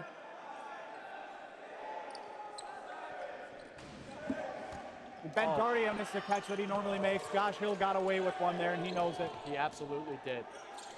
You see Peach in the middle. He's got such a tough job, especially against this aggressive Ohio State team and all of the counters that they do. Him in the middle, he's so susceptible to get out, but he's such a great player that he's able to survive many points. And down goes Utterback, a counter from Josh Hill. Yeah, I would say Tyler Peach, probably one of the top 3 athletes on this Lakers squad, and that's why he patrols that middle. He can play transition. He's a great catcher. Oh, and Nick Kemmer gets clipped by Ben Smart there. And Kemmer goes out there. It's a little bit of a delayed reaction, but takes it out. I mean, it's no easy task for a rookie to defend one of Ben Smart's throws. He's the best rookie out there, though, so if anyone can, it's going to be him. Evan Miller makes the throw and retreats, and then walks into a catch there on the turn. Ben Smart hung one a little bit. And that could be a momentum shifter. Ohio State capitalizing on it right now would be massive. Yep, that brought in Snyder, and Ginsburg is lurking on the outline as the first in on a catch, or next in on a catch, I should say. Hope with another smart throw, keeping it low. And the only thing that's going to get Ohio State back in this game is going to be catches, I think. Josh Hill takes out Snyder, and they're going to get the bounce back, too, so that's almost just as important. 6 Buckeyes left. Ohio State, 5 balls on their side, so they aren't able to hang on to ball advantage, but they still have a chance here if it makes down goes 3 Buckeyes there. Varga, Thomas, and Miller in succession. Or nope, they're going to say there was a team catch off Miller's foot there. It was the classic play of it hits your foot and you say, no, it hit ground first, until it becomes a team catch. And Caleb Newell, I think they made the right play, though. The right call, yeah. Definitely. Oh, and Ginsburg headshots Hurst Remsen. What a throw. Yeah, I think he went for Josh Hill or Gonzalez in that area, and it got past them, and Hurst Remsen was screened a little bit there, and so Ohio State hanging tough. Is Ginsburg still in the game? Or Ginsburg is in the game, yes. I don't see him. No, he's gone. Oh, no. Okay, my bad. I don't know what happened there. He must have got taken out in the middle there. All right, so you've got 8 Lakers, 5 Buckeyes here. Josh Hill. Alden Prohaska. Prohaska just showing blocking and being elusive there. Heck of an athlete. He's a rookie as well, freshman for, rookie for Ohio State. I'm actually not sure what year in school he is. He's a sophomore, but first-year player.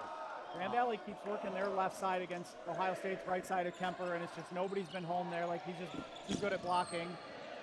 Yeah, I think with Ben Smart and Abadai, two of those better players at throwing past the block, they kind of want to get in there for them over there against Kemper, because that gives them a chance to take him out. If I'm GVSU, I maybe think about moving those guys to a different spot so they can capitalize and get more kills. And then Evan Miller's first throw wasn't good enough. He immediately had to try to throw, and he hung one, and that's what happens with the shot clock. And that's why you got to make a good throw on your first one. Don't put yourself in a tough situation where you got to rush a throw. Varga patting his chest saying that's my fault there on that one. Little miscommunication with him and Prohaska. Gives Grand Valley 2 balls instead of 1 on that exchange. 4.5 minutes through the second half so far, and GVSU looks in control on the first point here.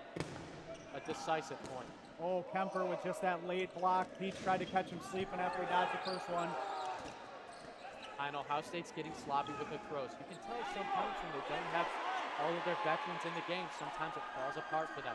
They've got to communicate whether it's guys at the sideline or guys on the court. All right, so Grand Valley going to reset, stay up at the high line to try to get a team throw here. Looks like Owens was going to set up for the block, but they're going to have him throw. Prohaska with a great dodge and manages to come down with his foot inbounds. So that's a rule about this league too, is as long as you maintain a point of contact inbounds, you are good. So when he jumped up, as long as that first point of contact that hits inbounds, he was safe there. And that was incredible dodge, incredible body control by the rookie. Tyler Peach staying aggressive on Kemper there. I think he really wants to get him out there. Ground on that one. Gonzalez looking for a catch, but Gonzalez probably doesn't need to do that. He can play a little more risk averse, but that's his bread and butter, those drop catches. So Prohaska gets caught diving and is out. Varga, this will be their toughest out in terms of like throwing at somebody who can catch. Kemper gets clipped as well. Oh, and then Tyler Peach hung one. That brings in Lemcole. Nice catch by Will Bryan. So Kemper got out, Lemcole's in. Still 3 Buckeyes left against 8 Lakers. Will Bryan, a rookie, freshman player for Ohio State there. Ooh, Josh Hill taking a chance on Varga. Gets the kill.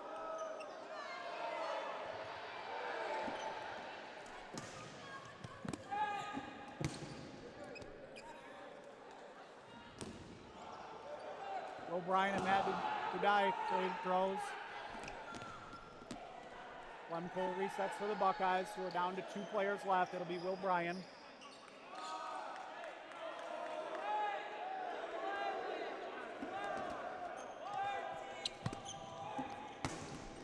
Israel resets. And the Lakers will retreat. They're going to try to make him run.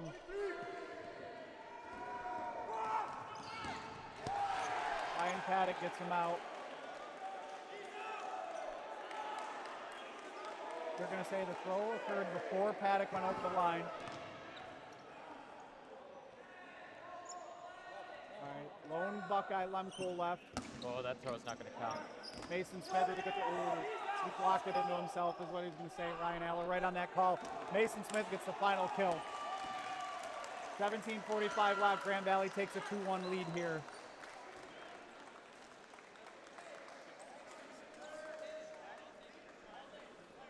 From my vantage point, it did look like the refs made the right call there. I thought Lemcole maybe blocked it into the side of his leg there. He didn't like it, but he's not arguing. So 2-1 score now. 2-1 Grand Valley. Berth in the final 4 on the line. Then 2-1.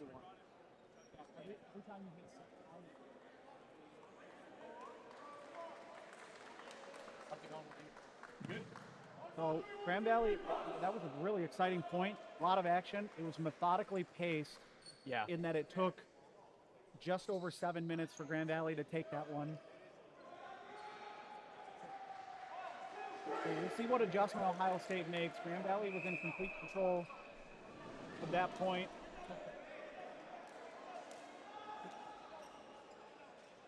Either way. Referee's going to make sure the balls are set in the right area. Hey, I'll just say it. If GVSU goes up 3-1, it's over. Ohio State, this point right here, is season on the line for the Buckeyes. Absolutely. I would agree with that wholeheartedly here. Because if Grand Valley gets another point, they're likely to do it in about a 7 or 8 minute timeline again, and then you definitely need 2 points in 10 minutes. Just doesn't seem feasible against a team as good as Grand Valley. So Grand Valley's going to get their Valley's going to get their best shot. Grand Valley's going to get called for a false start. They're going to reset everything. Players on the near side here didn't hear that yet, so Josh Hill made a throw. Lemkool was upset he didn't catch it. None of it matters. I don't know. So anyway, a false start does occur. The refs usually will say, side ready, and then blow the whistle or call dodgeball. Both teams will run up. False start obviously occurs when someone jumps late, jumps early. Grand Valley. 2-2 score between JMU and Akron.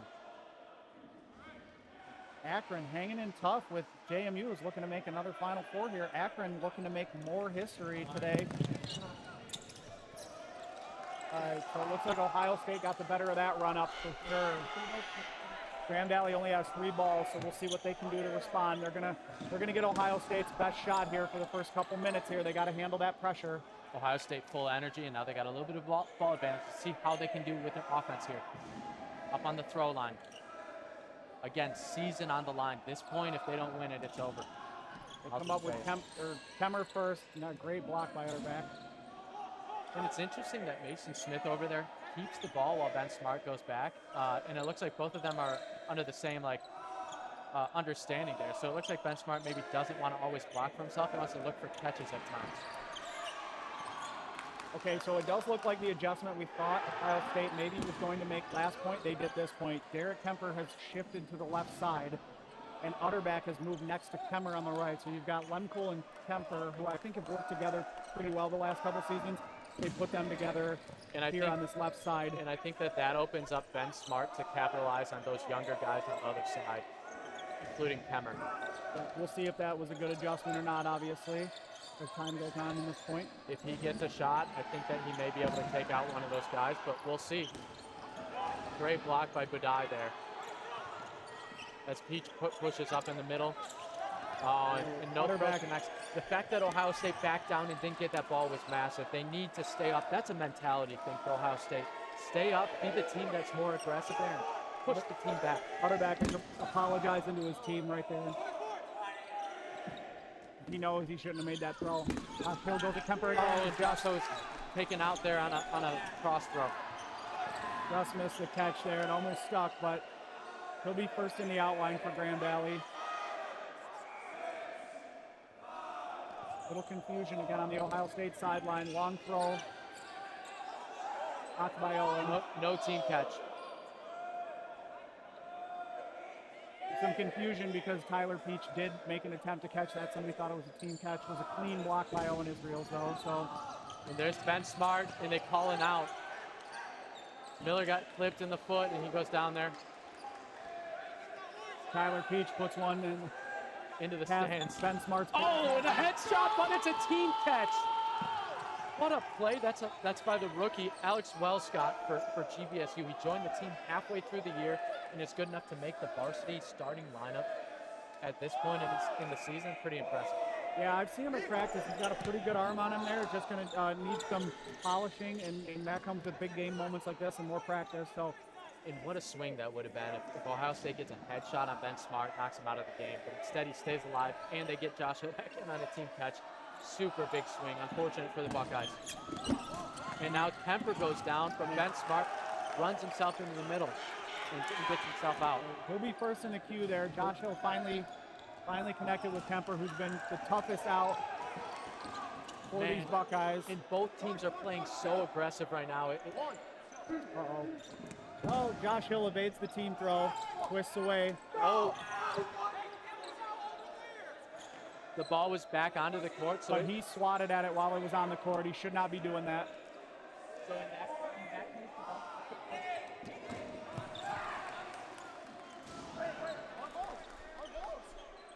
And there's a balls over against Grand Valley in that confusion.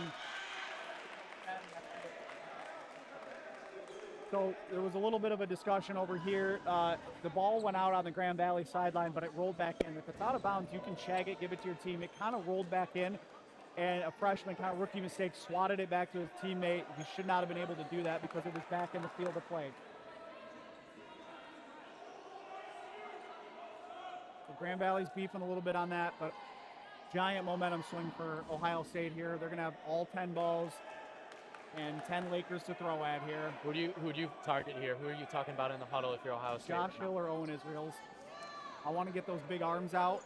But you don't want to throw a catch because guess who's first in? That's a pump fake here, trying. They go at Josh Hill with 3 balls and get him. They take down Josh Hill and GVSU, only 2 balls on their side. They're not going to count. No count for Grand Valley. Then the team throw right, and then great low throw by Ginsburg. Oh, and Peach nearly gets killed there as well. But he's still alive. Matt Budai on the other side still alive. Mason Smith got taken out in that scrum here. 13:30 to go. Buckeyes still have some work to do if they're going to win this point. They got to play smart. Matt Budai had to make the Ben Dardia goes down in the middle. That would have been a massive swing if Ben Dardia makes that catch. I think it was on Tyler Peach as well. Yep. Ginsburg pushing up in the middle. Grand Valley not out of this point yet, but down goes Varga, but then Owen Israels gets countered. And Utterbeck gets clipped as well. So much action here in this game. Utterbeck and Varga went down. GVSU right now, their top players need to stay alive. Don't put themselves in tough situations. Ben Smart, first one in. Ben Smart would be the first one in if there is a catch.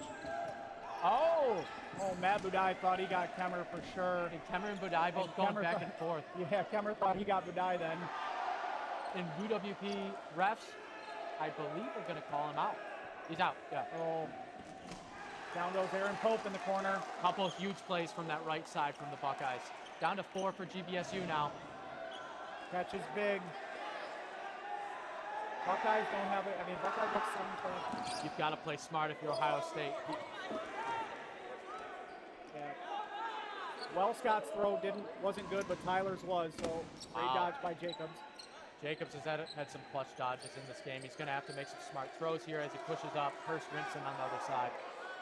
It's going to be Hurst Rimson. I don't know if he should make the throw with 1 ball, but Jacobs had 2, and he did make the throw, so that's the smarter move. And Tyler Peach with a great counter on Nick Kemmer. Big face shot. Wow. I did not even see that play. It happened so quickly. A lot of counter throws at this point. We've seen a lot of action back and forth. Tyler Peach, one of those players who just never seems like he's rattled at all. And with Kemmer going down, Ohio State loses probably their best arm. But you do have Ginsburg and Ethan Lempool still, and they're so dependable with their arms. Ginsburg just can't be floating any throws. Now they're calling up balls over.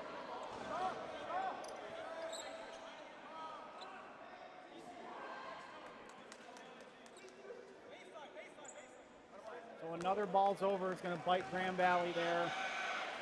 Another ball's over. They're not having a call. I would say one of the throws that I saw, I don't think was legitimate. I don't know if there was a second throw. I heard somebody from Grand Valley say they threw a second one.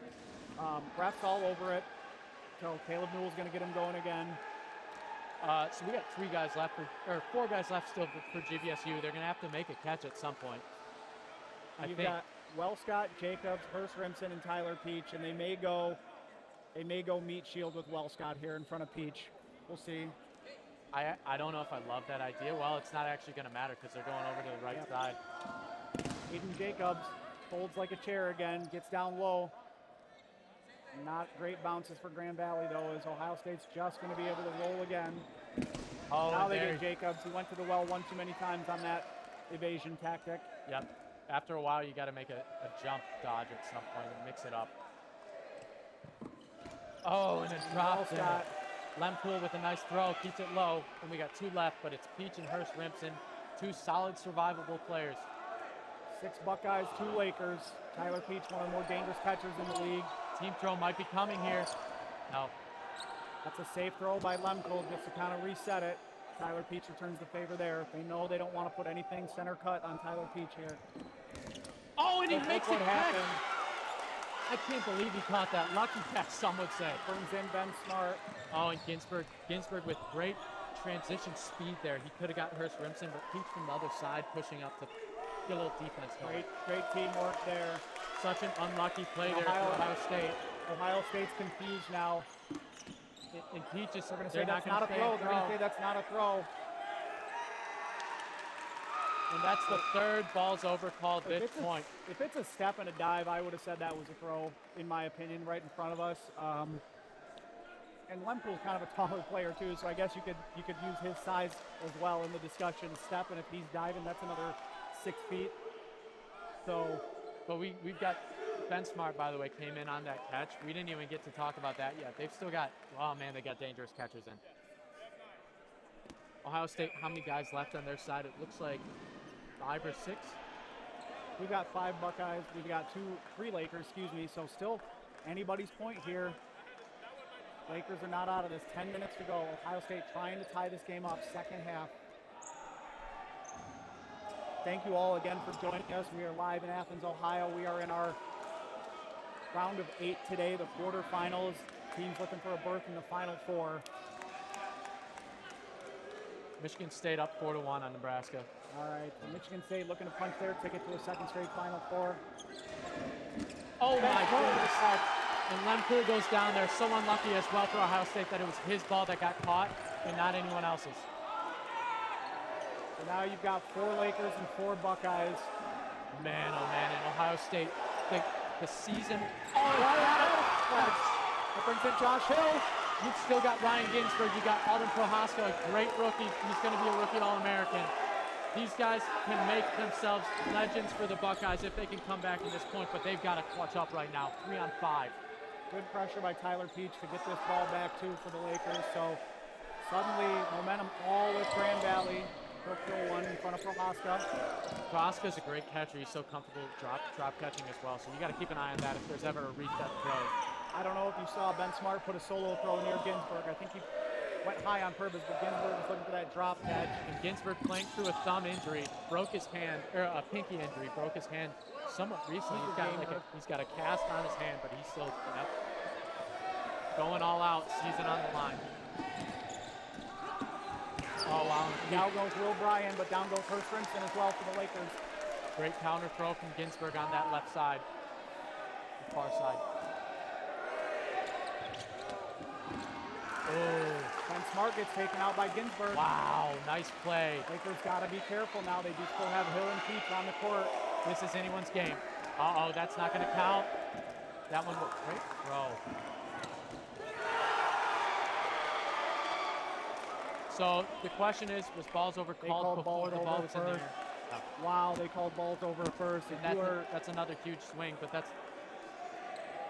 I mean, the thing is, Ohio State, you still can at least be happy with balls over, but you would have liked for that ball to be in the air, so the catch would have still counted. According to the ball's over, throw will not count, so Prohaska's catch will not count, but you do have 2 of Ohio State's stronger arms left in Ginsburg and Prohaska. You've got Paddock, Hill, and Peach.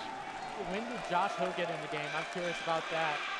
He was in on the last catch, I believe, after Paddock's catch brought Josh Hill in. So who do you target here if you're Ohio State? I think you target Josh Hill, and that looks to me like what they're going to do. He's the best arm left. He gets taken out. Oh, and the timeout's called with both balls still on their side. So GVSU will have 2 balls now.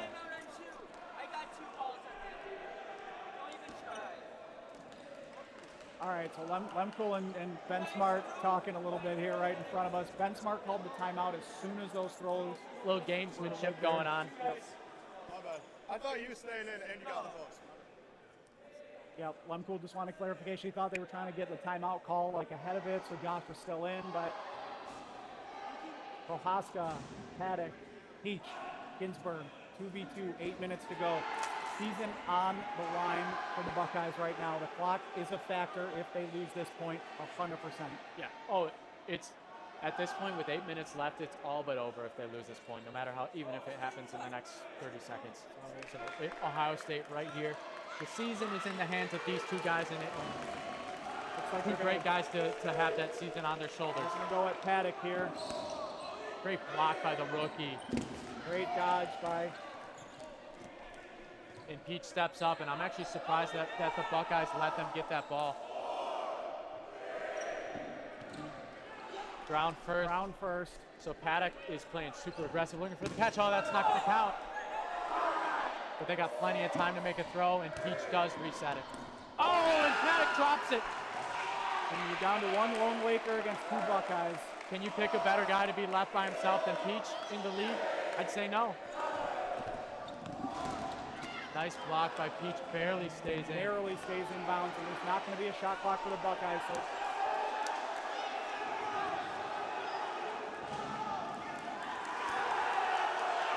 they're going to say Tyler Peach slid out of bounds. They're going to say on Tyler Peach's dodge, he went out of bounds. And he cannot believe it right now. And Ohio State ties it. What a strange way to tie it there. The Buckeyes aren't going to apologize for it. You get a win anyway. Tyler's loving it. So they're pleading their case now, but Thomas Zander's going to say that he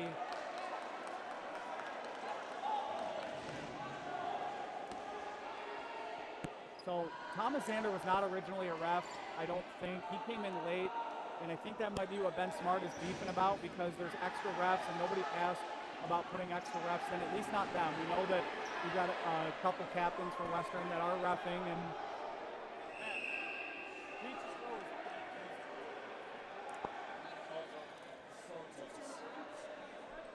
so we got 2-2, 7 minutes. 7 minutes with a berth to the Final Four on the line right now. Fettig's got the replay right in front of them there.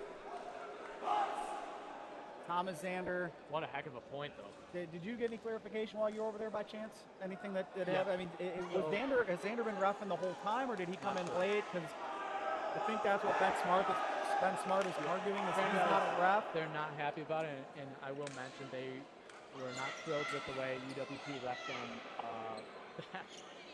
in January when it was a Michigan State against Grand Valley game. But the call was made, and the call was that his knee pad was not touching the line, so he slid all the way out. Just barely, but that was the call. We got people with cameras out there trying to show replays. I see Dylan Fettig. He's not a ref. He's not doing anything. He's just showing replays. I can see some parents up there saying, "Look, he's right there." And if you're Grand Valley, you've got to turn the page and start anew right now. It's 2-2. You just got to pick. You have to put that behind you. You cannot allow that. Oh, really catch. Momentum squarely with the Buckeyes right now, as we said. So Grand Valley's got to respond here. Keep your cool. You can't get every call to go your way. That's how it goes. And on Ohio State's side, capitalize on this momentum. Go hard right now to get that momentum. Ohio State's certainly not going to apologize. It looks like Ben Smart without a ball against Kemmer. Kemmer goes down low and is breaking play.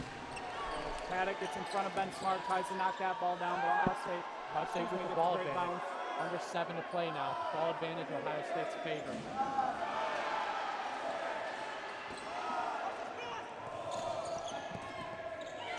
There's a catch there, Otterback's throw, and then Ginsburg gets countered in the middle. It was clipped. Oh, okay, Otterback is still in, never mind. So there was no catch, but nevertheless, Ginsburg did get caught in transition in the middle there, and he's in the outline. And if GVSU can get a few of the Buckeyes' top players out, then you've got to go aggressive here, 6 minutes to go now, and try and get a point in regulation. Don't let it go to overtime. Josh Hill throws into a crowd. Lempool blocked it away, and now Lempool returns fire. Hill again. Good look there by Josh Hill. Eventually, Ohio State's going to start connecting on some of these team throws as long as they keep ball advantage. Grand Valley, you desperately need to try to get the ball count closer to even. I don't see enough communication from the Buckeyes up on that throw line. They got to be smart there. Ben Smart doing everything he can to kind of patrol the middle and each side, trying to back off the Buckeyes and not let them get comfortable. Now he's going to Lempool, the throw, nobody home. Looked like just a reset throw there. And Varga, you see him stiffing it so aggressive in the middle, looking for any catches. Nobody goes up in the middle and goes as far up without a ball as Varga, but he's so confident in his catching ability. He's basically daring you. Yep. And also what he's doing there is he's making it so that you can't really get as many cross throws out because he's in the way and you want to throw towards him. Pendardia with a higher throw. Gets the benefit of the bounce. Then Kemmer gets taken out. Kemper by Ben Smart there. Wow, nice throw. A couple key Buckeyes are on the sideline right now. Under 5 to go. Berth in the Final Four is on the line. And you can tell GVSU looking for any chance to catch. It's like they don't respect the arms left for Ohio State. You've got Kemmer, and Ginsburg all in the outline. But Ethan Lempool here on the left side is still a very dependable arm. Ben Smart gets taken out there. He left himself out in no man's land. He can't be doing that. He's too important. He's done that a couple times recently. So you've got 8 Buckeyes, and it looks like 10 Lakers here. So Hill and Lemko approaching 4 minutes to go now as Ben Dardia tries to rally the troops and step them up to the throw line. Will he be the one that makes the throw? Looks like he will be. Oh, and Aaron Pope just can't stop that one. Peach will charge for the Lakers. Tries to play a little wall ball himself. Yeah, no avail. Ball advantage in your favor for Ohio State. You've got to go all out if you're trying to get a point here, and you've got to do it now. Under 4 minutes to go. You can see the gallery starting to fill in here. Other games have ended. I see some Cincinnati players. I see fans in the upper deck here. Everybody on their feet. Well, not everybody, but a lot of people. If this game goes to overtime, oh man, it'll be Electric City. Automatic catch. Oh, they're saying it's ground. And Aiden Jacobs is on the court and gets right back off.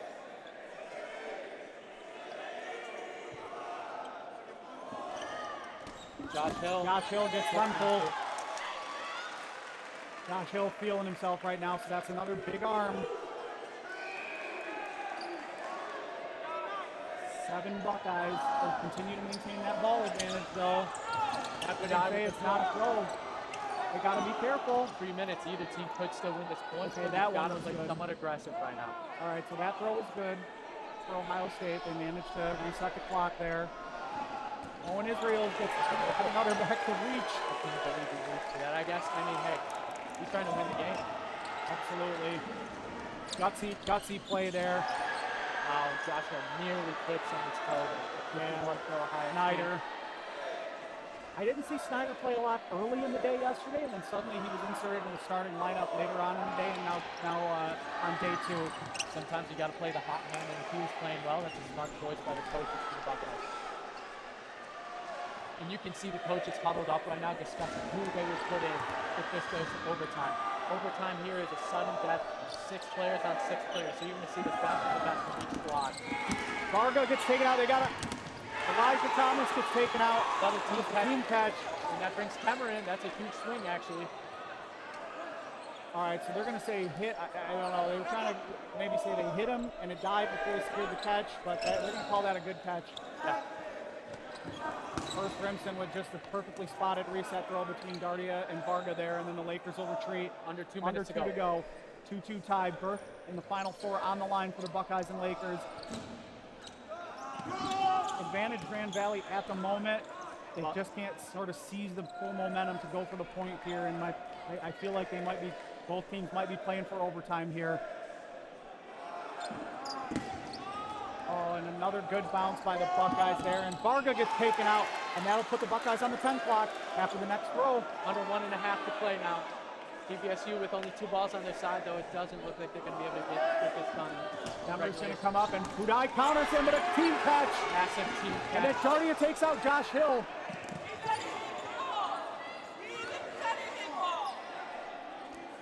So a minute to go. So I got to believe teams are going for overtime now. A minute to go, 2-2 tie. Berth and the Final Four on the line. And I think we're going to be going to OT here, folks. Couldn't have picked a better matchup for this. Put your seatbelt on. Good throw by Peach. 48 to go now. If you're going to do it, you've got to connect on basically every throw at this point. Yep, and I just don't think they're going to do it. I don't think Ohio State, I don't think they're going to go for it either. There's too many Lakers left for them to try to get them all. Yep, it looks like we're heading to overtime. 30 to go now. Wow. If I'm a top player for GB, I rest my arm for the next 30 seconds. Yep. No point in wasting a single throw the rest of the time. I'm eager to see who Grand Valley picks as their final 6. I feel like the 6th man could be a couple different guys. 17, 16, 15 to go. Ginsburg and Peach narrowly missed each other there, both kind of doing the little skip dodge. It's not going to matter. We're under 10 to go. Kemmer's going to make a throw that's not actually going to count. Then that throw does for 2-1 overtime, folks. Wow. All right, if you are a fan of dodgeball and you're not watching this, you're not a fan of dodgeball.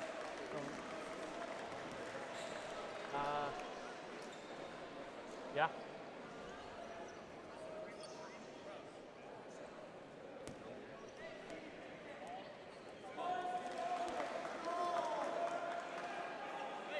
So there will be no clock. There'll be no time. This is a sudden death overtime, essentially. I guess I don't know if I should say sudden death, but 6v6. The first team to eliminate the rest of the players on the other team, game over. So doesn't get any better than this. They will start with 15-second shot clock, but it's only going to take one player down in order to get that to a 10-second shot clock. So what a game. What a day. Birth in the Final Four on the line. This is what it's all about, folks. You see both teams huddling up right now. There's going to be some tough roster decisions here, I think, for that 5th or 6th spot on each team.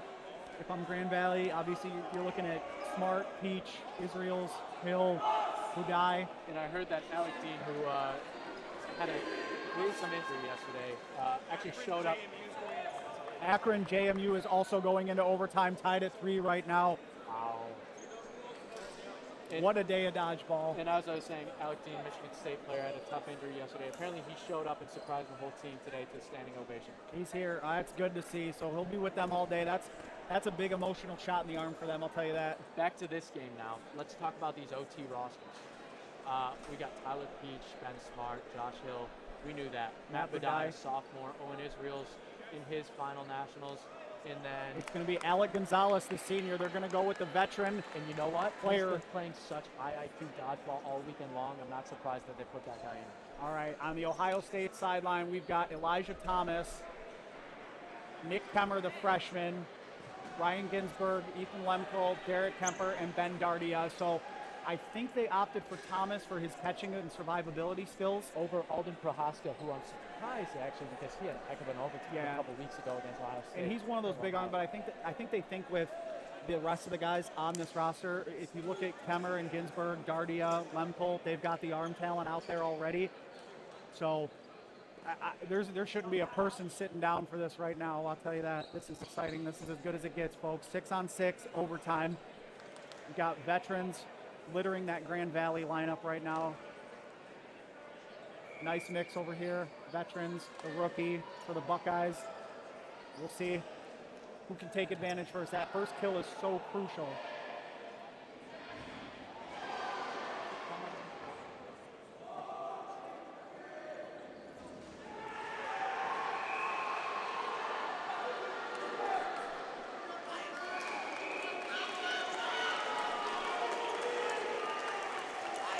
All right, here we go.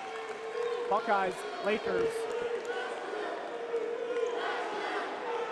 You can hear the crowd getting into it on both sides. We've got 4 guys playing their last nationals for GVSU, and then on Ohio State side, you've got 3 playing in their final round. You've got also a berth against Cincinnati. Cincinnati will be the team awaiting them.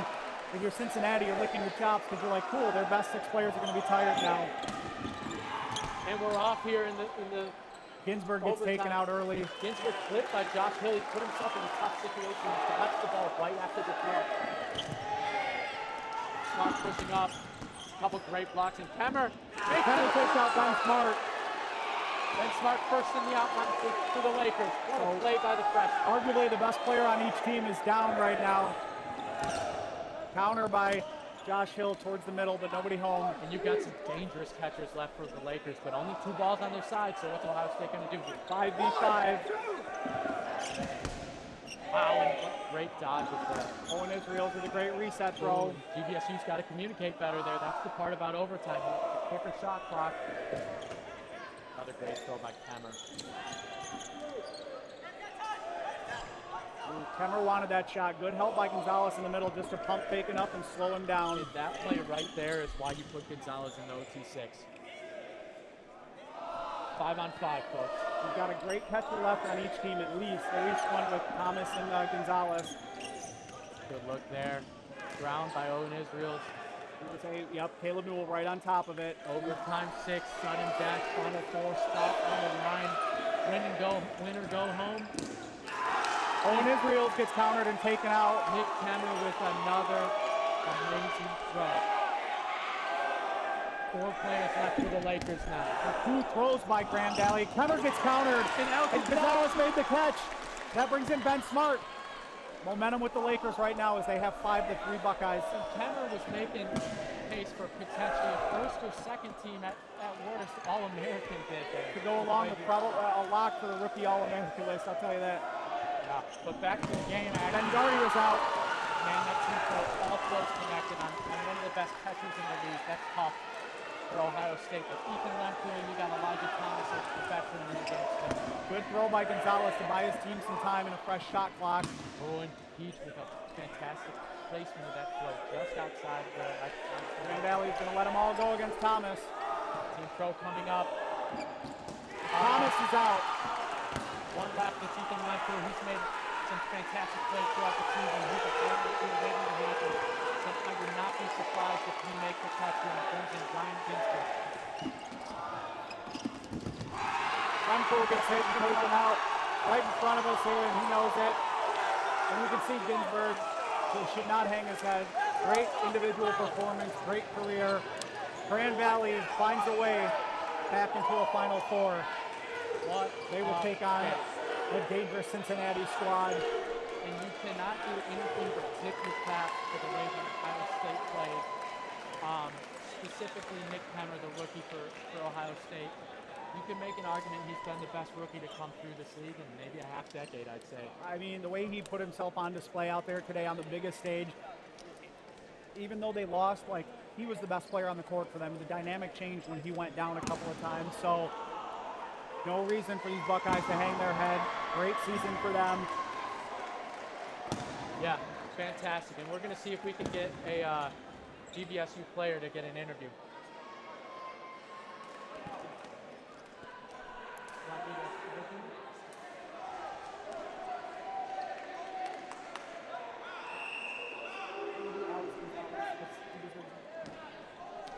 All right, we're going to see if we can get a player from GVSU to come over here. And I think that we're going to have Grand Valley against Cincinnati on the main court. But before that happens, we got to find out what happens in the other game. We have JMU against Akron going to overtime. So here we go. I'll be joined by Alec Gonzalez, senior for Grand Valley. Had a heck of an overtime. And face the camera here. All right. So, heck of a game. I mean, huge swings both ways.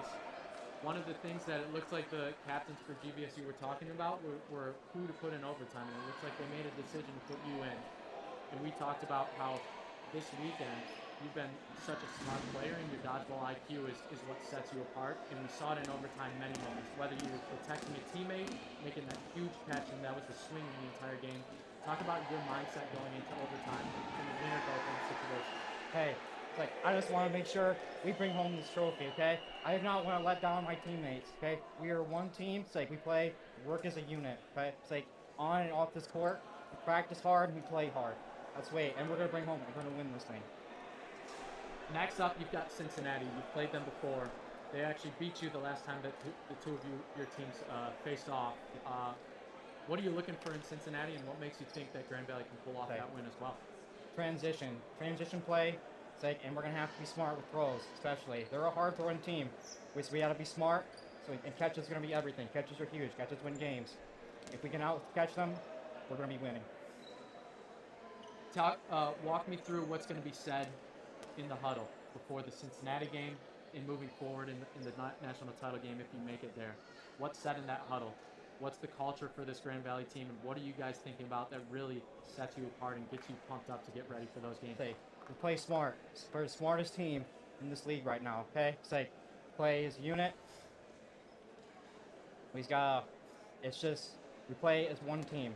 Okay? It's like all of us, it's like everything that we do as a unit. So we gotta stick together on this one. So awesome. Be good.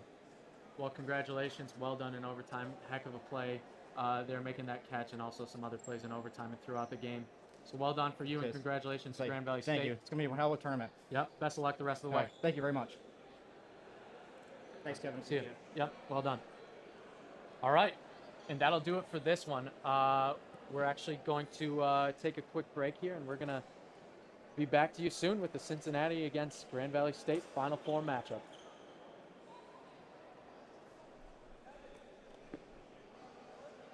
So I just take them out. All I do is set them in here.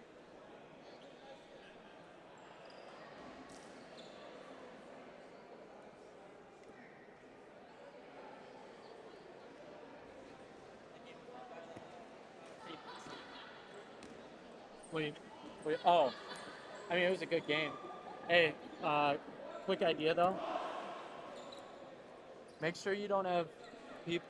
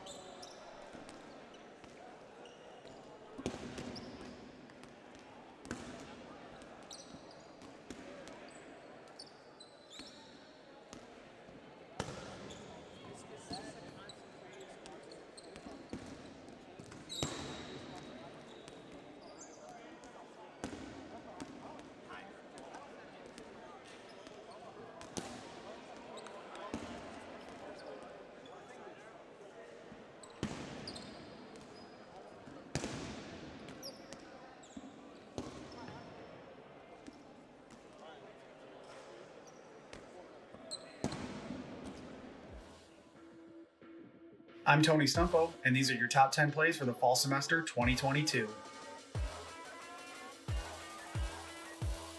Coming in at number 10 is number 11 for the Spartans, Barry Butler. He's going to pump fake, retreat, return fire, and boom, headshot on number 44, Jacob Weber of Cincinnati. This was an early season showdown that would eventually catapult Michigan State into the number 1 spot where they have remained since then. Number 9 is another headshot, this time coming from Ohio University's Terrence Checkett, taking out JMU's James Turner. JMU would go on to win the match 4-3 in overtime, but Terrence got the better of this exchange. Number 8 gives us a little bit of teamwork here, courtesy of the Falcons out of BGSU. First, Kalen Strother misses the catch, but his teammate Kamen Klein is right there, Johnny on the spot for the catch, who says, well, hey, I bailed you out and caught the ball. I'm going to go ahead and keep it here. I'm going to make a throw. Meanwhile, return fire comes from his opponent. He gets blown up, but nope. Kalen Strother there to bail him out. Says, thanks, homie. I took care of you. You take care of me. Let's go. Nice teamwork there by the Falcons. At number 7 on our list is MVP frontrunner Jack Gerling, just with a devastating headshot there on the UWP Pioneer player. Nice throw from Gerling, and even the ref has a look to say, better you than me. Number 6 on our list comes to us courtesy of Ethan Lemkool of Ohio State University. Gets hit on the knee, the ball pops up. Great concentration right here to stick with it. Lays out, makes the catch while simultaneously dodging 2 cross throws. Number 5 on our list takes us back to the same match that we saw number 10 come from, and that's going to be Jacob Weber with a big headshot here against Michigan State University, avenging his from earlier. All Jack Gerling and Barry Butler can do now is look on.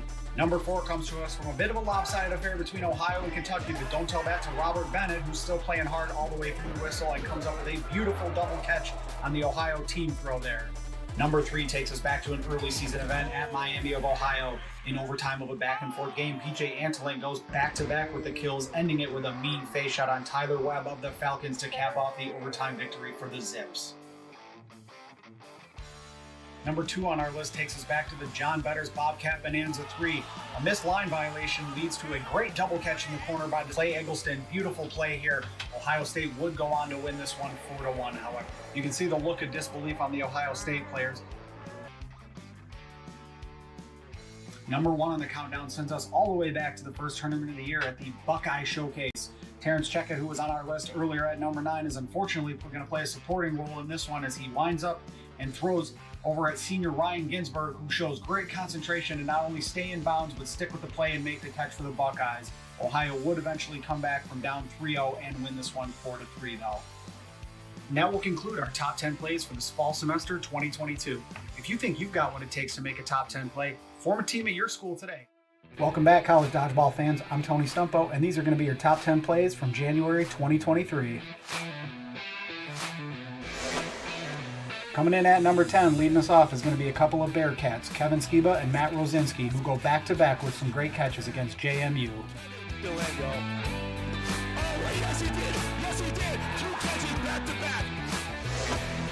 Number 9 comes to us courtesy of Penn State's Cloud Tapia-Manon, who shows great concentration and effort to stick with this diving catch against JMU. This would eventually help catapult the Nittany Lions to number 3 in the power rankings. Former women's MVP Catherine Mays shows a little razzle-dazzle on the opening rush for number 8. She gets a kill, makes a point-blank catch, and then gets low for 2 consecutive dodges on Akron's Alexis Schultz.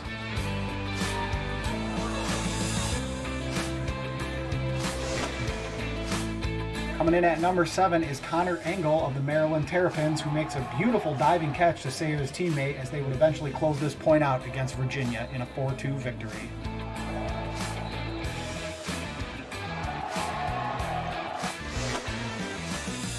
At number 6 is a trio of Bearcats wreaking havoc on Grand Valley State. Rosinski and Heitman get the team throw kill first, and then rookie Tyler Schaefer finishes it off with a brutal headshot. Cincinnati would get their first ever win over Grand Valley State, 4-2.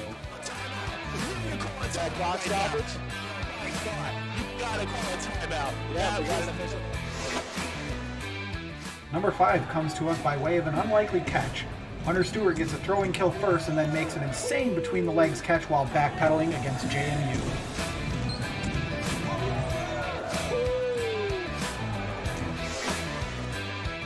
Checking in at number 4 is Zips rookie Abby Emery, who makes a name for herself with these back-to-back catches at the Falcons Ladies Invitational. She's got a bright future in our league if she keeps making plays like this. Kicking off our top three might be the coldest play of the month as well. JMU's fans were letting everyone have it at Beast 11, but Ohio's Terrence Checkett gets the better of this exchange with his no-look kill while staring down the crowd. Even hits him with a little wave at the end. Checkett, being the grown man that he is, he's taking on the pressure. Number 2 on our list not only wins the match, but makes history as well. Nicole Kudic of Akron makes a game-ending catch to seal a win in the NCDA's first ever ladies-only tournament. This cements the Lady Zips as the best in the nation.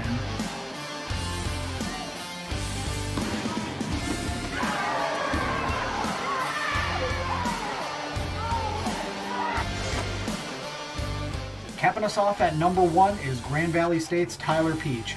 He would not make one play, but several en route to helping clutch a 1 vs 11 comeback for the Lakers.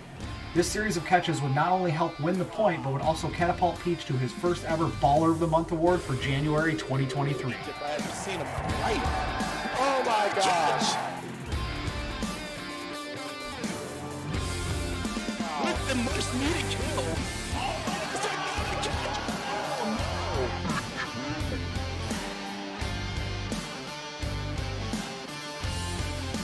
You gotta get this catch. He did not get it. That put TV on the board as we have Tyler Peach with the airplane sign.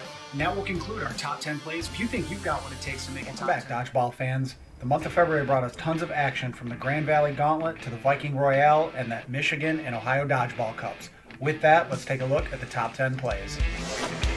Leading us off at number 10 is a great 1-2 punch from the Ohio State Buckeyes here in the championship match of the Ohio Dodgeball Cup. Corey Heitman takes a massive shot from Rookie of the Year candidate Nick Kemmer. Meanwhile, cross throw comes, misses the target, but Derek Kemper says, hey, look what I found. Nice catch off his face there, keeping Ohio State in this game. Oh, what a catch! Number 9 on our list comes to us from Lady Redhawk Ellie Scheifer, who makes a great drop catch here on a team throw in an early ODC matchup. Miami kept this one close for a half, but Ohio eventually pulled away late in the game.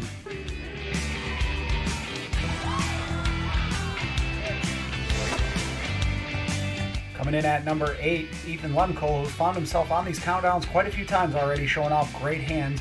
This time in a 3-3 tie game, he helped swing the momentum back towards Ohio State with a phenomenal one-handed catch on Ohio's Terrence Checkett, one of the best throwers in the league. Oh my Atlanta, did you see that? At number 7 is a much more unorthodox catch than what we just saw at number 8, and this one is coming from the Bronco they call Moose, Thomas Moosbach. He manages to snag this catch using just his foot and the blocking ball, which is definitely not something you see every day.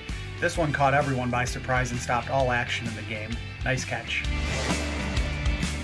Number 6 is going to take us right back to that Ohio Dodgeball Cup semifinal showdown between the Buckeyes and the Bearcats.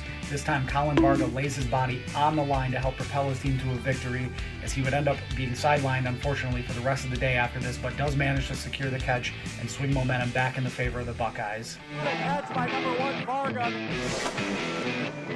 Kicking off the top 5 is another great catch, this time from Tag Allen of Central Michigan. He missed a team catch opportunity, but immediately makes up for it with a falling back catch against the top-ranked Spartans on their home court. He returns fire. What a catch, falling backwards!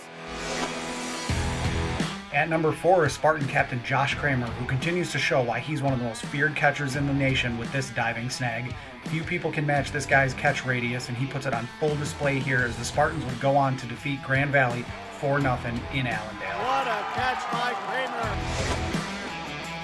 Our top 3 begins with Ryan Aller showing off his athleticism and toughness for the Broncos with his jumping catch against Miami. He ended up hitting the floor pretty hard, but was able to continue the match. Aller's definitely stood out as one of Western Michigan's biggest arms, but shows he can do it all with a play like this.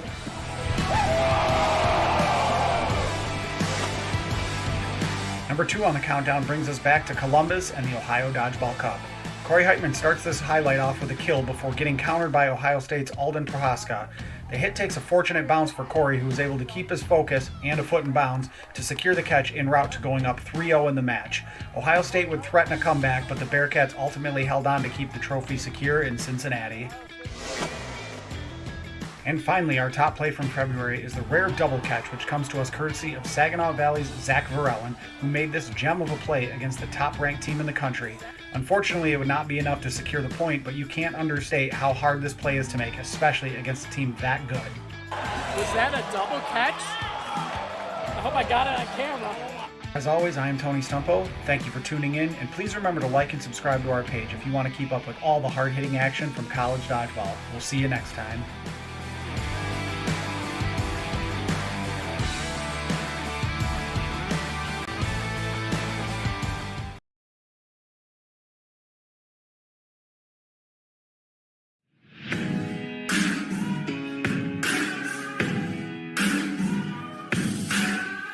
There's a moment in your bones when the fire takes over. Blood is running, heart is pumping as the battle gets closer. They can say what they want now, 'cause we'll be screaming now. We can be heroes everywhere we go. We can have all that we ever want. Standing on top like a champion. Keep your silver, give me that gold. You'll remember when I say we can be heroes everywhere we go. Keeping us down is impossible, 'cause we're unstoppable. We're unstoppable. We're unstoppable.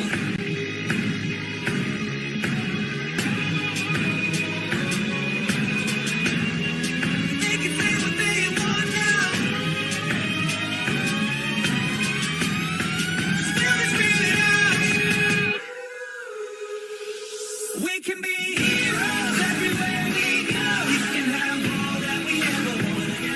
Swinging like Ali, rocking our bodies, standing on top like a champion.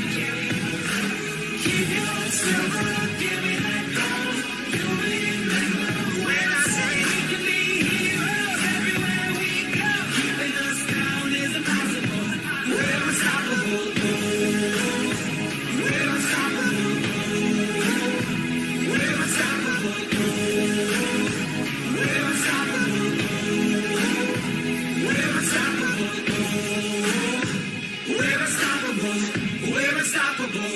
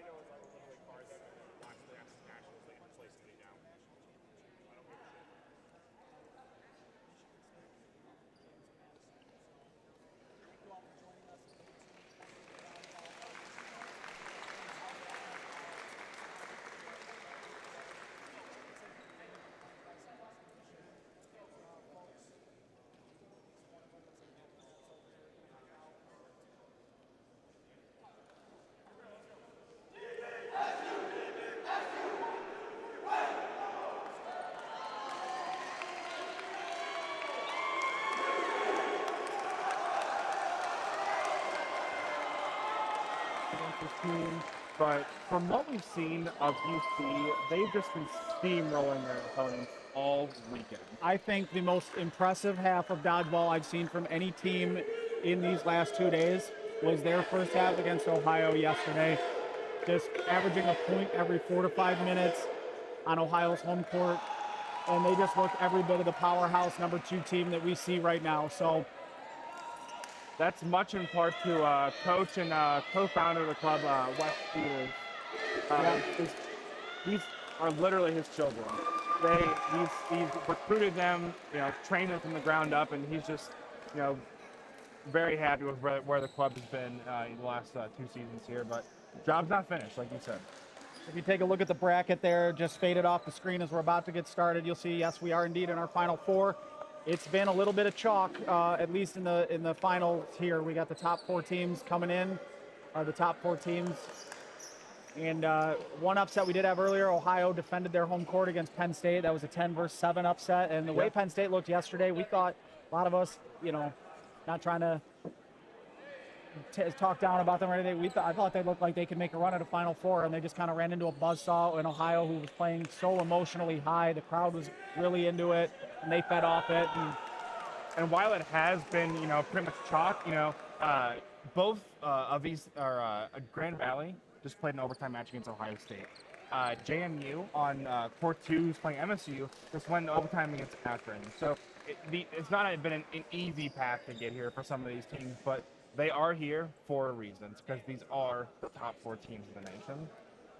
Our captains have huddled up now, and they'll break the huddle. Quick handshake, get us started. Jason Hallman reffing.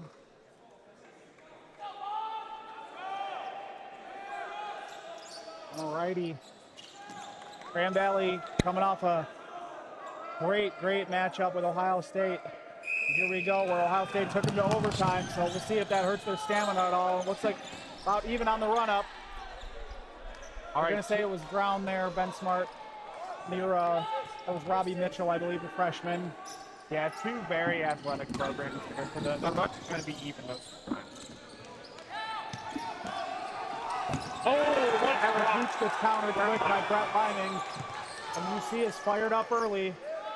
You'd have to assume, though, that now every single time, Tyler Pete is going to look for that, so they're going to be careful on that. Brett Liming, Corey Heitman going to anchor these corners here, wait for help. Fellow seniors and club founders Ryan Engelman and Brandon McGinn on their side. Josh Hill waits. He waits for help there. Probably Smart. Robbie Mitchell. Or sorry, that was Rosinski in the corner that likely would have had the easy counter shot. Yeah, and that shows the veteran instinct of Josh Hill. He knew he probably could get it. He knew he probably could get a kill there, but little rules of speed, ref speed here. So Josh Hill calling him out. Probably could get a hit there, but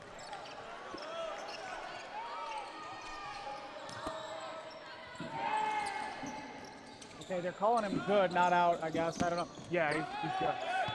Mason Smith with a nice bailout throw there in front of Brandon McGinn to make sure that they reset the clock, and then McGinn gets tagged on the counter. Corey Heitman takes out Hurst Winston. We are under fire here in the booth.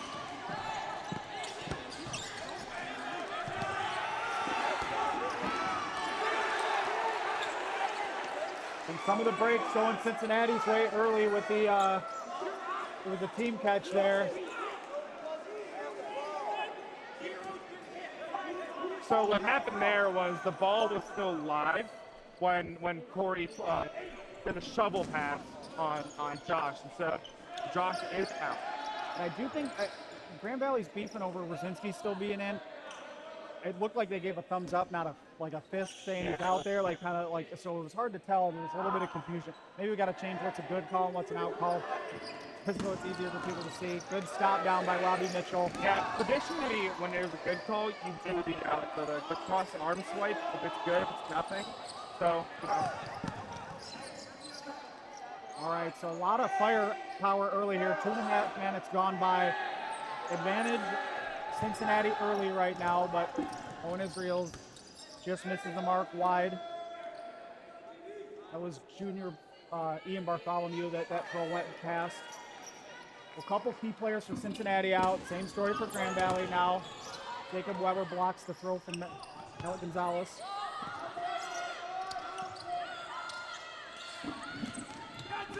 All right, they drew 2 throws from Grand Valley, did the Lakers, so we'll see if they can capitalize. That's not what Cincinnati needs to be doing here.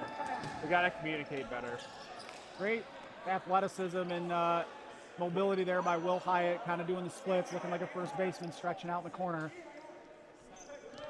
Let's see UC draws up here. All right, counter throw. All right, lining able to get his ball in front of that. From his teammate there. That's good instinct from the senior. Aaron Pope catches the freshman Will Hyatt there, and that's going to bring in Ryan Paddock, another dangerous catcher for these Lakers. Yeah, we've seen Grand Valley bring themselves back from many a points with their catching ability, and they're keeping on display here. Now it's 8v8 again, and then, Bartholomew, that ball stuck there for a second and then just kind of squirted out, so big break for the Lakers. We're down to 7 Bearcats, 8 Lakers here. Abudai sails that one. We're going to say not a throw. 2 more throws high by the Lakers, but those are going to count. So the pace has slowed down as each team is down a few players here. Yeah, I think the officials need to kind of tighten up the LAZ here. All these throws are becoming pretty errant. Seems like at least the high ones. The ones that have been in the ground have been close. Both teams, give them credit, they've been accurate on that. But the high ones is where there's like a little more interpretation. And now fighting, that was number 31, Tyler Schaefer, one of those freshmen we were talking about, trying to help protect his teammate. And he ended up Alec Gonzalez. And all right, each team's kind of trading fire there. Some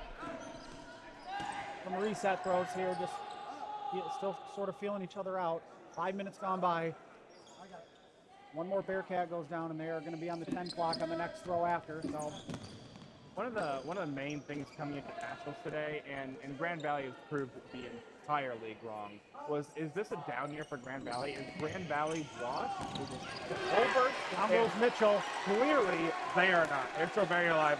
They find a way. They find a way. Regular season, you could definitely argue was not up to Grand Valley standards, but they were battle tested. And Owen Israel gets another kill there. There's a cross, and Gonzalez gets taken out by Liming.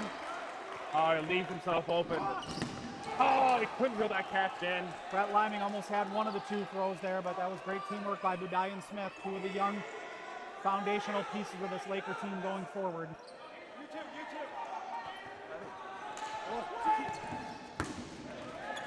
Got Brzezinski, Weber, Montgomery left for the Bearcats. This is a lot of veteran players here. Montgomery's a very dangerous catcher, as is Weber.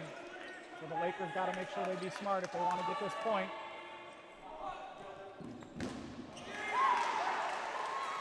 Nice team throw, takes out Montgomery. Brzezinski, not a throw.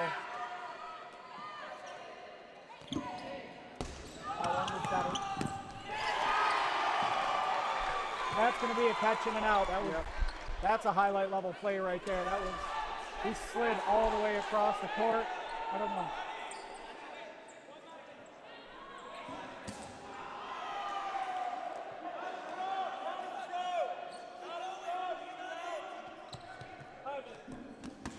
Owen Israels goes at Brzezinski, who blocks it high. Still no shot clock. Great elusiveness there by Brzezinski.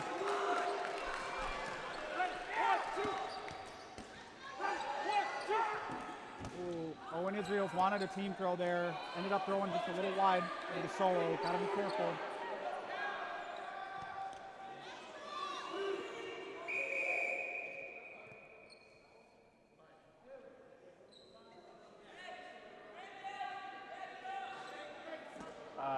Not sure who called the timeout there. We do have a timeout.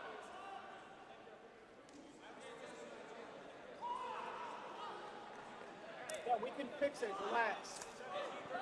We'll fix it. We'll get it. Thank you. Relax. I can change the time back. I don't know where the remote is. I'll fix it.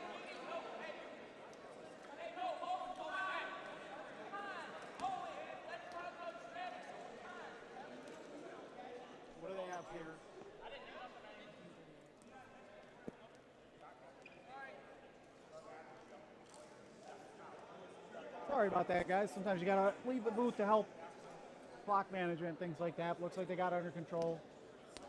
Anyway, there was a play stoppage. Jason Hallman's trying to get clarification on what was going on, or talking it out with the teams right now.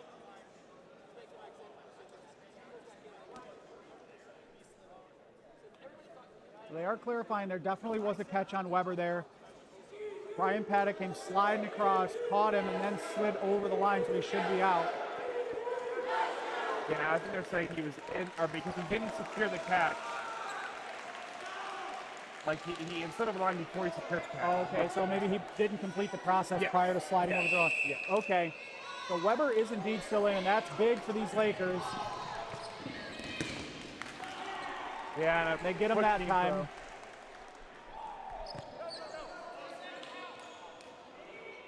No clock, 2 balls on the side of the lone Bearcat Rosinski.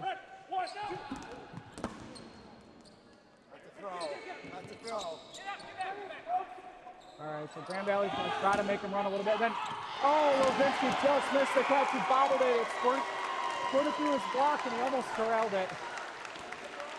All right. They've got to make some adjustments here. UC came out firing early, and then just kind of got picked apart. They got caught. They got, I don't want to call it complacent, but just kind of a little bit sloppy, maybe. And just the veteran experience on Grand Valley maybe kind of kept their young players reeled in, and Cincinnati kind of just, it's the first point in the semifinals. It can be a lot to handle.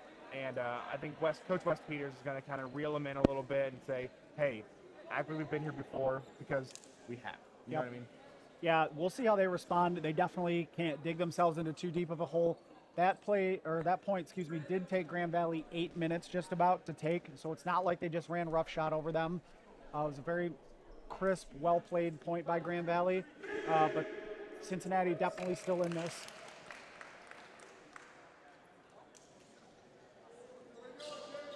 Grand Valley jumps out to a 1-0 lead here. Just about 8 minutes gone by.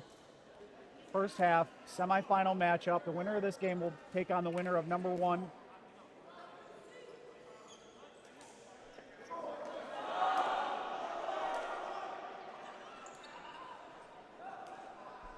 Yeah, winner will take on the winner of number 1 Michigan State, number 1 JMU, which should be starting any minute now. JMU had come off a big overtime game that lasted a little bit longer, and so Michigan State allowed them to rest a little bit. They'll be going over on court 2 if you want to tune into that one. Otherwise, stick with us. Best day of the year in full force right now. We're off again. Second point underway. All right. It looks like UC won that exchange here. All counts about even. I think maybe not, but yeah, you're right, 6-4. Aiden Jacobs had a beef. He thought that the Cincinnati players should have let go of it. Josh Hill gonna take control of that right side right in front of us, flanked by Alec Gonzalez, couple of seniors. Not only does Josh Hill have to watch for the cross, but we do as well. We are right in bright liming zone. It was Brandon McGinn who threw right back in front of Gonzalez, and Brandon McGinn is one of those guys, one of those veteran leaders. Not the most vocal player, but he is just he's a big key for that lineup and what they try to do. He's so calm at all times. Can do a little bit of everything out there as well. He's very efficient, is how I would describe him. Yep. And then Tyler got countered when he tried to counter Liming. And he'll be first in the outline for the Lakers. Yeah, it's not a big deal. One catch brings him in. There's a little bit of confusion on the Bearcat sideline, it seems like, about what they're trying to do right now. They have firm ball control, not firm ball control, but 6-4 balls, and Engelman's going to take the shot, return fire from Budai. Great pursuit by Josh Hill to get the ball, and then he throws. Nobody home.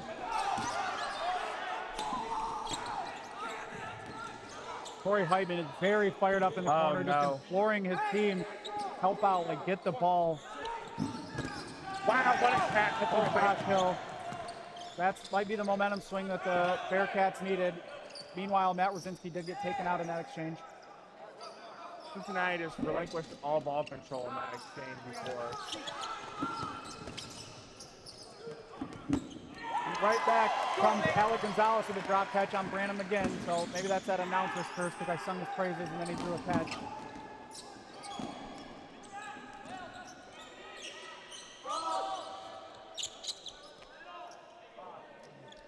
Yeah, no count for the Bearcats. Will Hyatt with a catch. You're going to say that's a good catch. Yep, Will Hyatt with a catch brings in Rosinski. Bobby Mitchell with a big hands catch. Wow. Okay, so Will Hyatt's out now. They end up calling him out with Pfeiffer. And Robbie Mitchell got crossed up there by Tyler Peach, kind of that rise and throw. So Matt Rosinski and Brandon McGinn are back in now. That's huge.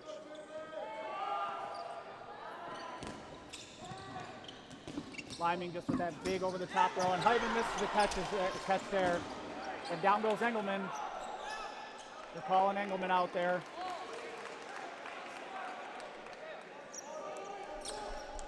All right, folks. This is getting a little bit out of Cincinnati's wheelhouse. Kind of losing control a bit in these first 2 points. They just need to stay composed, play their game, and they can score some points. Yeah, the Bearcats are absolutely still in this thing. And long throw, trying to play some wall ball and kind of missed. Then there was a counter shot taken.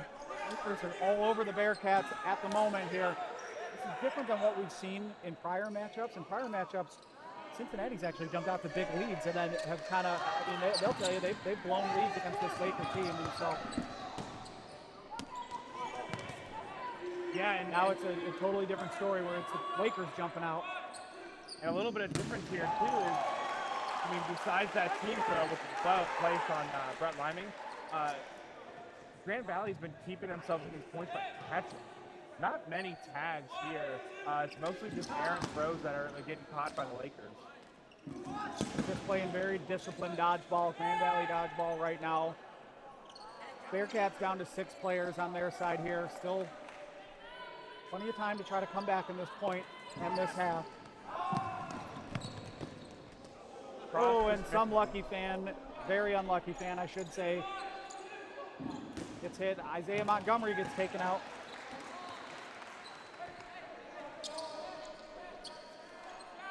The next throw will put the Bearcats down on the 10 clock. We're about halfway through the first half. Jacob Weber goes down on another crisp team throw by the Lakers.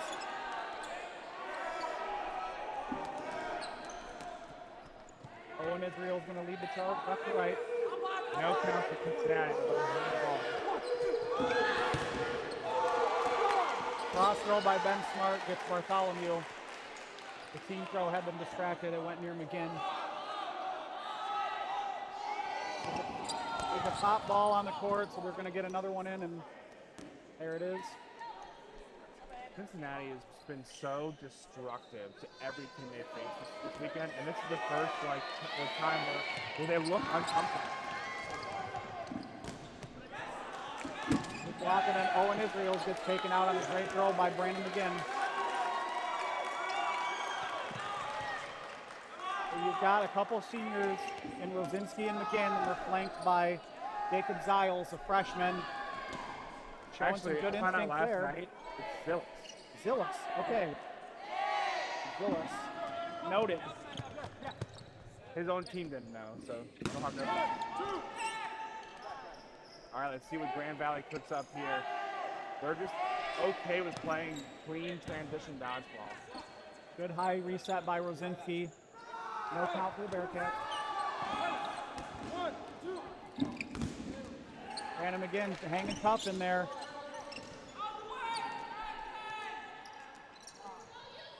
Looks like it's going to be Rosinski who's going to try to take charge up from the middle here, and he makes a throw near Mason Smith.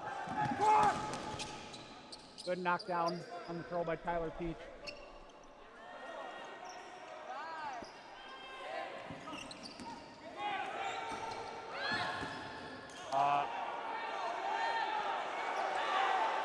The one official calling it a catch. Calling it a catch. All right, it looks like it's a catch. Wow.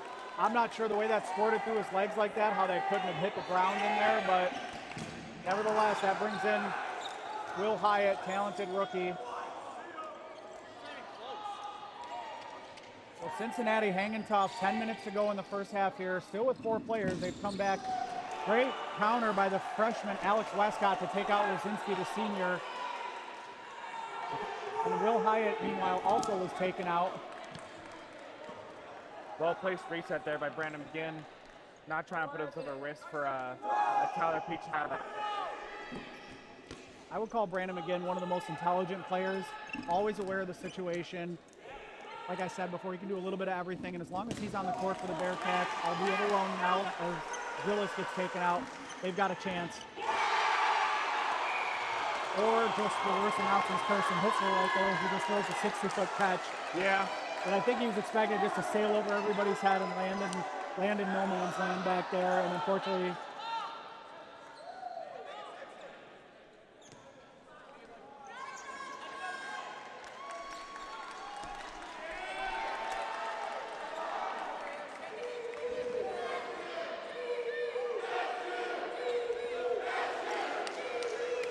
Camp there from the parents keeping the hyper relations. Grand Valley parents do travel a lot. So it's cool to see the families get involved here. Grand Valley is just in complete control. They can do no wrong right now. and if you're Cincinnati, 9 minutes, plenty of time. Grand Valley's averaging about 8 minutes a point right now. So but this is plenty of time for Cincinnati to try to cut this lead in half. Grand Valley is up 2-0. Grand Valley's just looked more polished as a team right now. Cincinnati can't quite seem to wrestle momentum away from them right now, and Grand Valley's feeling pretty good right now.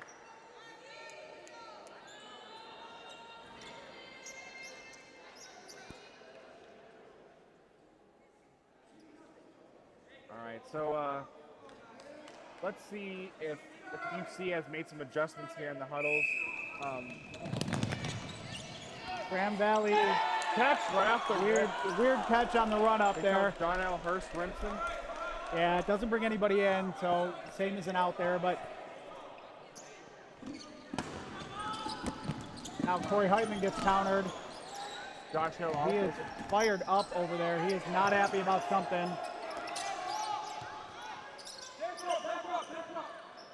All right, so both teams backing up. Grand Valley says it's Cincinnati's throw. I can't hear the clock. Josh Hill takes the shot, takes out number 31, Schaefer, another rookie.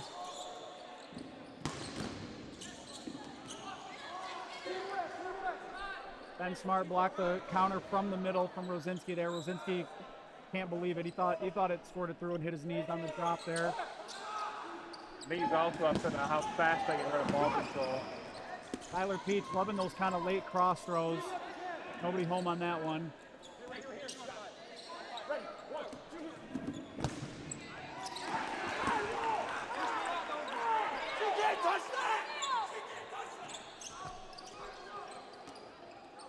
A lot of emotion being shown by both teams here right now.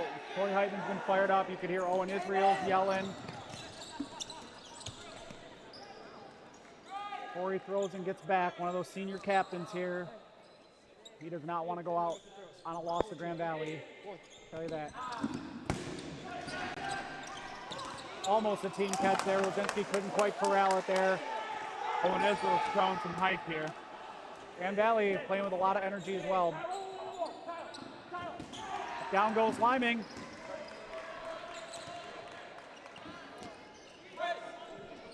All right, listen, we're gonna set up for a right side team throw or solo throw. Oh, Maybe a reset. Maybe they'll reset now. They can do it again or force Cincinnati into a throw. Yeah. So you can see Will Hyatt, who looks so much like Kemmer, in my opinion. It's funny, those two. They'll be rivals in the league for a long time.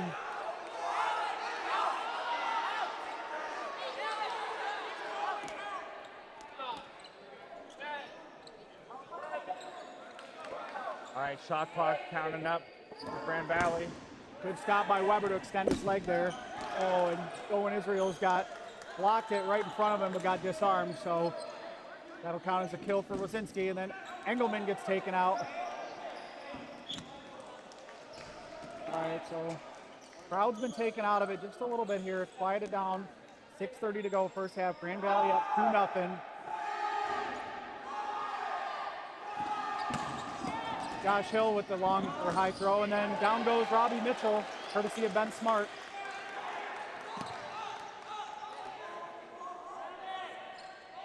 All right, now Wazinski moving up here and trying to mount some offense.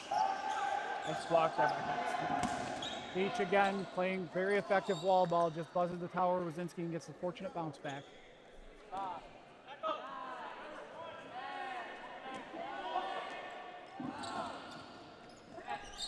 Aiden Jacobs pushes the pace and then holds. Down goes Weber. He usually looks for that catch, but he kind of was trying to defend himself. I feel like he maybe thought the peach throw was coming his way, and instead it came from Josh Hill, and it just crossed him up enough.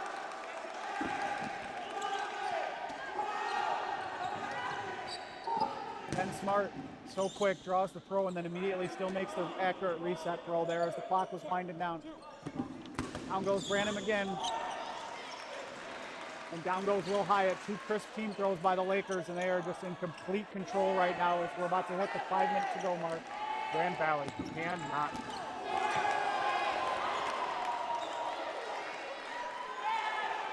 Looks like we've got Ziles and Montgomery, the last hope for the Bearcats here to try to hang tough. Maybe that's not going to be a throw.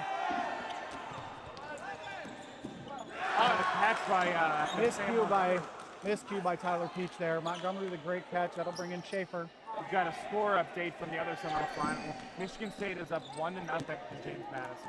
All right, that one's probably still pretty early in the match too as well, but Michigan State taking care of business.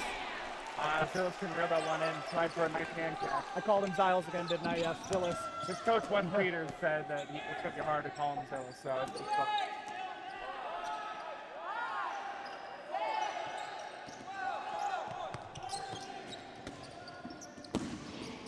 All right, the first one didn't count, the second one surely did. And 2 Bearcats left against 9 Lakers. Crisp team throw takes out Isaiah Montgomery.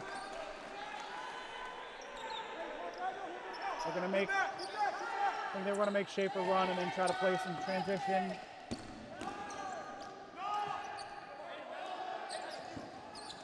Safe throw by Jacobs just to sort of reset it. All right, first half, under 4 to go. Great dodge. Sliding attempt there. Cincinnati faithful appreciate it.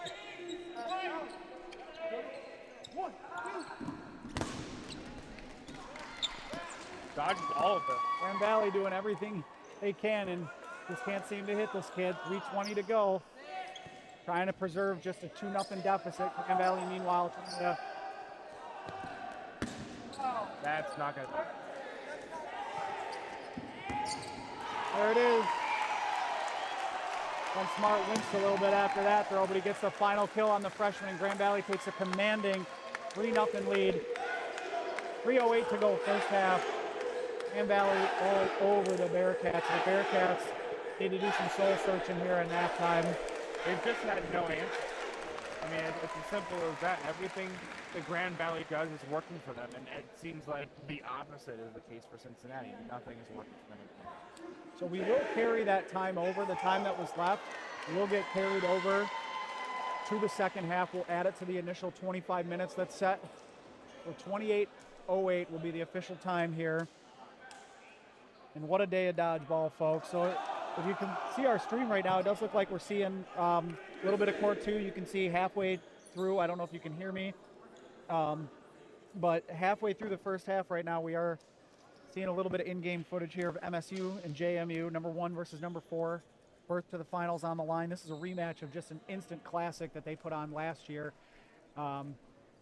As I believe the number 2 versus number 3 teams last year, and they went to overtime, and in overtime it was all Spartans, but 2 rematches of last year. This was the same semifinals, weren't they? Just different seating. Different seating, different same seatings. semifinals. Okay.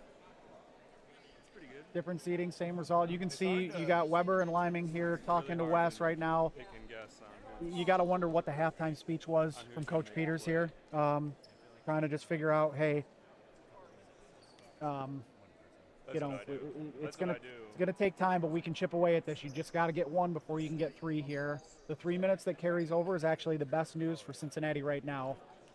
Yeah, absolutely. And one of the things that I know they're talking about is the fact that, you know, Cincinnati just is not communicating well, and they're losing ball control, and they're not being as aggressive up in the neutral zone as they should be. Cincinnati's just not playing their style of dodgeball. Nope, I would agree. Right now, Grand Valley has taken away everything they've tried to do and seized momentum. But again, thank you all for joining us. We are in the Final Four now.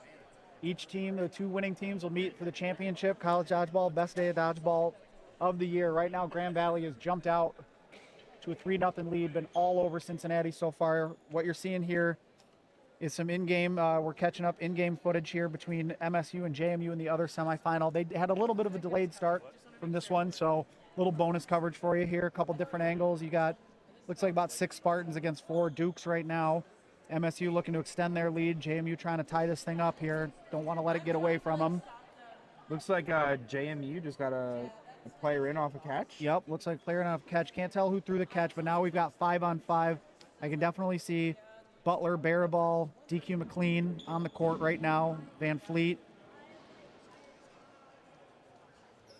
I do believe Trenton Schaefer there is on the court, as is Noah Conyers maybe, or maybe he got eliminated at one point. He was for the Dukes. So Schaefer normally plays that corner for JMU. Team throw looks like it takes out a Duke there in the corner, but Baraball got countered as well. So a lot of action going on here. It looks like we've got just 2 JMU players left. You can hear the crowd kind of going after. It looks like Barry Butler got a kill there. MSU threatening to extend their lead to 2-0 here. And that's it. They do. Just under 10 minutes to go here. MSU extends their lead 2-0 over JMU. So looks like DQ McLean was the final tag there. DQ McLean, one of those unsung heroes. I think everybody knows him now, one of the senior captains on MSU. But I think, you know, the Gerlings, Butlers of the world take a lot of the spotlight. But McLean is that cool, calm, collected guy who's never really out of a game. Yeah, so if I'm Grand Valley now at this point, you have a 3-0 lead at halftime. You know that on the horizon it's James Madison or Michigan State. What are you thinking now? I mean, obviously, you can't look past the Bearcats. They're here for a reason. Here's the thing. Grand Valley's been in this position in other tournaments before. MDC last year comes to mind, and they know that teams are very capable of coming back from 3-0. Cincinnati scored a point every 4 minutes against a pretty darn good Ohio team yesterday. This team has firepower, and if you give them momentum, they can start scoring points in a flurry. Grand Valley cannot change what they're doing in terms of, like, let's just play to not lose. We've seen it happen to teams before, and what happens? They end up losing. So, your Grand Valley, more of the same. It's a chess match, so they're going to have to kind of wait and see, take on this onslaught from Cincy early, see what adjustments Cincinnati makes before they adjust. Yeah, I mean, obviously, like you said, more of the same. If you're Cincinnati, that's what you're saying. Or not, I'm sorry, Grand Valley, you're saying more of the same. On the other hand, if you're Cincinnati, you're saying Cincinnati does have the better side. Sorry, I didn't mean to interrupt. I was just saying Cincinnati has the better side now. You can play a little bit of wall ball from both sides, but we'll see if Cincinnati can adjust that way. But sorry, go ahead. But if you're Cincinnati, you're saying, what the heck went wrong? And what can we do? How can we play our pace, our tempo, our play style? And so you know that they're making those adjustments, and I expect to see a cooler, maybe a little bit more coordinated Cincinnati coming out of this half. Yeah, the pressure is on Cincinnati to be the one to make the adjustment, and then from there, obviously, Grand Valley would have to readjust. Oh, yeah, absolutely. Crowd's getting pumped now. We've got fans across from here. We've got some fans up top watching from... That's probably got a pretty cool vantage point up there. We do have a camera angle from up there as well, I believe, so that's awesome. And looking forward to this second half here. Like I said, Grand Valley, they have to know that Cincinnati's going to come out guns a-blazing here and let it all hang out in the first couple minutes. You have to handle the pressure. All right, let's see what they cooked up here at halftime. Trying to see if I can see any roster adjustments here, but I don't think Coach Peters is quite ready to do that. I wouldn't say that there's any player that stood out as like somebody who needs to be taken off for any reason. They just have to execute. So, yeah, I would agree. One thing to note here is you can tell by body language how a team's feeling, and Cincinnati, they're looking a little bit, heads are down, kind of, not very much, intensity, and I hope by the time this point starts, they've adjusted and they kind of, come out swinging here. All right, so it's going to take some comebacks from JMU and Cincinnati to prevent an all-Michigan final where we'll see a repeat of last year's final. Michigan State turn the table. They'll be coming in at the higher seed against the Lakers if these scores hold true, but 28 minutes separate us from the final here. And they're off. And two. Yeah, you hear Ben Smart saying you got to drop that. Montgomery and Mason Smith got tied up there. Mason let it go. Montgomery should have dropped, and then it failed. 5-5 ball count nonetheless. Ben Smart gets Will Hyatt early. All right. Josh Hill going to lead the charge, flanked by Gonzalez. It'll be Gonzalez who throws. Cincinnati's got to find an answer here. Another great catch by Gonzalez. That's been his bread and butter, the unsung hero of this Laker team today. Played his way onto an overtime roster, made a big catch there, and has 2 so far today. I asked Tyler Peach yesterday when I was interviewing him. He said Alex Gonzalez is their unsung hero. We're seeing that. Matt Budai takes out Liming. Oh, maybe not. Must have bounced in front of him. I thought that was close action. Instead, it's Matt Budai who's on the bench here now. So Grand Valley missing some point-blank shots at Engelman and Liming. A little All-American, potential All-American standoff here with Brett Liming and Ben Smart. Yeah, Brett Liming, I think he definitely penciled his name onto that list at the ODC. He's really been the glue for this Cincinnati team for so long now.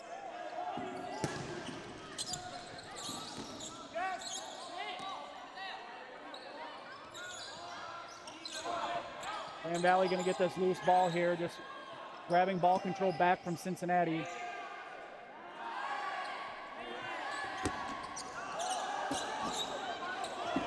Engelman gets Ben Smart that time there, so it took a couple shots. He got countered as well, so. Not sure the ranking of that trade for each team, but I'd have to say that Cincinnati came out on top there. Meanwhile, nice team throw up at the top there. Takes out Bartholomew, who was kind of shielding McGinn a little bit there. Tyler Peach pushes the issue in the middle. No shot clock for Cincinnati. Looks like Grand Valley has the veterans on the right side, and they'll probably work that side here with the team throwing to start. Brandon McGinn kind of pre-counters and the balls collide. Grand Valley got the better of that exchange in terms of ball control, and another team throw that McGinn evades.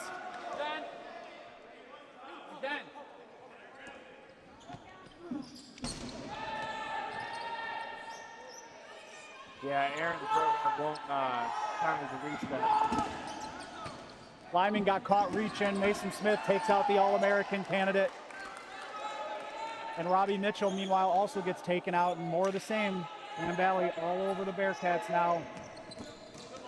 Tyler Peach looking to make a highlight catch there.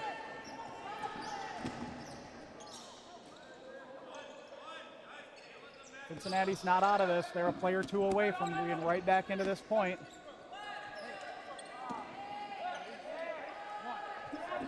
Team throw by the 2 freshmen. They take out Montgomery in the corner there. Good teamwork. One more throw and the Bearcats down to 10.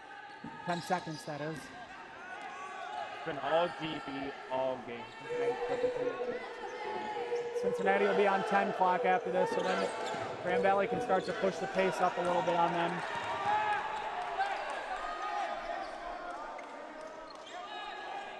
Good awareness by Herstrinson. His sideline was screaming at him to throw. Brings in Will Hyatt. We're screaming at him to go all the way back, but they didn't have a shot clock. It's only one ball. So, yeah, that's a big, big catch and a big momentum swing for the Bearcats there on Mason Smith with the catch.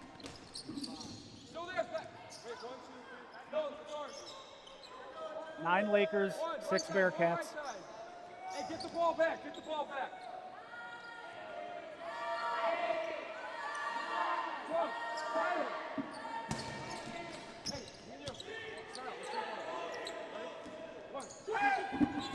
Will Hyatt, and this is the catch. Good team throw by Pope and Hill, but then Pope got countered.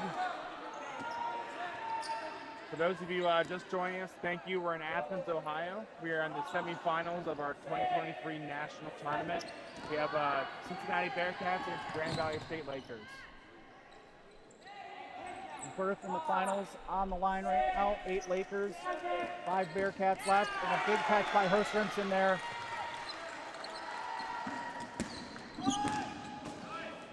Gonzalez gets taken out by McGinn. McGinn is a silent killer on this Bearcats roster. McGinn made a highlight reel play at ODC with a big double catch, or maybe that was War, I can't remember, but just a solid all-around player. And he's just, his stoicism just never changes. Weber's got to be careful as he's backpedaling there. Tyler Peach went for that cross.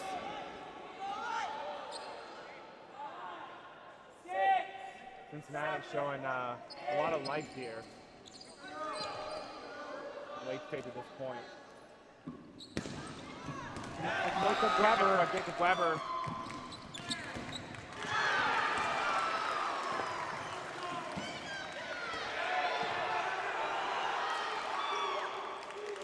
All right, catch brings in Corey Heitman. Sometimes that's how these things happen. Grand Valley had a catch of their own, but like they just keep making a catch after catch. Another catch brings in Engelman. Ben Smart is also back in this point. Yep, so you've got 4 overtime players for the Lakers right now, but you've got a pretty good group on the court right now for the Bearcats. Down goes Ben Smart, I think, maybe not. Sorry, the microphone got put in my face. Corey Heitman got hit on the head, is sliding out, and he is not happy.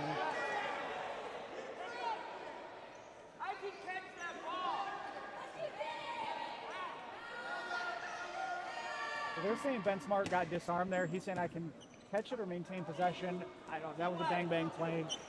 Yeah, it was so close to the ground. It was hard to tell. Team throw takes out Engelman in the corner. Nice catch by our cameraman on the deflection here in the middle.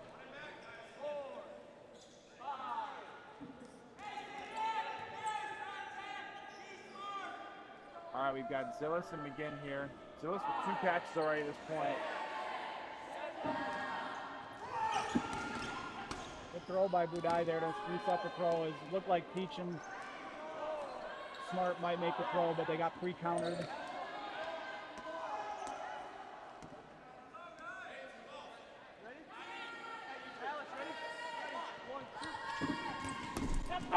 Couldn't secure the second one.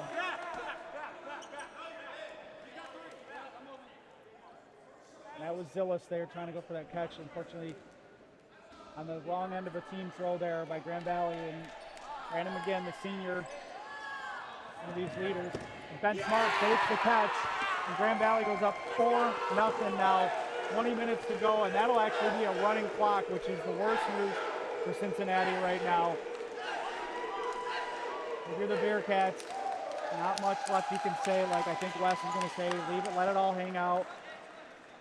We'll see. Under 20 to go now. Second half, Grand Valley just takes a commanding 4-0 lead. I have no words, Tony.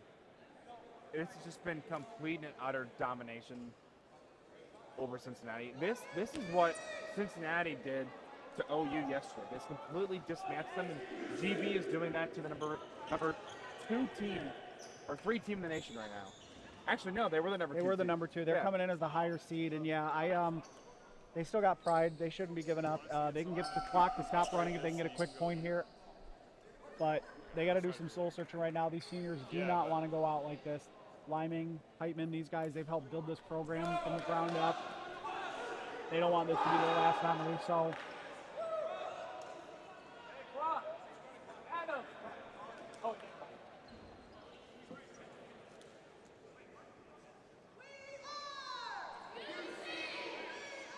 And now the UC faithful just imploring them, play for something here, guys.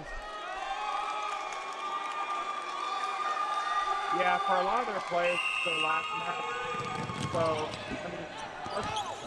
I mean, let it all go. A lot of balls in the middle here. Cincinnati gets all of them, and then again takes out Hurst Rimson. And yeah, Cincinnati's going to play angry now. You can see the look on Corey Heitman's face. He's out for blood. A good counter by Rosinski. And Matt Budai gets taken out, and it is just pandemonium. It's pandemonium here. Hyman gets taken out, Engelman gets taken out, Pope gets taken out. Hard to keep up with all this. And just like that, it's a different game. Nice counter by Israel's on Will Hyatt. Tyler Keith goes down on the team throw.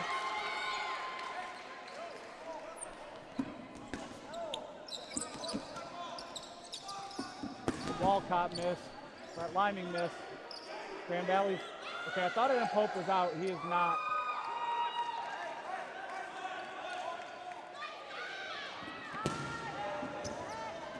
Green catch. Corey Heitman gets bailed out there. With 5 Lakers left. They're going to drop down to the 10-second shot clock now. Cincinnati has not thrown this hard all game. It's amazing what a little adrenaline and anger can do for you. And then Schaefer just misses the catch on Israel.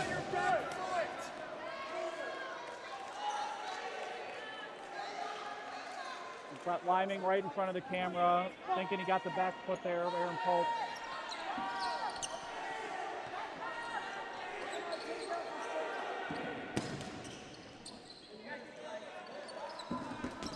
Good counter by Robbie Mitchell on fellow freshman Eli Walcott.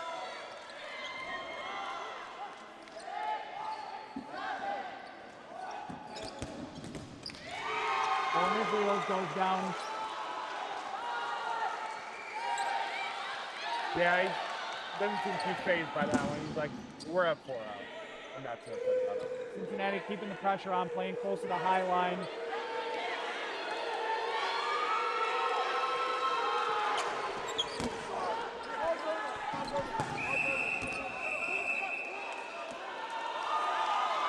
I don't know if that's going to be a ball's over call, as Ben Smart's throw is blocked by Lyman.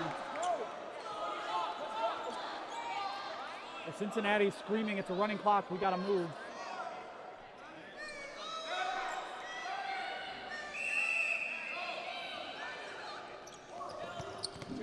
And Smart misses the catch. Aiden Jacobs is out.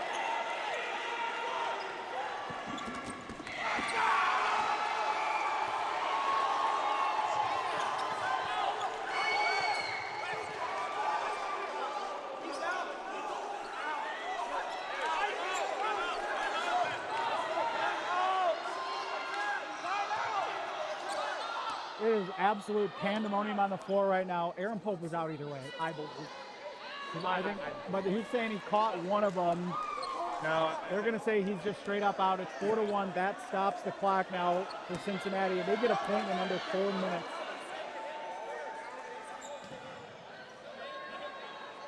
Let's let them sort this out. We'll get the official call.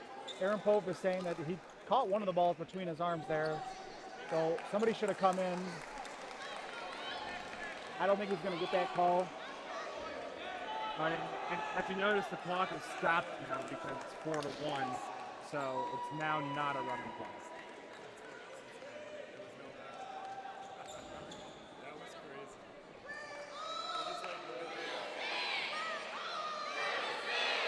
So we talked about Grand Valley. They can't sit here and just play to not lose, because we saw what happened there. This is as powerful a team as we'll see. the Cincinnati Bearcat squad. Yeah, Cincinnati. That was the first time we went to feet. And now Grand Valley is. They're one of these teams that take offense to disrespect, and I'm looking forward to see how they answer.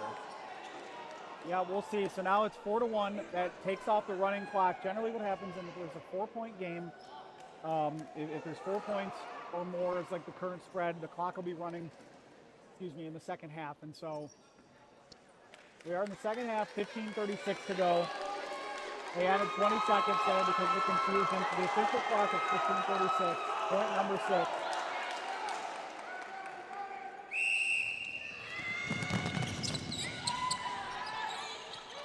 Nice rush on both teams. Yep, and Grand Valley knew not to just play into this, and Lyman throws an early catch. And down goes Mitchell. Maybe not. That's my bad. Grand Valley wasn't going to let them just get a bunch of crazy kills right out of the gate here. Corey Heitman goes down. Yeah, Grand Valley's like, all right, we're going to take control of this. We're going to control the chaos. Yeah, if you notice, it was Cincinnati that thrived in the chaos there, not Grand Valley, so they don't want that to happen again.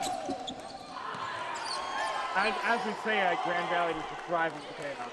Remember. First Rimson got a nice kill there coming from the middle, throwing to the side right near our booth.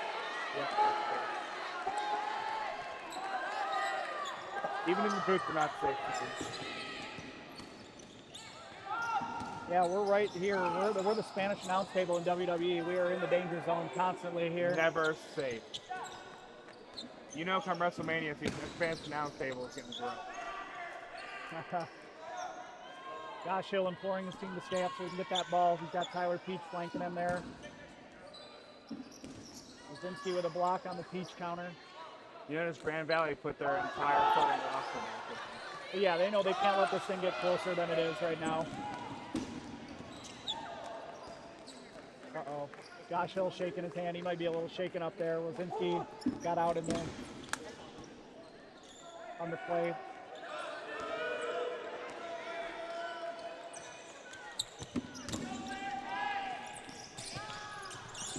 Ben Smart leading the charge for the Lakers. That looked like a kill for me on the leg there of Schaefer, but to no avail. A lot of fireworks going on in this game right now, I tell you. It's trading shot after shot after shot. Yeah, it's been an exciting point thus far. Jacob Weber showing off. He can still bring it a little bit.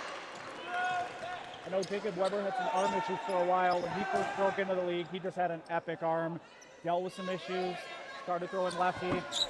Turned him into a really good catcher. Wow, what a catch there. for Weber. But still showing off that he's got some arm strength.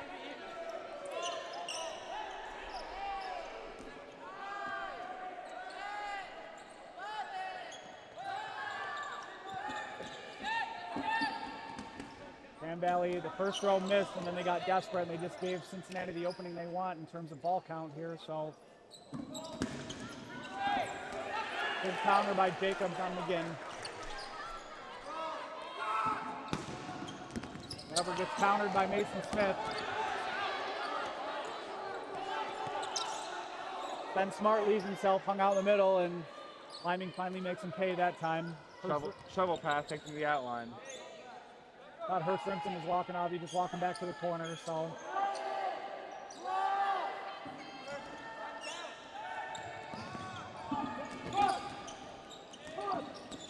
All right, it appears Cincinnati now in 10 count. No count for Cincinnati at the moment as they only have one ball. Down goes Bartholomew on a good team throw.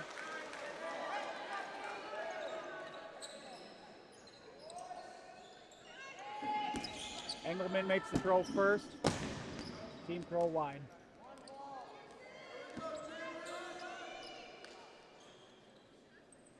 All right, Grand Valley content to take up the full 15 seconds every time, and why not? You're up by 3 in the second half here. Yeah, absolutely. I mean, they're just, I don't want to say wasting time, but they're just biding time at this point. Yeah, Engelman showing some good flexibility there and getting low, staying small there. They made that team throw two times in a row. They tried their luck at Montgomery and missed wide. Montgomery's been one of their players who kept them in long points with his clutch catching, so that's... Crimson goes down, great throw by Engelman. Can't get the stop on the reset throw by Owen Israels.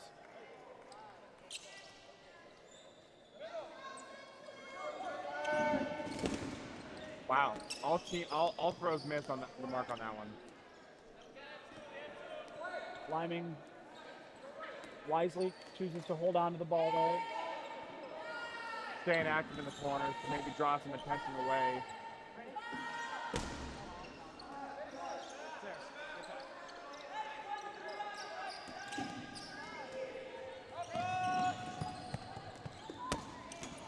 Blocked by Mason Smith right in front of the monitor here on the throw from Brett Lyman.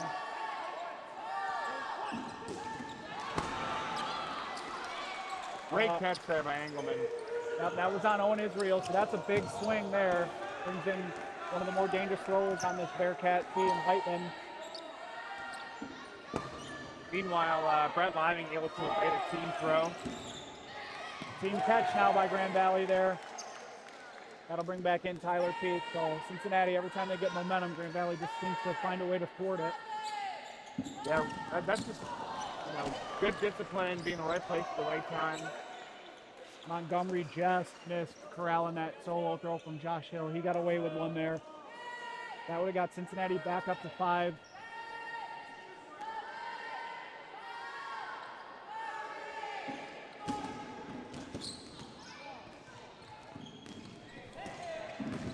Corey gets it countered on the team throw. That was Well Scott and Hill on the teamwork there. Nice movement there by Lyman to slow down the Laker offense. Tyler Peach, meanwhile, got taken out at some point. I kind of missed what was happening there. I think it involved Corey Heck, if I'm not mistaken, because then he got chased down by Josh Hill. Final ball for Brett Lyman.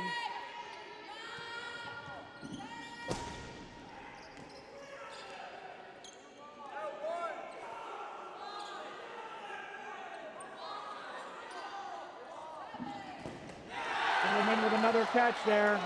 It looks like that was Gonzalez's ball. That brings in Rosinski. In my opinion, you've got 3 overtime players for Cincinnati on the court for them right now. Yeah, if there's a lineup you want to have, these guys are in. That's tough luck for Rosinski there. Makes a block, keeps possession, but then runs the ball to the other side of the court essentially.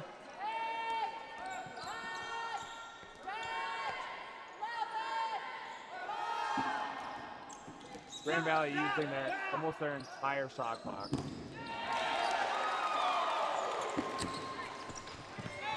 Matt Budai's out there, kind of blocked it, so don't look now, but the Bearcats threatening to close this gap.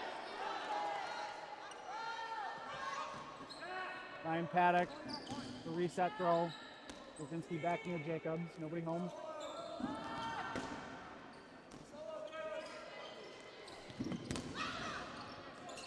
All right, the cross from Mason just misses the mark on Rosinski. They're not even really paying attention to him over there, and Lyman can't do anything about it because he doesn't have a ball in the corner. Now he does. They can guard against that maybe. Ski lost the ball trying to go for the drop catch. Still no count for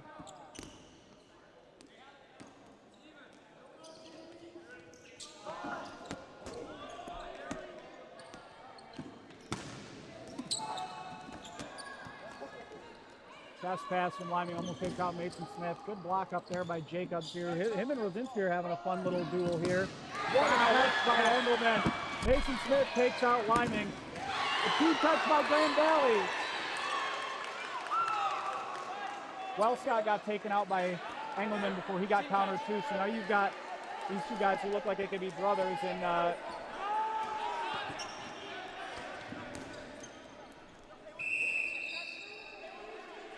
one of the players brought back was Ben Smart here.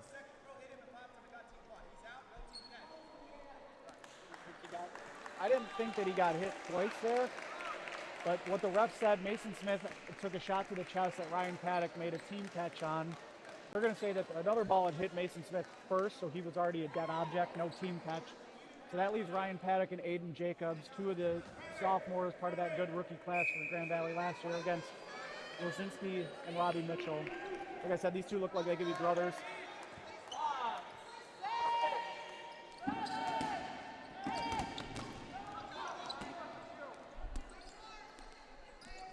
All right, Ryan Paddock's been battling some arm injuries. So let's see how he picks up here. Yeah, you Throw can see lefty, there you go. Down goes Jacobs. Ryan Paddock, one of the better catches on this roster. It definitely wouldn't solo up. That hits the field there. 6 minutes to go. 4-2. Cincinnati putting on a charge. It might be too little too late, but you got to give Engelman some credit. Those catches, I think he made what, 3-4? And that last one right there was crazy athletic. Maybe that. 4 or 5. I'm not sure, but especially the one at the throw line, that one. Yeah. Engelman showing that his Aircat pride there is, you know, he's like, I'm not going down. Absolutely no quitting him, and I can start to see the emotion on the faces of some of the Bearcats as they've fought back valiantly in this one, but it may end up being too little too late with 6 minutes only to go here.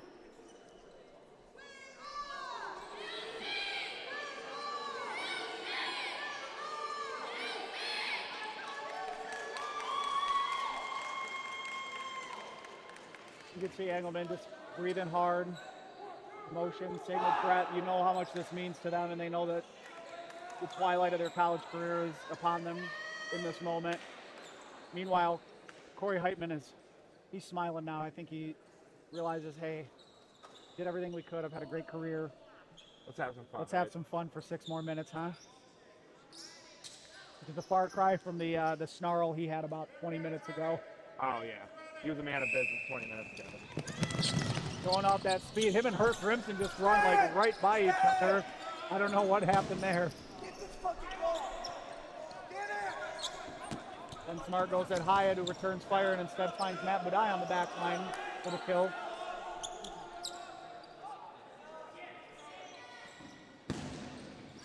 All right, nice wall ball shot there for Grand Valley. Josh Hill resets it and return fire. Looks like he was taken out of that exchange. Yep.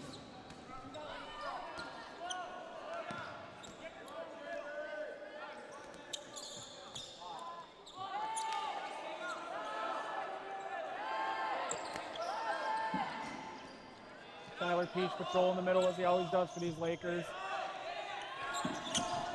Down goes Hurst Remsen. Down goes Will Hyatt. And well, Scott, and there's just a lot of action going on here. Aaron Culp doing a good job corralling these loose balls, but don't look down. Grand Valley's only got 6 players left. Yeah, one more. Good stop by Zillis. I knew it wasn't Ziles, but then I couldn't remember what it actually was. Robbie Mitchell daring someone to throw at him here. That kid's got a bright future in this league, I'll tell you that. Already had Rookie of the Month. All right, Ryan Paddock being the protection there, pretty smart.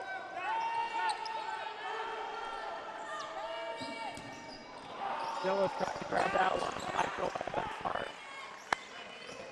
On the 4 minutes to go mark, second half, Grand Valley to advance to another championship. Man, this has been a tale of 2 halves. Absolutely. If you watch second half Cincinnati and first half Cincinnati, Indeed, yeah, and they just kind of let it all hang loose, and maybe they should have done that from the start. You never know. It's always going to be shoulda, woulda, coulda, but Owen Israels goes down on the throw from Matt Rosinski there. Grand Valley will be on 10 now, so Cincinnati can ramp up the pace a little bit.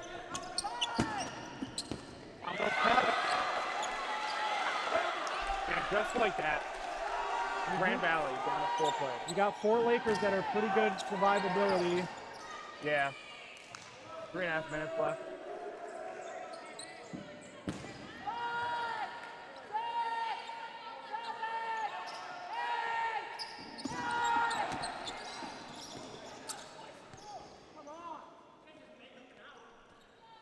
about 3 minutes left here in the second half, 4-2 in favor of the Lakers.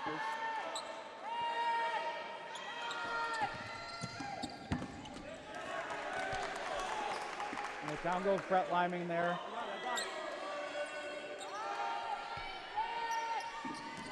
And what could possibly be the last play of his career here. Sad to say, I think he knows it too. Over on the sideline, he's going to take a long walk back there. He'll be greeted by some grateful fans and teammates as he was one of the founding members of this organization. Led them to 2 consecutive Final Fours, not a bad way to go out.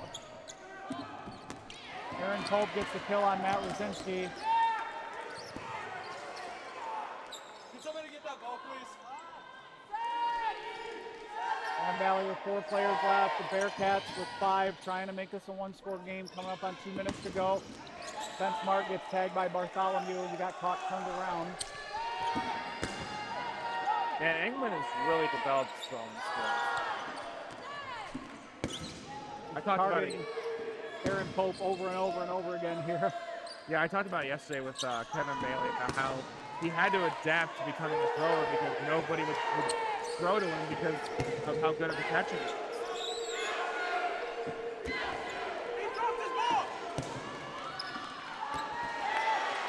All right, and that hit'll take him out. And Aiden Jacobs gets taken out, so Tyler Peach, the final Laker, goes sliding across.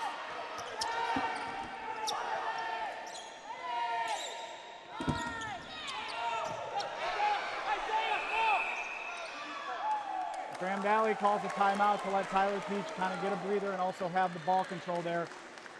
Engelman has the only ball on the Cincinnati side. 1:18 to go. Tyler Peach trying to close it out, preserve this 2-point victory, and head to yet another finals.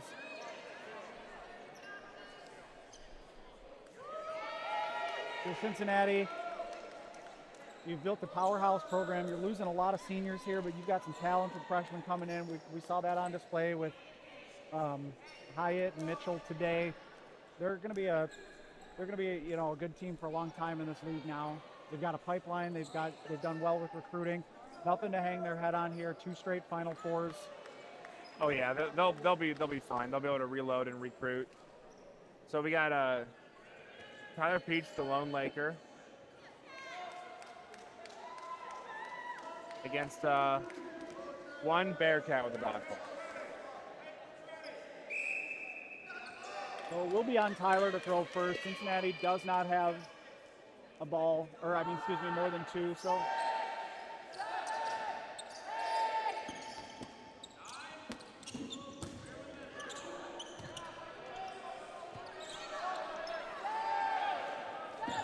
Schaefer comes up and draws a throw from Tyler Peach, and now Engelman and him throw together, miss, under a minute. Tyler Peach is like, all right, you're just going to give me all the balls. Safe throw there to burn another 10 seconds. Very much content there. Lob one over their heads. Oh, that's not going to be a ball. We're going to have a balls over now with 30 seconds to go. All right, if you're Grand Valley, all you're thinking is, who cares? Pretty much. Score doesn't matter. A win's a win. They've got this, yeah. I mean, and Cincinnati's going to go for the run-up, but I don't think they can get 10 kills in 25 seconds after, assuming they can get Peach here. Tyler's probably just going to go the old sideline to sideline.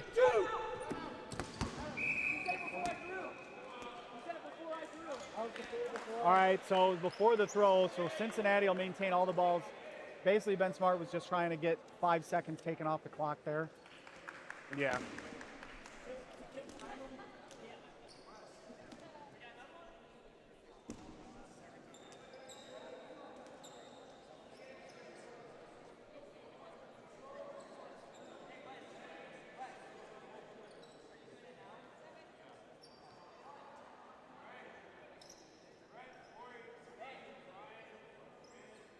All right, so now,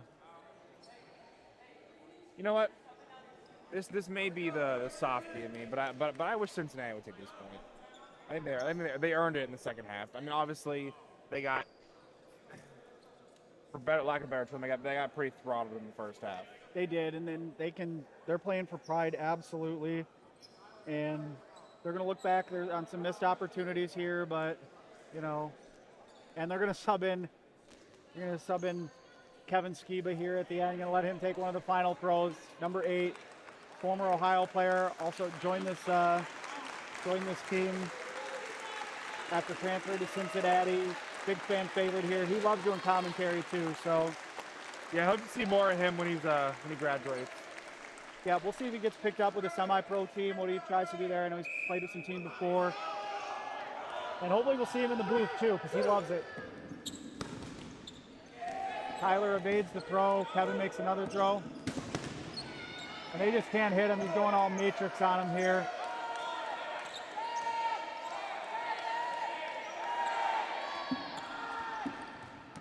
That'll do it. Grand Valley finds a way, as they always do, to go back to the finals, where they will likely meet Michigan State, who has built up a 3-0 lead on James Madison. So can't say enough good things about this Bearcat team, these seniors. You can see the emotion. Engelman, Lyman, Heitman, Rosinski. Just a phenomenal senior class, one of the best we've seen in recent memory for any team, not just Cincinnati. Big hug from Skiba to Peach. Skiba knows, yep, it's over for some of these guys. All right, so it looks like he did get hit. The game will end 4-3. Emotional moment here for the Bearcats. After the handshake line, you can see their huddle. Jacob Weber, also a senior, I believe. Not a founding member of this team or anything, because he transferred over, but you can see the emotion. Wes Peters hugging it out with some of the fans and alumni and things like that. They've done a really good job building this program up, and they'll be here for a long time now. Touching moment here with Skiba and Wes. That's why we do it, folks. You see how Ben Smart was in his interactions with some of the senior players. That's why we do it. That's why we're here. It's, you know, wins and losses are great. You can see what it means to these kids playing this game. The jersey, the name on the front of the jersey means so much to them. All right, so yeah, it was hit with 0.05 seconds left on the clock. So, yep, 4-3. Congrats to the Bearcats for climbing back in this second half. I mean, well deserved. I mean, we can only say enough about the kids, the coaches, you know, themselves, but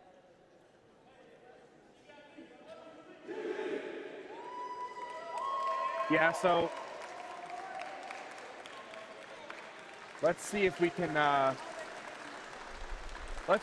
get a post-match interview with some of the Cincinnati players here. Yeah, we're gonna try to grab this senior class real quick and see if we can't get some words.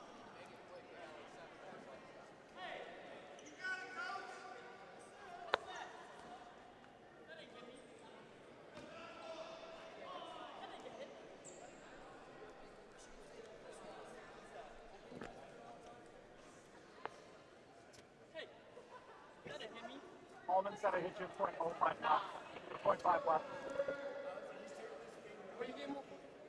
Watch your mouth.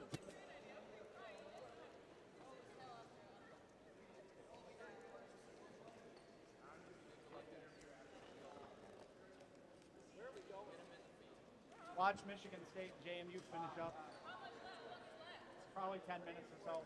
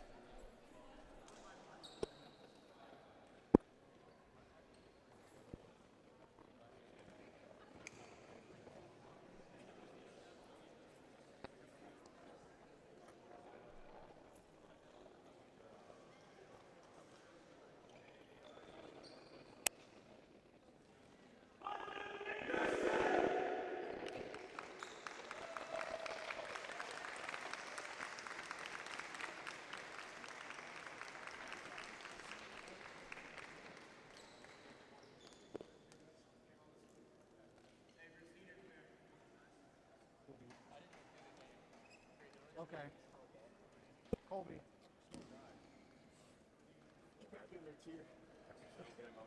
Right here. Where are you guys going? Right here, right here. Steve, where are you going? We lost. This is muted. What are you doing here?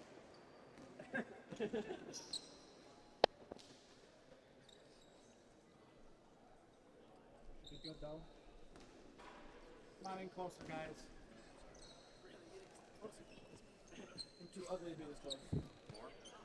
No, I think you're good. I can see the stream there, so I can't tell if this one's on. It's a wide. At the back. Good? Awesome. All right, so I'm here with Coach Wes Peters and all the seniors of the Cincinnati Bearcats. What are you guys feeling right now? Emotional. I'm so emotional. I've never been more proud of a team. I started from 8. I wasn't on it, but I started my freshman year the year after, and we've made immense progress as a beginning team. I'm just sad it's over, but glad to experience it. Come back for more classes. Grad school's always a possibility, right? Grad school's fun. It's expensive, but it's fun. So going from where you guys started, I mean, you got your first win in your first season. Congrats to that. Now to a 2-time Final Four appearance team. You know, a lot of teams don't do that in 10 or so years of inception, but you guys did it in such a short amount of time, and it's a testament to the coaching and the teamwork and the talent you guys have. Any thoughts, on your journey here as players and a team? I mean, like you said, we wouldn't have been here if it wasn't for Wes. We wouldn't even have a team if it wasn't for Wes. So, I mean, in all reality, it's all from him. Shout out to Xavier for denying club dodgeball. That's why he came to Yeah, us. Thanks, Xavier. low-key, I had a gym membership at Xavier, and they told me they wouldn't help me. UC did, so shout out to UC. I think we've got a great team, and it's been great to see us progress over all these years, too. The amount of ass kicking that we got from Wes, and then after that, after like a year or two, Wade, my brother, joined, we got whipped. They put us in our place, and we learned how to get back from it, which I think made us at this point who we are. Yeah, well, we're gonna let you get back to hang out with each other, but we're really glad we could watch all you guys grow up as a unit, as a team. It's been a great pleasure. I remember playing against you guys in your first tournament, and I couldn't be more proud of the teammates and the players you guys have become. So congratulations, you guys. I just want to say thank you to you seniors, you founding members, for building a great program that the league can be proud of, and you guys be proud of the name on the front of the jersey and the program you guys have built. They'll be back. We'll be back. Oh yeah. We'll be back. We won't be back. We've got some ginormous freshmen that will bring us back to this title. Hey, don't sleep on this rookie class. They're phenomenal. We wouldn't have been here without them. So just keep an eye out for the Bearcats next year too. Hey, really quick, I want to say something. I couldn't be more proud of this group. Like, you guys said it all, from inception to playing with 8 people and like 90% of our matches the first year, especially nationals. That sucked. Corey said he was going to quit if we didn't recruit more people that next season. So thank God for picking up Ryan and Perry and everyone else. But like I said, I couldn't be more proud of this team and watching them grow from itty-bitty freshmen to not only phenomenal dodgeball players, but just amazing human beings. And I'm not going anywhere, and I know I got more work to do with the freshman class and the oncoming kids, but this group, I couldn't be more proud of them, and I'm so happy that you guys joined Dodgeball. Thank you guys so fucking much. Sorry. Thank you guys. Kick Steve on the court. Anybody else, or just thank you guys again and take in this moment. Thanks, Tony. We'll be back next season. You guys. Thank you.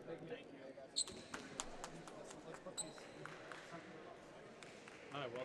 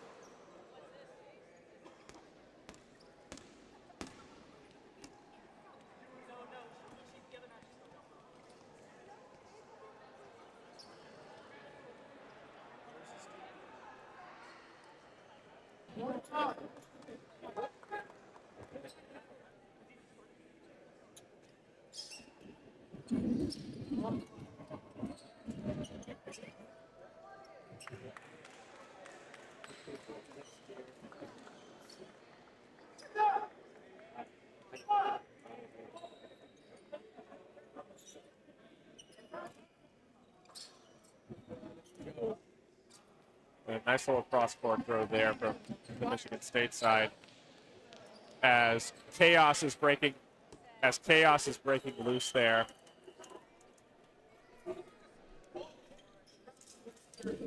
And just a clarification from Ginsburg there, which I agree with the call there. Basically, the player was going for an attempted catch. However, they got hit by another ball, and before they completed the catch, the ball that hit them hit the ground. They would be out and unable to continue the catch there. So a lot of chaos ensuing there. Basically, just a lot of fun messing around at the moment. Both teams kind of conceding this as a lost game. Michigan State in favor on this one right now with 5 players to 4, but we're going to see probably a little bit more fireworks before this thing ends.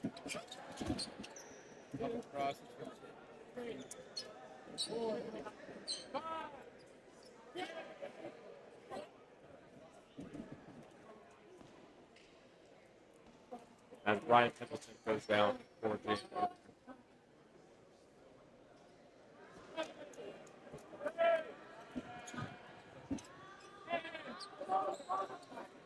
And a ball's over violation against Michigan State there.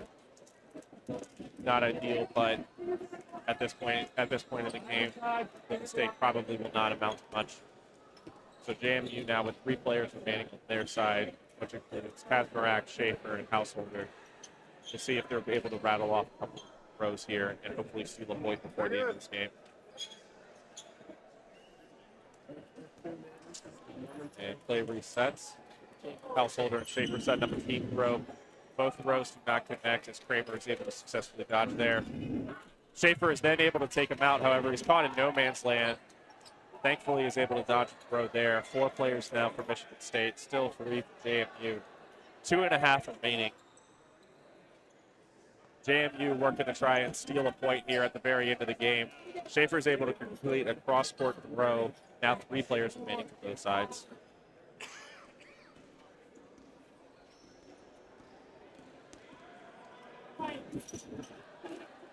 As Kazmarak gets taken out.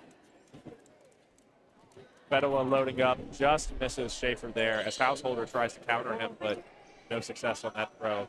So 3 players remaining for the Michigan State side, 2 players remaining for JMU. As Householder gets taken out on the throw there. So now just Trent Schaefer remaining on the JMU sideline.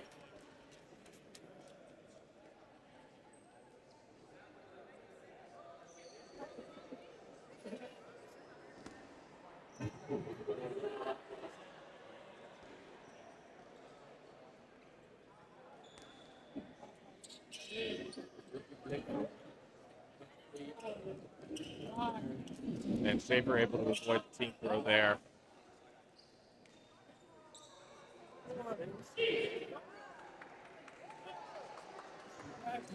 We got just at a minute remaining. You can very much tell that Schaefer is visibly gassed.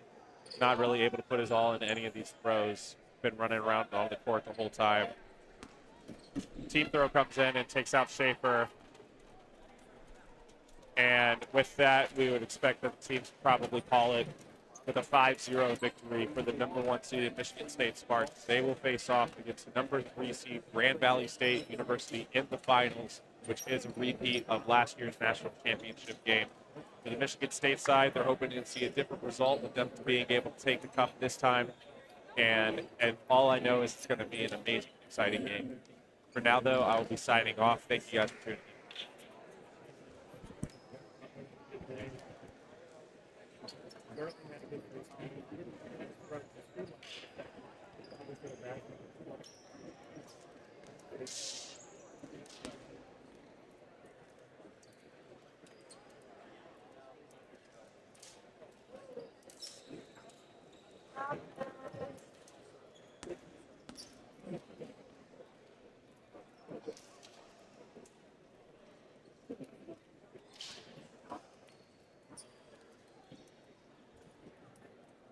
want this? Here's the other mic.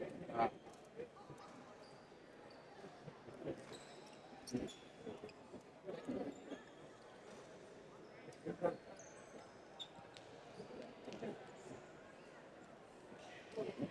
right, stick with me. We're gonna interview Matt Barrable. What's up, man? What's up?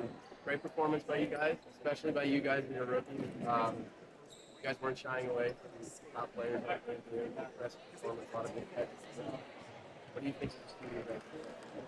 I think with our strategy, we started off very well our first game. We settled into our strategy very well. Yeah, you guys were able to make a discipline right Sorry. It's a dog. You guys were able to maintain ball control. I'd say the wall was the biggest thing. We really nailed that down, even if you basketball too much, which is kind of hard on that side. But our ability to play ball is really keeping it. Definitely. Me and Felix were talking about that first half, killing it with the ball over here, and we thought maybe things were going to kind of turn around when JMU got how you made it. I won't keep you too long. I know you have bigger and better things to do, but congrats on the win. And great job. Yeah, thank you. All right. We have the ball. All right, that's going to do it for us, folks. Tune into the other YouTube channel.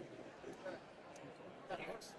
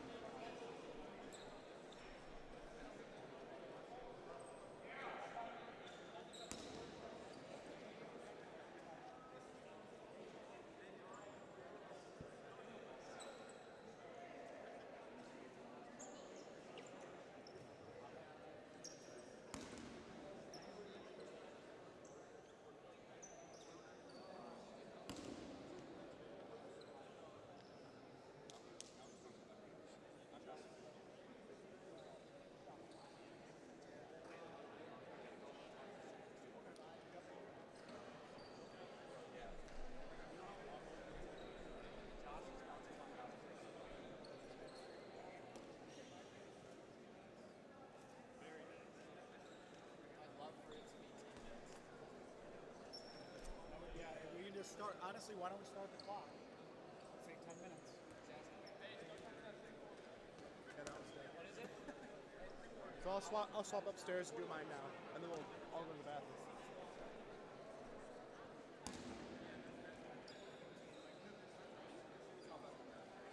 Bless you. Nothing to hang your head about.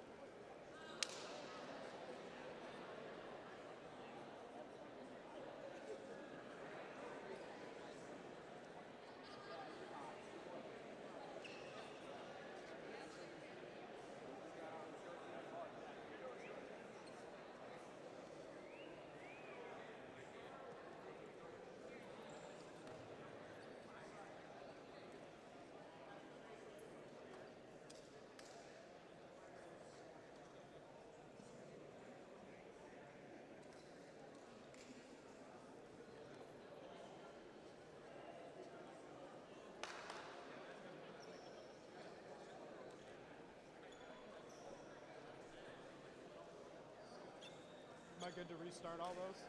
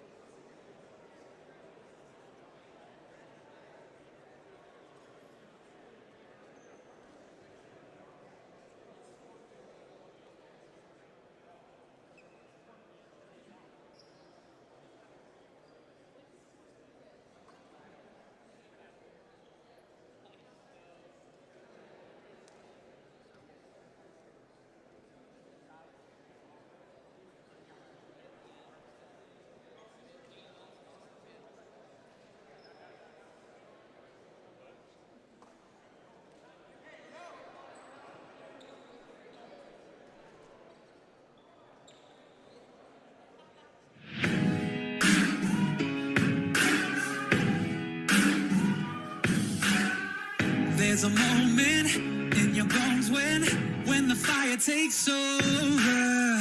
Blood is running, heart is pumping as the battle gets closer.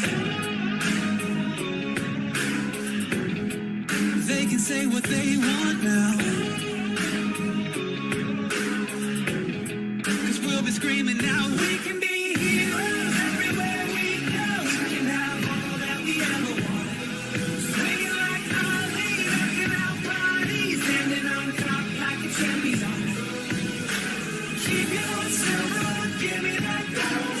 You'll remember when I say we can be heroes everywhere we go. Keeping us down is impossible, 'cause we're unstoppable. We're unstoppable. We're unstoppable.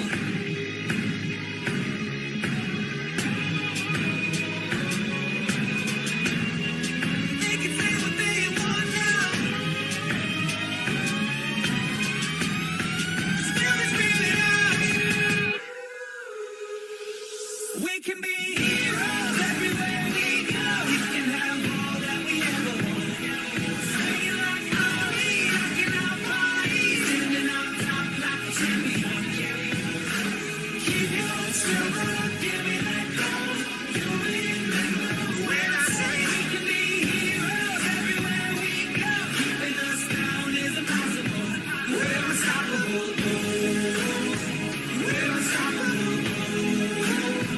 We're unstoppable. We're unstoppable. We're unstoppable. We're unstoppable. We're unstoppable.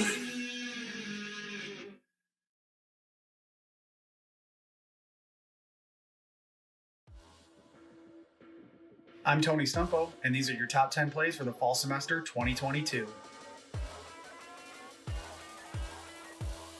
Coming in at number 10 is number 11 for the Spartans, Barry Butler. He's going to pump fake, retreat, return fire, and boom, headshot on number 44, Jacob Weber of Cincinnati. This was an early season showdown that would eventually catapult Michigan State into the number 1 spot where they have remained since then. Number 9 is another headshot, this time coming from Ohio University's Terrence Checkett, taking out JMU's James Turner. JMU would go on to win the match 4-3 in overtime, but Terrence got the better of this exchange. Number 8 gives us a little bit of teamwork here, courtesy of the Falcons out of EGSU. First, Kalen Strother misses the catch, but his teammate Kamen Klein is right there, Johnny on the spot for the catch. He says, well, hey, I bailed you out and caught the ball. I'm going to go ahead and keep it here. I'm going to make a throw. Meanwhile, return fire comes from his opponent. He gets blown up, but nope. Kalen Strother there to bail him out. Says, thanks, homie. I took care of you. You take care of me. Let's go. Nice teamwork there by the Falcons. At number 7 on our list is MVP frontrunner Jack Gerling, just with a devastating headshot there on the UWP Pioneer player. Nice throw from Gerling, and even the ref has a look to say, better you than me. Number 6 on our list comes to us courtesy of Ethan Lemkool of Ohio State University.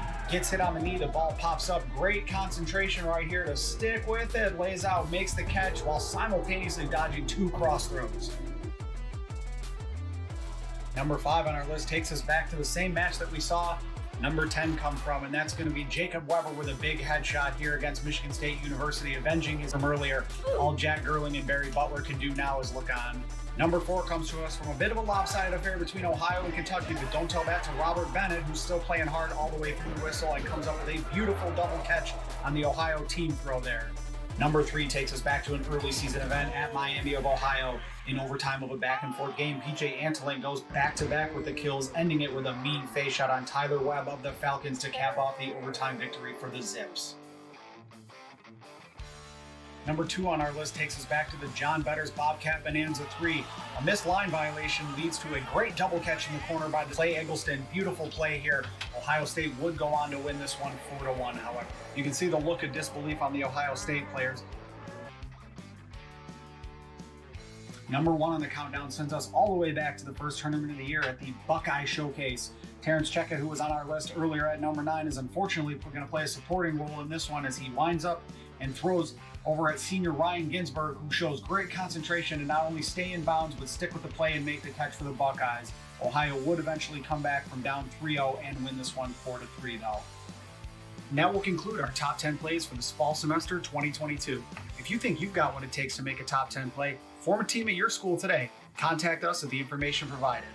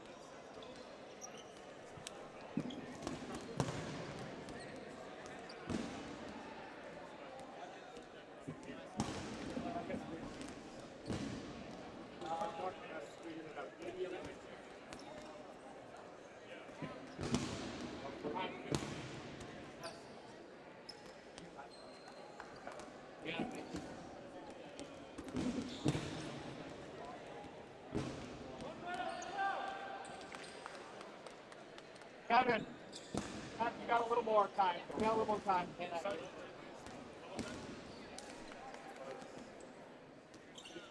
Kevin, let's start this.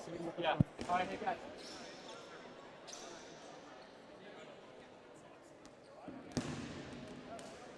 All right, thanks. What? No. I think Hunter said you were going to rest too. No, Wes, you might not have to. Hey, Hunter.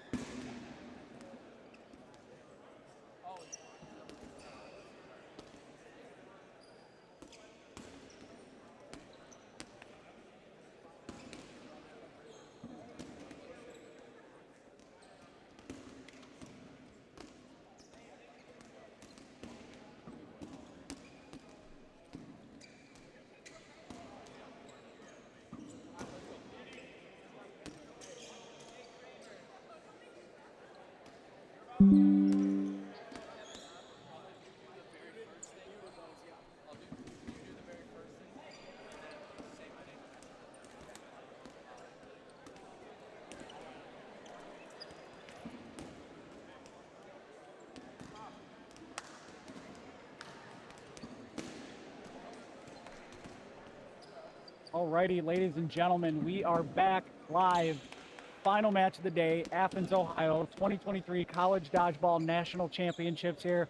And we have a doozy. Number one, Michigan State seeking what I believe is their first title in program history against Grand Valley, defending champions. A little bit of a down regular season for them, peaking at the right time, coming in at number 3. Just a great matchup here. As I said, again, live, Athens, Ohio, University of Ohio, been great hosts. I am Tony Stumpo, the voice of college dodgeball, flanked, as always, for these big matches by Kevin Bailey, former MVP, Grand Valley captain. You name it, he's done it in this league, folks. Kevin, good to have you here. Good to be here. Can't wait for this game to get started. It's been a fantastic weekend of dodgeball so far, and I'm pumped to see the two top teams in the league go at it for a national title. Yeah, I think all season, if you've been watching the Michigan region, you've kind of wondered, like, is this finally the year Grand Valley takes that step back? It looked like during the regular season there were some cracks in the foundation. They just kept getting better and better. These Ohio teams were trying very hard to break up this Michigan party. Michigan State, they've had tunnel vision on one thing, and that's been a championship. Yeah, and Michigan State, with their group of seniors, and we're going to talk about them throughout this broadcast. They've got such a good core leadership group with their coaches, with their seniors that have been here through the COVID-19 pandemic when colleges weren't allowing teams to hold practices. They stuck together, and now they're here in a second straight national title game, #1 team in the country. And then on the flip side, we got Grand Valley State. It seems like every single year they're in the same position. Yeah, but if you take a look at this bracket here in front of you, you can see it was mostly chalk leading up to this. Technical upsets here. You had Ohio over Penn State, Grand Valley came in as kind of the underdogs against Cincinnati and really played well.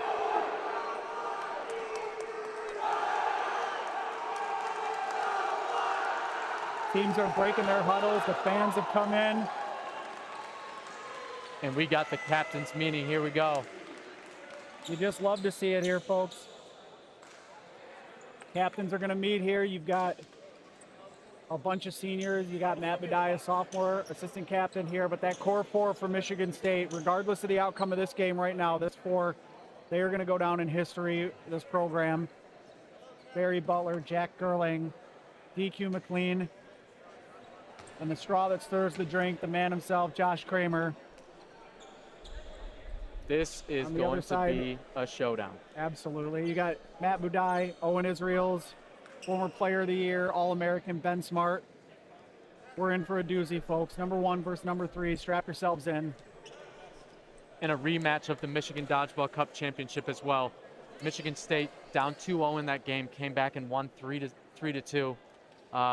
Absolute classic game that was. To give a little bit more history, these teams did face off in the national title game last year as well, with Grand Valley dominating in that one after losing the previous couple matchups that they played against Michigan State. So a lot of history between these two schools. In fact, two of the most storied programs in college dodgeball history. Grand Valley State with 11 national titles to their name.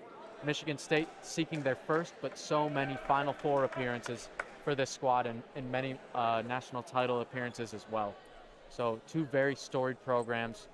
Strong teams right now, as we can see here, about to face off in the championship game. Absolutely. And you look at kind of these rosters here, I do see a lot of seniors. I see some of the key overtime players for each team. We talked about the core four standing in the middle for MSU right now. Those guys, you know, we're not focusing on next year, we're focusing on the here and now, but Michigan State graduating 4 great players. Grand Valley going to be losing Owen Israels, as well as Josh Hill, Tyler Peach. So that is 3 overtime players for them. And it's you don't want to just say it's straight up a rebuild or anything like that, but yeah, I think you've really got to keep an eye on for Michigan State 2 of their rookies, 2 of the best rookies in the entire league. They're definitely going to be rookie All-Americans, in my opinion. That's Matt Baraball and then Nick Fedewa. Keep an eye on them. Matt Baraball's had the task of trying to flank. He's been having to flank Jack Gerling and protect him. We're underway. Championship Sunday comes to the final matchup here. Number 1, Michigan State. Number 3, Grand Valley State. And the 4 seniors for MSU already stepping up to that throw line. Keep an eye on these guys throughout this contest. Notice how Michigan State forms their flankers in here behind. They kind of form that second level here. In case there's any tips, anything like that. They definitely want to make sure, like, if any balls get through, that there's catches to be had there. They don't have anybody just sleeping on the back line here. 30 seconds in, not much action. Both teams playing cautious. Feeling each other out, it seems. Owen Israels is out. Josh Kramer with a nice cross towards the middle. A good start for MSU. And we'll see how this pace of this game starts to ramp up and which team ends up dictating that pace. Josh Hill narrowly evades the throw from the middle there. DQ McLean got taken out on the MSU side right now, and Grand Valley with an ever so slight 6'4" ball advantage here. Keep an eye on Alec Gonzalez, number 55, a senior for Grand Valley State, as an X factor. He plays so smart. He helped push up and down the court for GVSU in transition, and here they are up on the throw line now. So Ben Smart with the throw.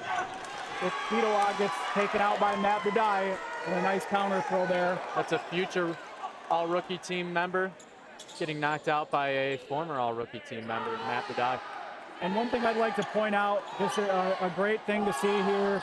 Some things are bigger than the sport itself, and Alec Dean suffered a pretty tough injury in one of their games yesterday. He wanted to go 100%, be with his team, suffered an injury, had surgery, and he is here now. He is here watching his team, and I know that's given them, as if they didn't have enough motivation, it's given them another reason to fight even harder as Ben Smart takes out Barry Butler in the middle there on the counter.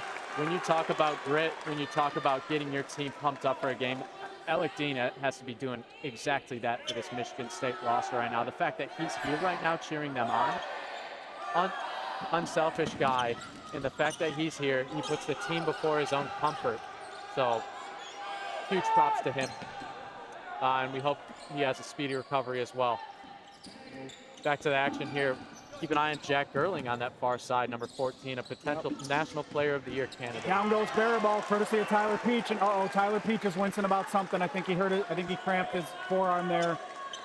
Yeah, at this point in the tournament, you're going to see a lot of that, and you just got to fight through that pain. Yeah, he's trying to hang back there. That's not great news for Grand Valley. We'll not speculate just yet, but he's definitely trying to work it out on the back line. Yep, I think it might be a cramp as he grabs his forearm. With all these players gripping the ball, as you can see, it's called a pinch grip on these rubber 8.5-inch dodgeballs. Gives a little bit more movement on the ball, a little bit more speed. But after doing that for 7 games, 7 50-minute contests, got to think it's going to start cramping up, huh? Absolutely. You got to stay hydrated, got to take care and listen to your body, you know. So we'll see. It might turn into Gerling's going to have to probably step up and make some plays here. There's the throw that takes out Hurst Remsen. Great throw by Gerling. That lefty release that he has, sidearm, it just clips people before they even get ready to dodge it. And we're going to see this chess match between Gerling and Hill all day, I think. Yep. We saw it last year in the title game as there's Swanson goes down. Another good counter by Matt Budai, the sophomore, one of the assistant captains for Grand Valley. Got another kill credit in the middle there. 7 players left for the Spartans. And here you see Grand Valley's top players all stepping up. A quick throw by Ben Smart. Good stop by Van Fleet there, denying wall ball for Ben Smart. And keep an eye on Josh Kramer, number 5 here in the left corner from Michigan State. One of the smartest dodgeball players in the league, playing his final game as a Spartan. We'll see if he can cap it off with the title. He'll admit to you too. He'll say, I'm not the best player on the team. Might be the best catcher though, maybe in the league. You know, he would say Gerling's our MVP on the court and stuff, but they need his leadership always. He's their head captain for a reason. And Gonzalez gets taken out in the middle there, so. Yep, interesting move there. It looked like he was trying to block it and then knock the ball out of his hand. If you're trying to block and the ball gets dislodged, you are out in that situation, just the same as a hit. Josh Hill can't leave himself open like that after trying to take out Gerling there. Nice teamwork over there by Peach and Josh Hill, and even Aiden Jacobs, number 4, a young player. He was another one of those top rookies for GVSU last year. 5 minutes. Into the big role. 5 minutes gone by. First half here. Down goes Ben Hackman. And that's Ben Smart. That's vintage Ben Smart. No pun intended. That was a smart follow throw by him. Hackman kind of stuck his foot out, made that initial block, and he followed it quick. And we've got 9 Lakers, 6 Spartans. And some Spartans that you don't usually see making impact plays in the game right now, some of them have got to step up. You've got Gerling on one side, Kramer on the other, but outside of that, these are not many of their top players in the game. Yeah, Tyler Martz, he's a borderline. He's a fringe OT player for them. He's known as a pretty good catcher here. Adam Arnold, I think, is more so known for his arm, although gets lost in the shuffle behind guys like Gerling. And then, oh, what a catch. Budai hung one to Gerling. That was a mistake. Yeah, you got to have better timing on that. Maybe just don't make that throw.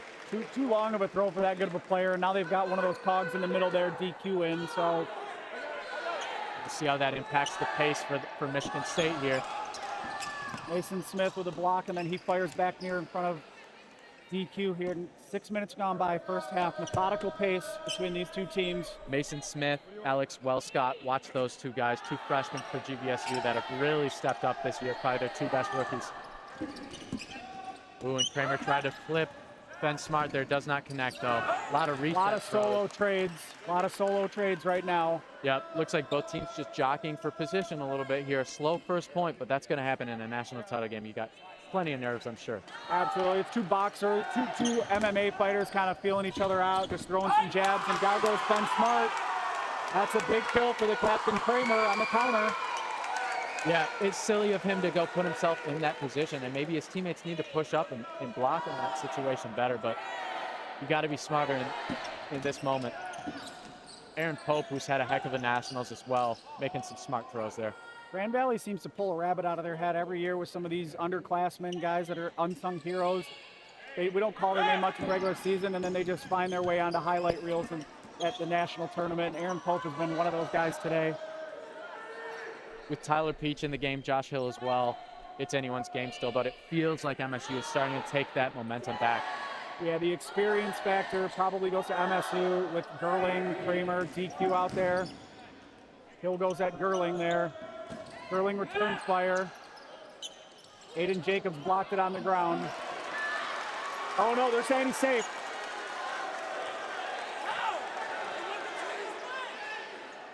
Interesting, weird play there. So did the ball hit the ground They before must it have went dropped between it his or legs? blocked it into the ground there, and then it landed between his legs. From our angle, no clue. Oh, and DQ McLean, great job. Quick feet getting out of the way of that throw from Mason Smith for GVSU. All right, so MSU down to 6 players, Grand Valley at 7, both getting close to that 5-player, 10-second shot clock limit here. Wow, nice throw by Smith, and down goes Marks. All right, so next throw for MSU, they'll be on the 10 clock. And you can feel the intensity in the building right now. Every throw. Yep, both these teams know how important it is to get that first point, get out to a lead, and be able to play a little bit of a different strategy at that point.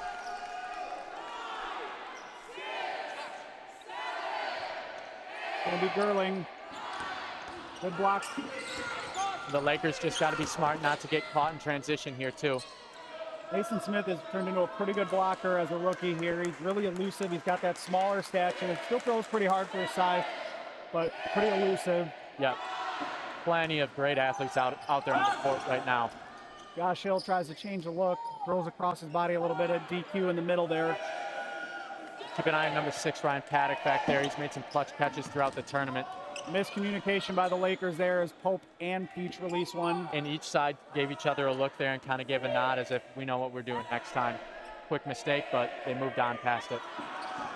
Gerling, good look there. Just hits ground first before. Oh, and Josh Hill, again, he's getting risky with He didn't have any help. Yeah.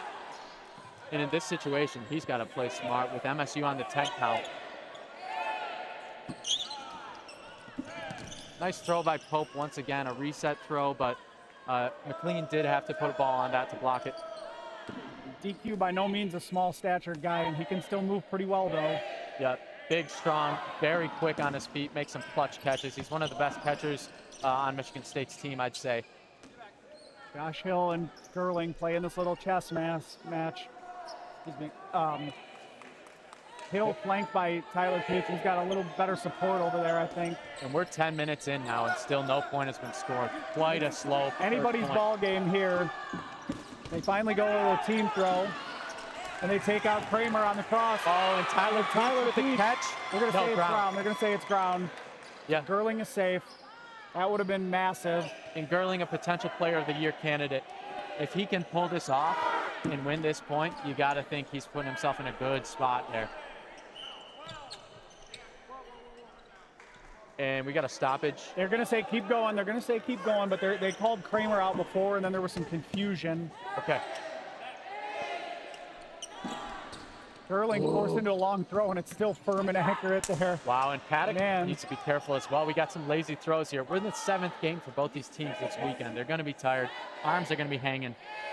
Like McLean's going to try to kill this one for the Lakers, or excuse me, for the Spartans. Pope returns fire for the Lakers. Pope might not find himself on the stat sheet with a huge list of kills in a game, but his impact on the game for Grand Valley is not something to, not something to discount, I would say. Mason Smith's throw splits between DQ and Van Fleet. Uh-oh, and here comes a rush throw. Got to be careful there. Good job getting out of the way. See some players' finger tape coming off. All right, 13:30 to go, almost halfway through this first half. Van Fleet narrowly blocks that one from Josh Hill, who reloads. Tyler Peach going to lead the charge on the right side, Mason Smith on the left for the Lakers. And this dynamic here between Jack Gerling over there and either Peach or Josh Hill, it's interesting. They know they got to hold him in check. He's such a big part of it. Oh, and McLean got caught reaching a little bit. That's normally a catch he makes. Good hustle by Arnold to go up and get that ball. The ball advantage does matter in this moment. if he's not going to make the big throws, at least he's hustling and playing smart in transition still. Aiden shaking his head on that block, knowing that's as catchable of a ball as Gerling's going to give me. Once again, Pope with a reset throw and getting back. You hear Kevin Wynn, coach for Michigan State, imploring his team to relax in this position. It's still either team's point, and he knows that. Gerling with another long throw. If I'm Michigan State, I'm also concerned a little bit if you don't get this point with Gerling being getting tired because he's been on the court for this entire he's got a catch. Going backwards on Gerling. Incredibly clutch. And we got to stop it. Stop it. Peach is begging for the catch. Ginsburg thinks it's a catch. I think that's got to be, well, from our angle, it looked like a catch. From our angle, it looked like a catch, but I'm sitting floor height here. And we can't tell if that ball, as he bobbled it, hit the ground or not by the way that we were facing. We just know Tyler Peach was sliding backwards. He turned to where he was facing a little bit away from us and bobbled it, but he corralled it. So he was emphatic that it was a catch. Yeah, we've got to get a clock stoppage here.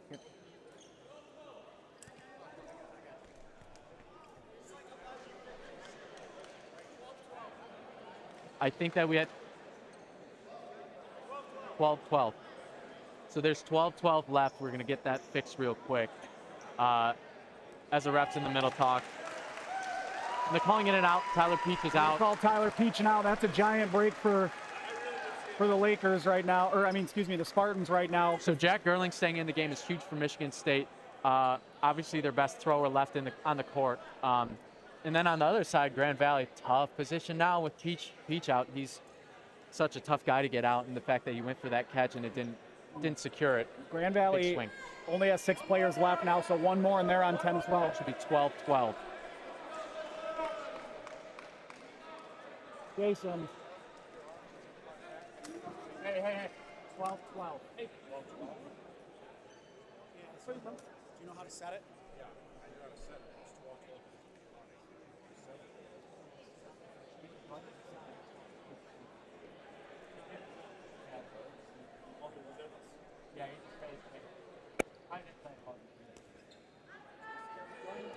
Alrighty, so we got 12-12. We are just past halfway. First half here. Just had our first, I guess, controversial or tough call for the officials, but nevertheless, we'll begin again right now. And Grand Valley with 6 players left. Spartans with 3. Keep an eye on Jack Gerling. He is going to make most of these throws, I would expect. Yep. Van Fleet and Arnold will give him a break, but Gerling's going to try to get most of the kills for this team now. And you see GV, they seem content playing from the back line now and making Michigan State move in transition. It gets them tired and also puts them in more vulnerable situations. Oh, and good block there. Block right in front of us. Looks like he's mad at himself for not going for a catch there, but you never know. It was a low throw. It's a low-ish percentage play, and long throw by Pope to reset it. Grand Valley will come back.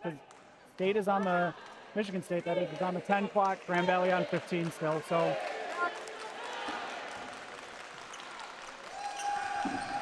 Ooh. Josh Hill left one a little high, whizzes past Arnold, who's not able to go for a catch too far away. Such a slow first point here. Oh, and Aiden Jacobs went down. He should have dropped his ball. Oh, and another kick gets taken out. 3 versus 4. And now you feel the momentum shifting back to Michigan State here. Pope with a good reset throw there. And Arnold goes for the catch. He gets taken out by Gerling. And now you've got Josh Hill on the right side there, and 2 younger guys for GVSU. Nice block there by Wellscott. He hasn't seen much action this season. He came on late. He's turned into a great player. Looks tired on that back line. Wellscott's got to help out. Good block. They're going to let Josh just kind of walk up and grab a ball there. Both sides have that one feature player and then 2 sort of supporting players. Aaron Pope narrowly missed that. He kind of reached like he wanted to catch it and curved around him. And the split-second decisions these guys have to make is just incredible. Oh.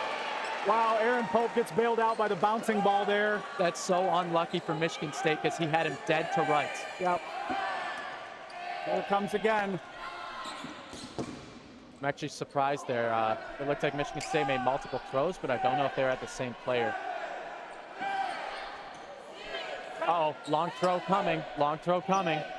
Ooh, and smart move not to go for the catch there. Gabby pulled his hands back, good enough. That's Alex Wellscott. We've talked about him a little bit today.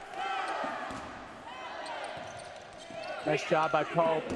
Good block by Pope right in front of the monitor here. Once again, huge, and that will not show up on the stat sheet. But what he did there was save Josh Hill from getting it knocked out, and then he blocked several balls.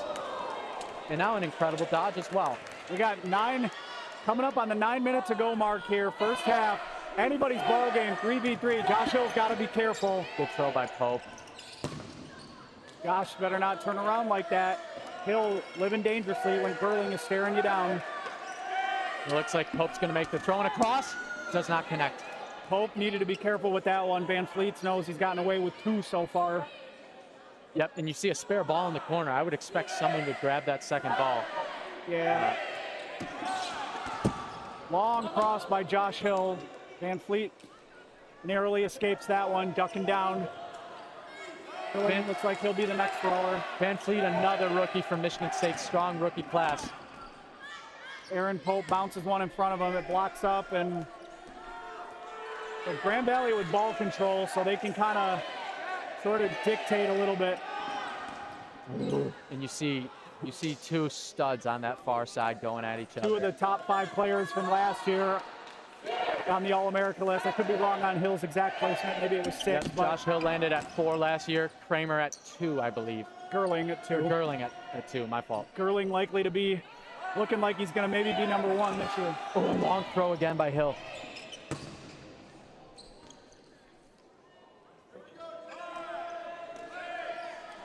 Looks like Pope's going to make a reset throw.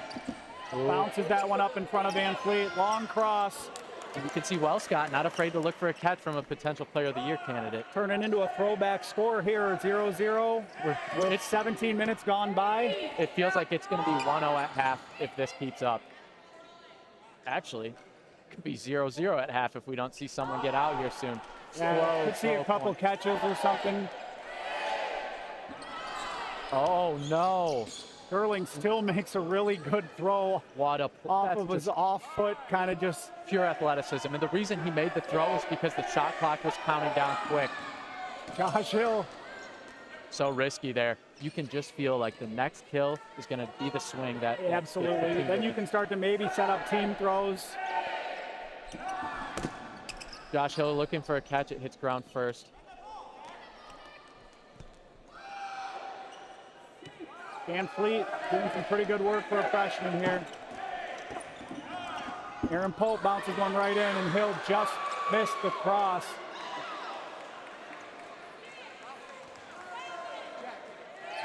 Grand Valley thought they had a gripe. Nobody home.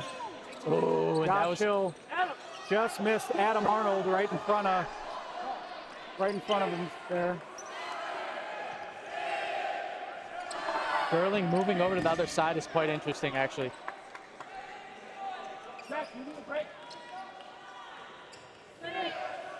Surprised neither team has called a timeout either. Both sides have to be gassed. Gosh. So I can hear Kevin Wynn kind of in our ear. He's directing traffic. He wants them to hold down Josh Hill as they think he's the... Oh, what a... Down goes Van Fleet. And as you were saying, Coach Wynn from Michigan State making an adjustment, but as he's transitioning over to that side, he gets clipped by a cross throw. Oh, and even Jack Gerling now looking for catches here. Yeah, he knows he needs a little bit of help here. He's got to be getting a little tired. Yep. Pope stepping up again. Another Pope goes good near throw. Arnold there. They're going to say that throw in front of Josh Hill was good. Grand Valley faithful having a little bit of a beef a little bit. But I think what Kevin Wynn was trying to do was get Arnold and Van Fleet to just lock up Hill and let Gerling go to work on the 2 younger players with less experience. And he's got to be kicking himself a little bit that he didn't make that adjustment earlier, or that it didn't get to the point where it could take action, you know. Once again, risky throws. It's interesting how Gerling and Josh Hill are throwing at the same time at each other. I think they know if one of them gets the other out, it's ball game for their team. I agree. That might not be the case, but that's how these two guys feel. And Hill almost looks for a catch there, but does not. We're under 5 now to go in the first half. Holy cow, the fact that it's 0-0 a throwback game right here. The throw by Pope. Grand Valley will not have a shot clock right now. Yep, ball advantage in Michigan State's favor. I feel like a team throw could be coming from Michigan State at some point soon. I don't know why they wouldn't. I think I've seen that Arnold's got a live arm there. I think he was just trying to spot it between the two Lakers. Uh-oh. And now the throw again should be close to even. Wow, and that's a catch by Wellscott. The rookie makes the calling a catch. We're calling the catch, and that brings in Owen Israel. And now you're thinking it's trouble for Michigan State. This could be over soon. He needs to make a catch. And it was an iffy call. It was close to maybe being ground, but both refs on that side called. And Owen Israel gets Adam Arnold there with under 4 to go. We're already going to roll this to the second half. I can't believe that it's already second half dodgeball. Incredible first point. And what a job by Josh Hill, who hasn't played that much this year.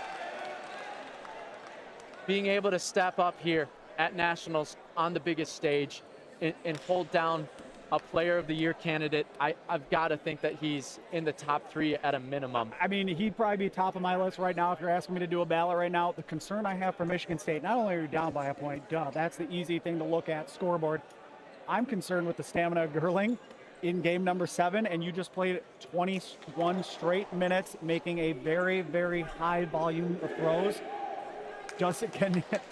Can somebody help bail this guy out in the second half is what Michigan State's got to be asking themselves. And you've also got to consider Jack Gerling has been the hero a couple times earlier in the tournament for Michigan State. I heard that he was dominating Nebraska, making lots of throws.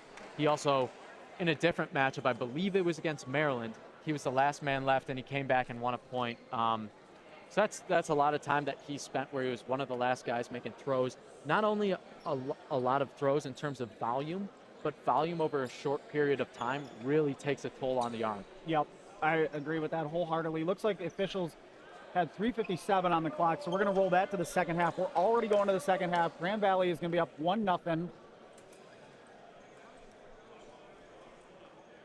Going into the second half, plenty of time left, although that's about one of the longest points I've seen in this newer format in a long time. So yep, that was, we love these high-scoring games and all of that, but that was a nail-biter the whole way, and it was entertaining in a different way than those high-scoring games. It really shows the chess match that these teams are playing right now against each other, and how good these two teams are. And let's recap some of the scores from earlier on in the day. So the teams that made the quarterfinals, it was quite interesting. We had the Akron Zips making their first ever quarterfinals. Congrats to them. And then Nebraska as well, first ever in program history. You love to see that parity in the league. And they had a heck of a weekend with some huge wins. They beat Ohio. They beat Akron took JMU to overtime too. Yeah, I mean that's another thing is even going into today, people were writing off Akron, the 5 seed, and they showed that they belonged.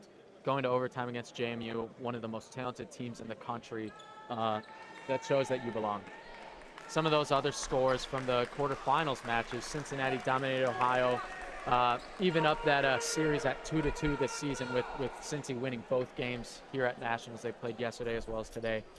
And then GVSU in one of the best matches of Nationals, beating Ohio State 3-2 in overtime. Ohio State, heck of an effort, a tough first day for them. Yeah, they gave us a classic there going into overtime. Ohio State had their chance early in overtime, couldn't quite capitalize. Grand Valley took the openings that they had and just ran away with it at the back half of that overtime. Yep.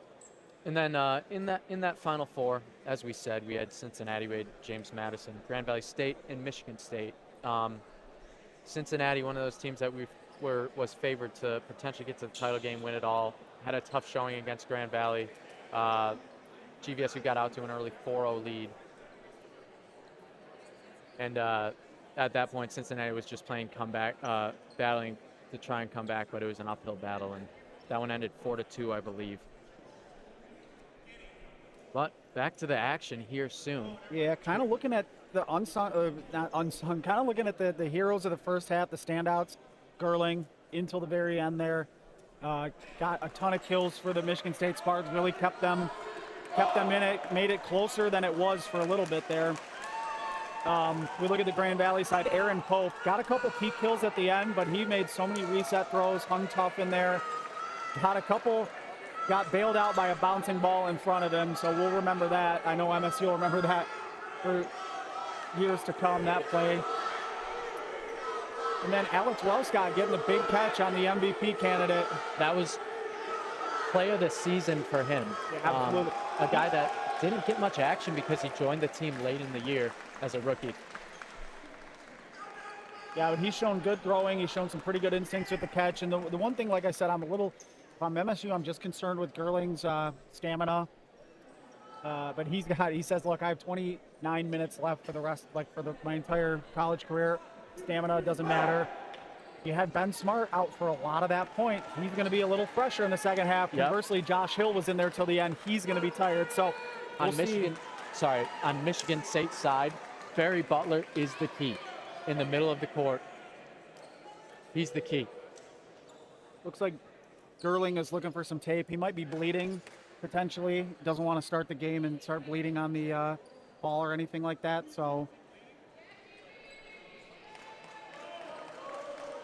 if it's not blood, they probably shouldn't be necessarily granted a timeout, but I think he might have just kind of broke open, and before he starts bleeding on the balls,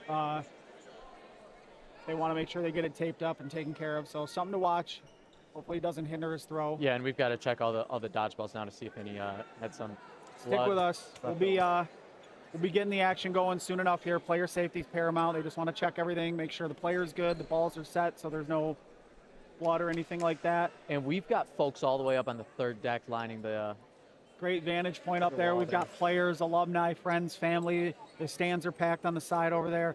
It's rowdy. If MSU gets a few early kills, this place is they're gonna blow the lid off this place.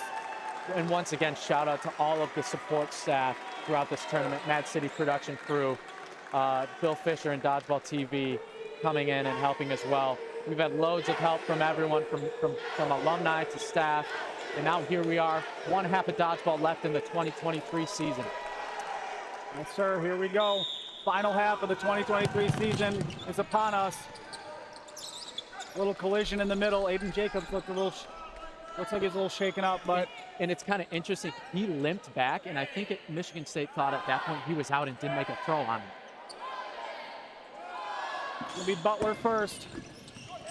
Oh, that's a cheapie for a player of his caliber, and he knows that. He just kind of rolled his eyes like. That's usually a ball that he'll catch in those situations. And Josh Hill and Jack Gerling again, both on the same side here. I'd be surprised if they make loads of throws here. Ooh. Wow, and a lot of counter throws there, and you see Barry Butler gripping his hand. Looks like he's ripping tape off. These players are battling through injuries, soreness, just complete exhaustion, honestly, at this point. 7th game of the weekend for them. That's right. The Grand Valley with a slight ball advantage comes from the middle. Is the throw. Barry Butler return fire. Kramer back. Interesting to see Mason Smith having such a featured role in the offense for Grand Valley State. You could hear Gerling after he didn't go for that catch there. Gonzalez got away with one. Yep. He's kicking himself that he didn't go for the catch. Butler in the middle. Owen Israels returns fire. And actually pretty interesting. Fedowa got countered at some point in there too. Oh, and GV pushing up for that ball on the left side. And they've got 6-4 ball control. Owen Israels with a nice block there. He's got to be careful in the middle with so many tough arms on Michigan State's side. Wow, nice throw there by Hill. And I like Gerling's adjustment going high on Josh Hill. It seems like when he goes back in transition, he'll always dodge up instead of down. In making that adjustment, that's the reason why, and he's a veteran and he's a smart player. Yeah, change the eye level a little bit there. You hear the shot clock counters here so loud. Peach stepping Tyler up. Peach draws 3 throws. Finally, that third one gets him. He's saying, my bad. And I think he's the first one in the outline, though. Oh, so Gerling doesn't have a ball. Hill's going to take his shot now. Oh, and you got to connect when you have that opportunity. Michigan State with only one ball on their side. You'd expect another potentially. Good knockdown by the Spartans there, and they get 4 balls out of the. Add 3 balls, but they have 4 total now. So for everyone watching at home, keep an eye on that back wall and the bounce backs playing a factor in this second half if GVSU gets up to their throw line. Kramer resets. Oh, and Gerling, they said no catch. They're calling Gerling out there. Good honesty by him. I mean, honestly, I don't think a single ref knew what to call there. It was just silence for a minute. But you have to tip your cap to a player being honest in that situation. The biggest game of the season. And I actually like what Marks is doing there. He's trying to hold down Josh Hill and makes a throw right as Hill does. So he's got to step into that role potentially. Actually, you know who it will be? It will be Matt Barabal. Matt Barabal going to take over this left side here. And he's going to have to hold down now Owen Israels, it looks like. We talked about those future pillars of the program, and Barabal is certainly one of them with Fidoa. And no pressure here. Gerling gets out, take his spot on the court. Keep an eye on 2 younger guys on this left side for Michigan State and how they're able to react and step up in a bigger featured role here. Ooh, good looks, but neither connect. Michigan State playing a little risk-averse right now. Yeah, I mean, I think kind of showing. They know that going down 2-0 in the title game, it's such an uphill battle at that point. They've come back from it before against Grand Valley, but you obviously don't want to put yourself in that situation if you don't. So now you'll notice we're just coming up on the 25-minute mark. Had the half ended at normal time. If we didn't have that under 4-minute rollover, we'd have 25-minute halves. It was a little extended because we had some time rollover. Second half action, national championship game, a rematch from 2023. And a lot of throws back and forth without anyone getting hit. The dodging in this game has been incredible. That's one of the reasons why that first point took so long. It's so hard to connect on a throw run. Yeah, these teams have been very elusive. Oh, what a catch there. And Marks goes out, but then Butler makes a catch. And Owen Israels gets clipped as well in that exchange. He might have been the one to throw the catch there. Or maybe that was Pope, because Pope is walking off too. So big swing for the Spartans. Yep. Here goes Barabal. But you have Josh Hill back in the game. I'm not sure if you mentioned that, Tony. I did not. So that's big. So you got 10 Lakers, 9 Spartans. Still anybody's game. A lot of dodgeball left to be played here. 24 minutes. And once again, like I said, Barry Butler in the middle playing his last game as a Spartan. He's the key for Michigan State right now. With the control of the ball advantage and all that, playing in the middle of the court, he's the key. Adam Arnold, and Arnold gets countered by Hurst Rimson. Hurst Rimson stepping up on the biggest stage right now. He's had a couple good games today in bracket play. Yes, yeah, he's one of those unsung heroes from today for them. He's arguably one of their more athletic players. He's always one of the fastest guys on the run-up. Not an overtime player, but having a heck of a day. Yep, speaking of overtime players, we talked about Al Gonzalez in their game against Ohio State and how he was such a crucial part of their overtime roster. He's got to continue to hold down Barry Butler in the middle like he is right now. See those pump fakes, a good block as well. All right, each team trading multiple throws there, nobody home. I think Michigan State knows that this point, as the clock continues to roll, is becoming more and more important as the clock goes. The longer it takes for a point to be scored here, the more it helps Grand Valley. And unless Michigan State can get a little bit of a man advantage back, which after a kill there. Thomas Swanson, the rookie, went down there. A lot of throws, nobody home. Oh, and Josh Hill. But then Barabal gets taken out on the counter. Honestly, I don't mind Barabal doing that. Yeah. That's a good trade, even as a super talented freshman in Barabal. Taking out Josh Hill is a good trade at any point in time. That's going to be a team catch. That's going to be a team catch, though. Fidoa back in the game, another good catcher, too.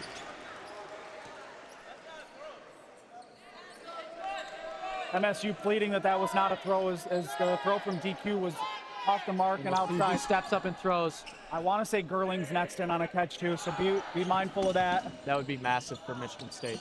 Ben Smart, we haven't called his number much in the first point because he was out early, buried in the outline. He's still in the game. It looks like he's shifting over towards the middle now with Badai being trusted in the corner. Yeah, and Fido has also shifted to the middle for the Spartans. A lot of spin on that ball. Oh, and Ben Smart misses on a shot at DQ. Nope, Tyler Peach was there to make sure nobody took a counter shot at him. Long counter, or cross from Budai, I should say. Another thing to counter. mention is so many of these guys out here are just so tough to kill when they got a ball in their hand. Down goes Fidoa again. And that's Mason Smith waving goodbye at him as he goes. That's two rookies that, two of the top rookies in the country, I would say. Oh, and Hurst Remsen was looking for a catch there. And there, Barry Butler finally being able to get a throw off. I think they need to feature him. Finally in this uncorked one. more. Yeah. You hear him, you could hear from where we're at, little grunt out of him, getting a little extra mustard. You could hear that ball get released from his hand. Just ripping it, probably 70 miles an hour plus.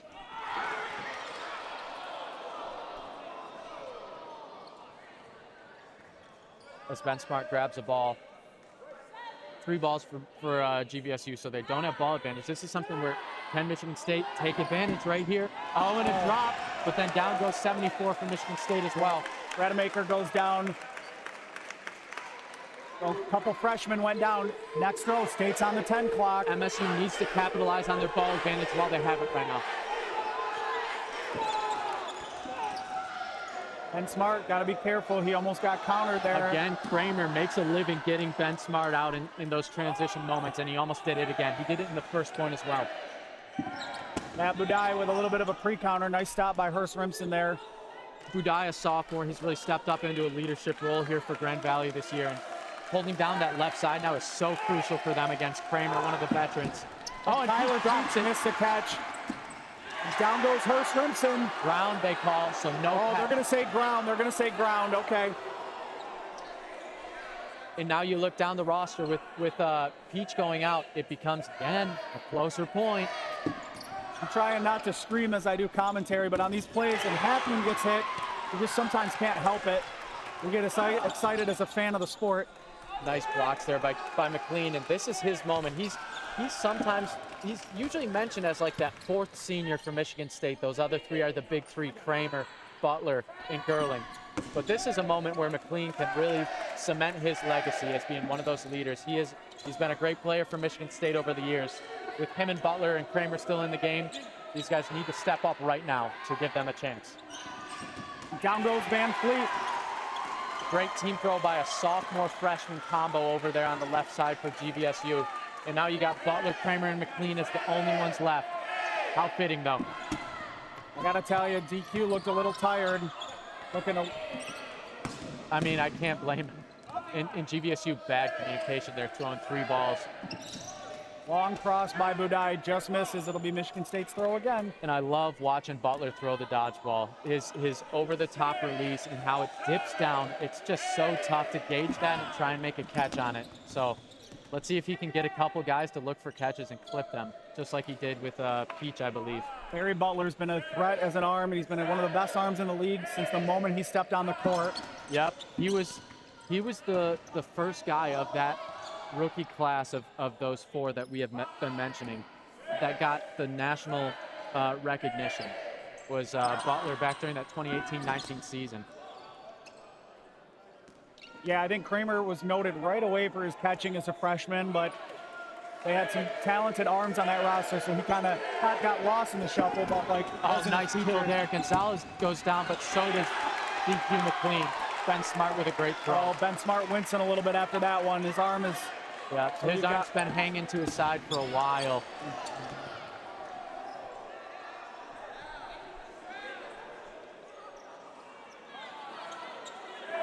I thought McLean was out, but refs aren't calling him out. Ben must have just spiked it in front of him. They're not calling catch. And that brings in Gerling, and look who's on the court. The core 4 for MSU. But, yeah. Wow. Each team has maybe benefited from a call or 2 here. Hey, that's part of the game. Oh, and you can see that bounced.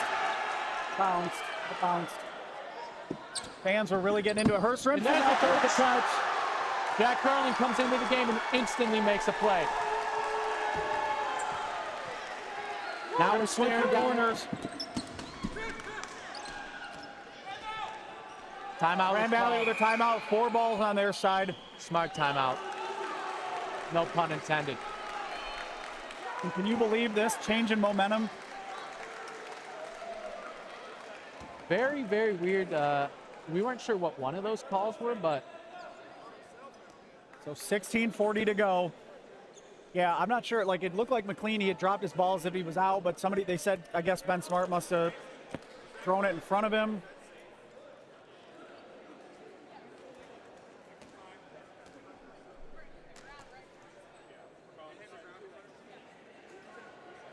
So what you're left with here, Grand Valley calls a timeout to try to get ball control here. You've got Jacobs, Paddock, Budai, part of that talented freshman class that Grand Valley brought in last year, along with the upperclassman, Captain Ben Smart. We'll see what they can dial up here. You've got the 4 seniors and Tyler Marks left for Michigan State. I suppose that's a little disrespectful saying the 4 seniors. There is another senior, Jack Salisbury, on this team. Ian Moore as well on the roster. But this is always kind of known as that core 4. The core 4. Anybody's game now.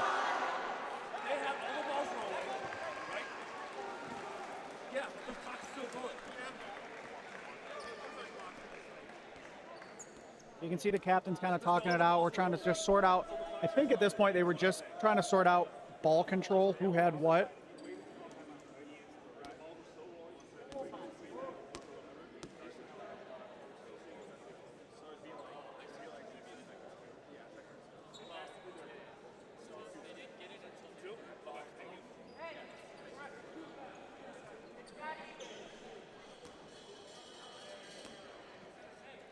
Heated moments here in Athens, Ohio.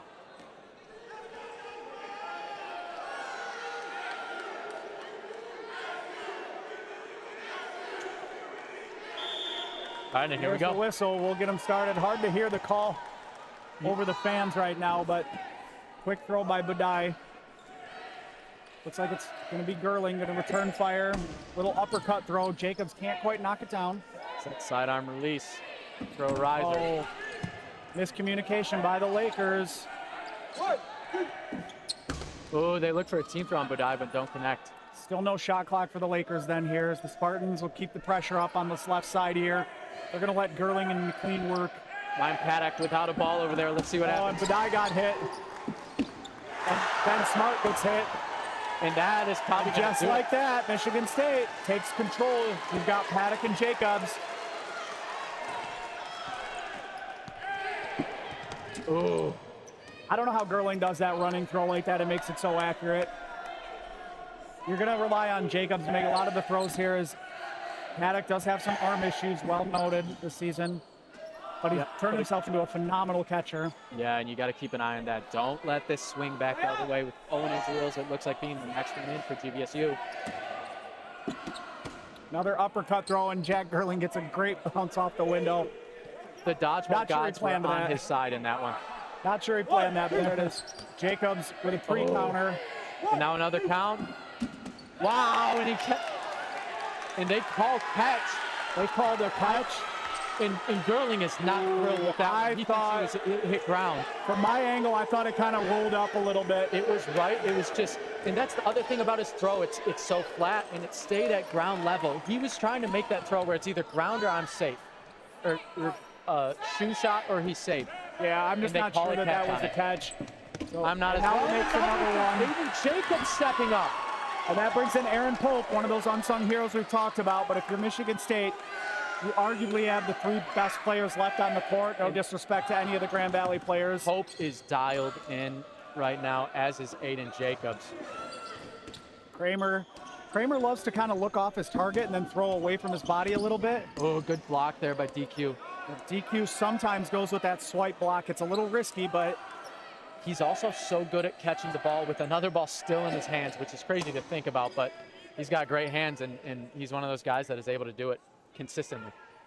All right, so under 15 to go now, so now it's ever more important that Michigan State gets this point. You got to think a 2-0 lead with that much time, it becomes desperation mode. They still would have a chance, but it depends on how long this point goes as well. Michigan State, it's going to be DQ, and then a quick another shot by Butler near Pope. Nobody. In tough communication by Michigan State, they do get a bounce back, but the fact that both sides threw, I'm surprised by that. McLean goes at Israel's. Got a pop ball in the court. Butler pushing up. Oh, and Paddock drops it, and down goes GVSU, their fourth player, and now it's back to 3-on-3. 13:25 to go, second half. Michigan State trying to make a comeback. A slow point, but a slow point in terms of how long it takes for someone to get a point, but it's been back and forth, fast-paced dodgeball still. Israel's and McLean exchanging throws there. The pace has really slowed down for both these teams. If you would kind of expect, this is such a big moment here. I feel like they both understand the weight of this moment and how much it matters for both teams. Yeah, because if you're Michigan State, you know you can't go down 2-0 with this little bit of time left, the way these first 2 points have played out. So this could be for the title. Pope pushing up to throw. He's a smart thrower. He places it well, but Kramer is such a good catcher. Keep an eye on him on that far side. Michigan State getting the benefit of some of these bounce backs here, and at some point with these guys, I think they need to dial up a team throw, and right on cue, here they go. I agree, actually. Oh, they're gonna wait. Okay. It's interesting. They don't want to relinquish that ball advantage, but at the same time, getting them down to 2 players would make a huge, huge difference here. You can just cut the tension in here. This moment is so important for both teams. I'm having fun. I can say that much. I love dodgeball. Aiden Jacobs with a little no-looker. Wow, and what a dodge there. Barry Butler headhunting. He goes Matrix style on that one. If his hair was a little bit longer, that's maybe a kill. And he's got such good balance and body control on those. Good bailout throw by Aiden Jacobs right in front of DQ McLean, who you can tell McLean's been in since the start of this. Oh, they're gonna team throw on Owen Israel's. No kill on either side. Now Israel's goes down. That's big. And now we got 2-on-3. Michigan State, 3 seniors left. The reset throw has made Aiden Jacobs has made 2 catches recently in this point. He's been the hero so far. If he can finish this out, make a couple more, he's a legend. On the other side, Michigan State players trying to cement their legacy as well. And he gets caught reaching. Aaron Pope was kind of built for this. He's small, elusive, and he's got a very, very accurate reset throw. So, and was that Jacobs that got him? Jacobs and Barry, which they better talk about that one. They better talk about that one. The balls are the same color. I have no idea which one he retained. And all of the refs congregate together. So 2 green balls like that. Butler I can't tell which one he corralled.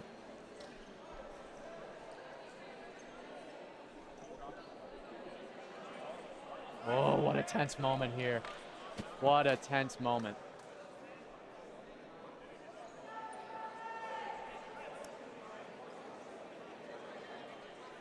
So the refs are talking out. You could see Wes sort of making motions as to what it was from his vantage point. You had Greer call it a catch. You had Colby call it an out because Colby maybe thinks he retained possession of his ball and then the other ball rolled out. It's hard to say.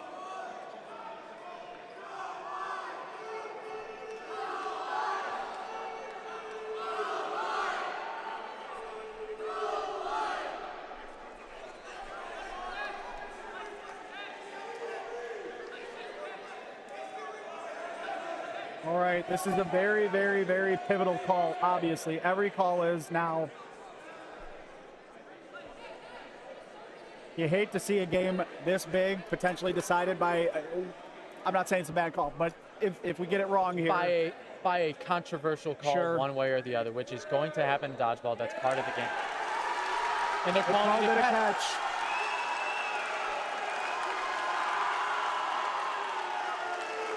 Aaron Pope is now the last one left for Michigan State, or for Grand Valley State, excuse me. And Michigan State brings a new player in. That brings in Adam Arnold there. Adam Arnold's a sophomore, so he's in his second year for the Spartans right now. So, all right, MSU gets that call in their favor. If the balls were a different color, it would have been really easy to make that call, I think. But with 2 green balls like that, you just don't know. Do you think a team throw's coming right now? Yep. Nice dodges by Pope. He's such a tough guy to get out too. Yep. But does he have the speed and arm strength to work in transition here? MSU going to try to draw him up. Oh, that's not going to be close enough. They called the balls over for Michigan State. His second throw wasn't close enough either.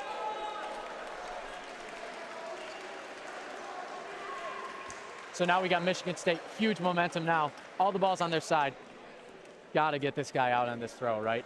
10 minutes to go, second half. Michigan State don't throw a catch in this situation. Trying to tie it. Grand Valley desperately trying to cling to their 1-0 lead. Rests on the shoulders of number 10, Aaron Pope. What a game so far. What a game. Couldn't have asked for a more evenly matched championship game. We've had a little bit of everything here. Here we go. He's going to post up in the middle. And they take him out. And there it is. 1-1. 10:04 to go. Second half, Michigan State ties it up.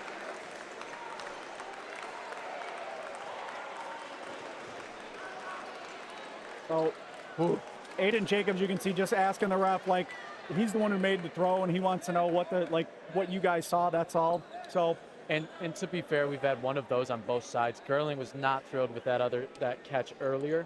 That was called. That should have been ground potentially. And then this one, I think both sides are going to think that they were right in that situation, obviously, but another controversial call one way or the other. But here we are, 1-1. And now we got 10 minutes to go. 10 minutes, potentially more, to decide your national champion. I wouldn't mind some free dodgeball.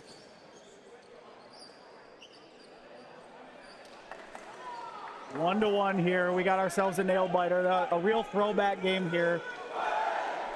40 minutes of dodgeball has been played. 2 points. Yep, 2 long points. Just shows you how these two teams want it so bad right now. And the way I look at these teams right now, I look at the Pistons and the Bulls, the late 80s, early 90s. You got this team that's been building and building to a crescendo with Michigan State desperately trying to get over that hump. You got Grand Valley State, been on top for a few years in a row now, really trying to maintain what they have, and you just have 2 heavyweights fighting at it. Someone's going to make a big impact on their legacy and their team's legacy in the next 10 minutes, potentially more if we have some overtime.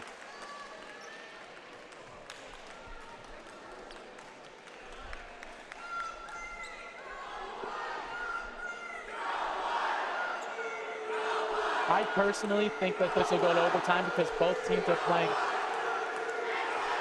so smart and they're so tough to get out. It's basically like let's listen to the crowd for a minute. Basically like we're 0-0 and obviously next point wins here. We're knotted up at 1. You love to see this. Point number 3, national title game. Ball advantage has to matter a lot here. MSU dominates that run up, gets a kill and 7 balls. 6, excuse me. So 6 on 4 now. Gonzalez pushes out, makes a throw, and then gets back. Michigan State ball advantage. You would think they're going to be the team that plays more aggressive here. There's plenty of time to score a point. It's just got to be a much quicker point than we're used to.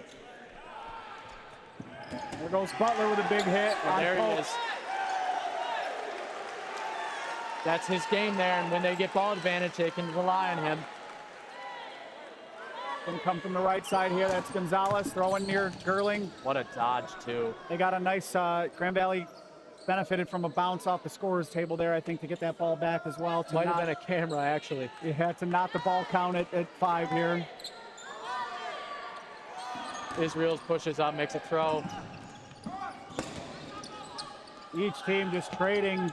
And now it's 3-7 right now in terms of balls.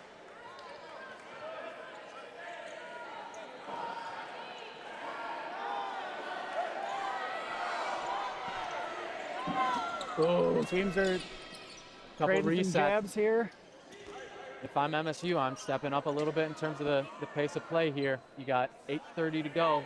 Are they going to be able to secure a point on GVSU here? Or will this go to overtime? Throw in front of Ben Smart. He returns fire at Fedowa. Oh, and Gonzalez, what a catch and ground. Oh, my. We're going to call that a team catch or ground. A little bit of a dispute. We're gonna stop play again here. It was very clearly ground. I hope that the refs make the right call.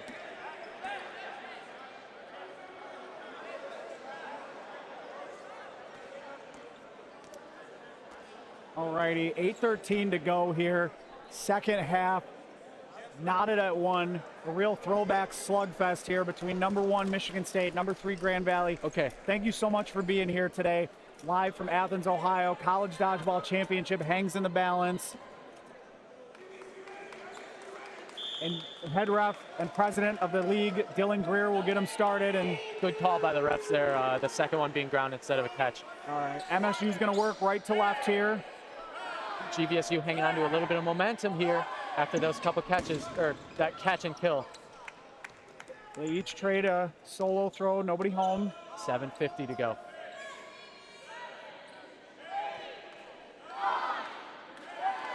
Throw counts even here. Let's see who's the first to bite. Oh, and Grand Valley makes 2 throws, miscommunication. And that could cost them in MSU when they push up to that front line. That's how they beat GVSU in the past, when they play aggressive up at the front. So losing that ball advantage is key to that. Matt Budai with the throw. Good block by rookie sensation Nick Fidua. State maintaining an ever so slight ball control here. But they do look like they're playing a bit too cautious at the same time, I'd say. Barry with a nice jump dodge, and then McLean gets taken out by Tyler Peach. Wow. Peach, nice play with the counter there. That's his bread and butter. And it's interesting with only 2 points happening. I feel like we haven't seen enough from either team's stars, especially GVSU's, where they've been buried in the outline. Gonzalez narrowly misses Marks, who returns fire, and Josh Hill blocks it. And Hill hangs one. Nice play by Barry Butler making the catch. And who does that bring in? Jack Gerling. Wow. Watch out, folks. Now let's see if they step up their offensive speed here. We'll be watching the clock here. Figuring out at what point the teams pull their foot off the gas and start to play for overtime. You've got plenty of time. Or still go for the jugular. You've got plenty of time, but you've got to make some plays. Gonzalez with a throw splits the defense. Another one. Oh, and Butler gets clipped. Oh, and Gerling almost makes a catch. Great effort laying his body on the line for that one. He knows how important keeping Butler in what would have been there. You see him crouching over in pain after that, but you got to respect that effort, diving. No knee pads either, by the way. You could feel those knees thud on the I don't know how these kids do it.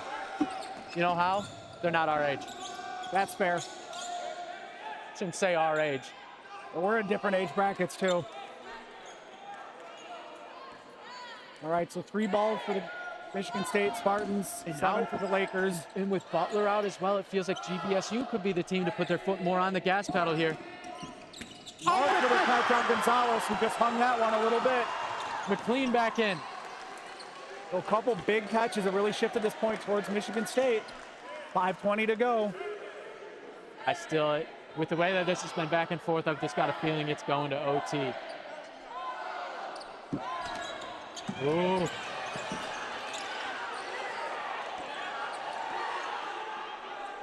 They call him safe. Michigan State, they called Hurst Rimson safe. Michigan State thinks they got a beef with that one. That was an interesting one because it looked like it might have hit his foot, but it might have hit the ground first. Tough call. Ooh, Fido going all out there looking for a catch. Tyler Peach gets caught sleeping by Kramer, ever the opportunistic player. And that one hurts if you're GVSU. Down goes Van Fleet. A risky throw there, though, by Israel's leaving that up at shoulder height. High solo throw on this talented of a team. And Ben Smart, double tap on McLean. But Michigan State gets the good bounce on that one. So Ben Smart feeling pretty good about himself right now. You can see him stunting a little bit there. Throws into a crowd. And I think that might have clipped Israel's foot, but we have a stoppage of play for a Ben Smart saying he got somebody on the foot. They're saying they got Israel's here. This is getting a little chippy here.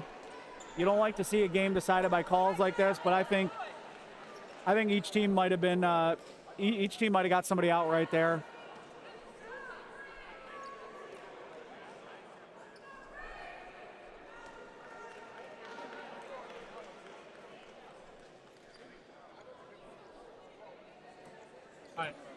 Kevin's been leaving the booth several times just to kind of check and see what the calls are, so we can bring it to you guys here at home so we know. So it looks like they're going to call Owen Israel's out. He got hit in the foot while they were talking to the refs, but it was before the stoppage was called.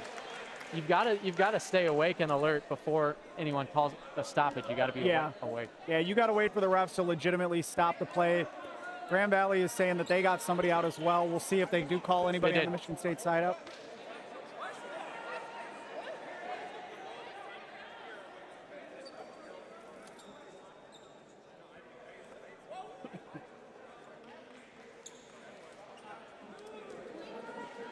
All right, so we hate to see a game of this caliber be stopped for this long for these calls, but they've got to get this right. They're doing their absolute best to get this right. You just don't want to see these games decided on anything but on-court play, not bad calls, not anything like that, missed calls. They're doing everything they can to get it right. So we'll see. At the moment Owen Israels is out, he did get hit on the foot. There was some conversation going on with the refs, but play hadn't officially stopped. So that's the key here. So tense right now. 4 minutes, 10 seconds to go. They made the right call. Okay. I mean, the refs have had so many tough calls, but they made the right call once again. Kevin Wynn not happy. Kramer's like, listen, well, the thing is, from their angle, with Ben Smart and Owen Israels, they're at a diagonal angle, and it was kind of looked like it could have been Ben Smart. It went past him, hit Owen Israel's back foot just barely before it hit the ground. I do not see Owen Israels coming back onto the court.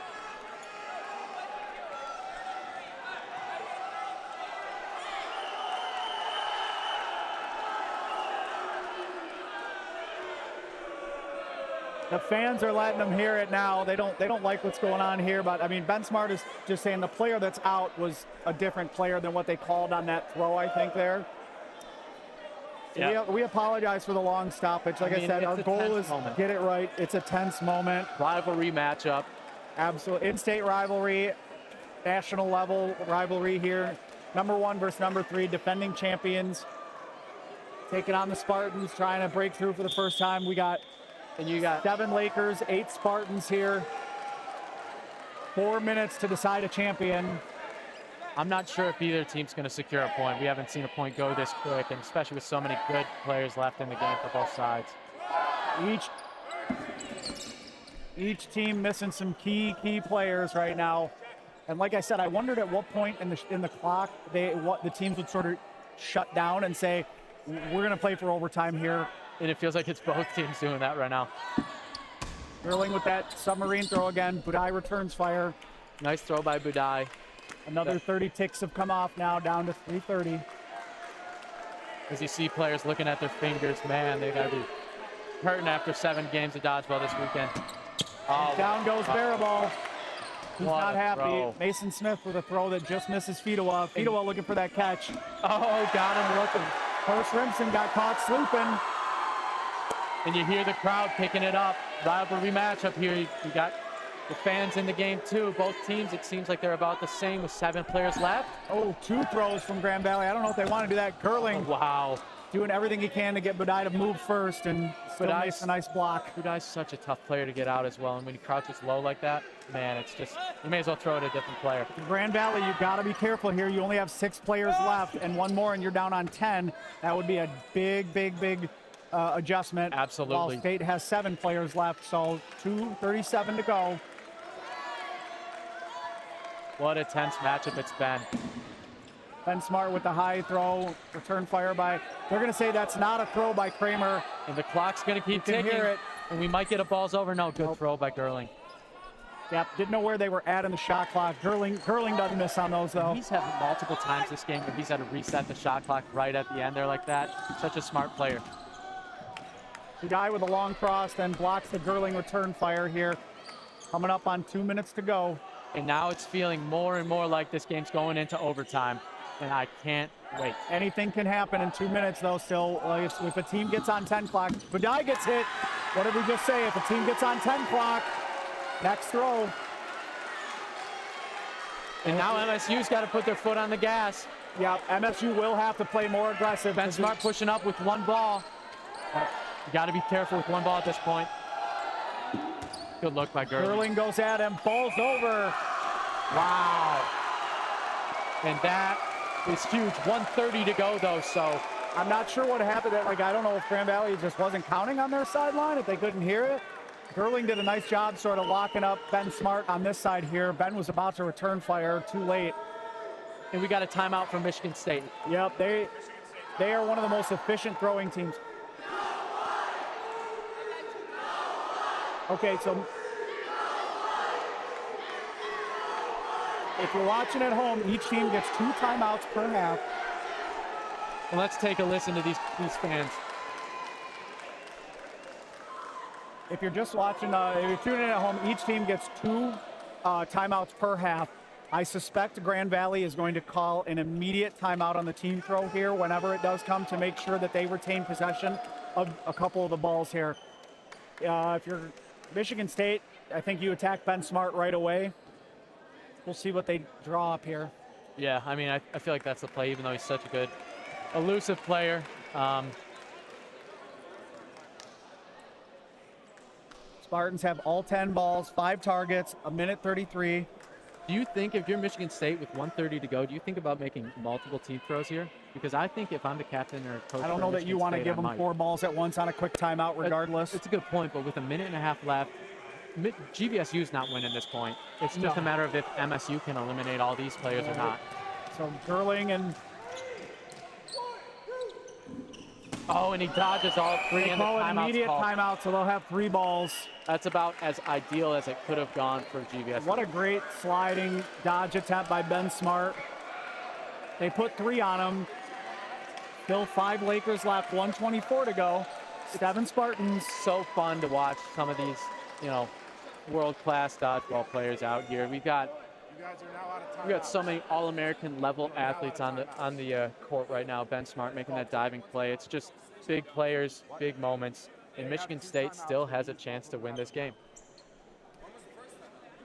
All right, so this is not a stoppage for any sort of controversial call. Timeout on the court by Grand Valley after the team throw by Michigan State. The timeout immediately means those balls are dead there once they land. And so Grand Valley retains possession of the 3 balls that came over on the throw, which is big for them. They can defend themselves now. Yeah. Thank you so much to everybody joining us. 1:24 to go. If they do not finish us here, we go to a 6-on-6 overtime where there will be no clock, no game clock, that is. There will be shot clocks, just like normal.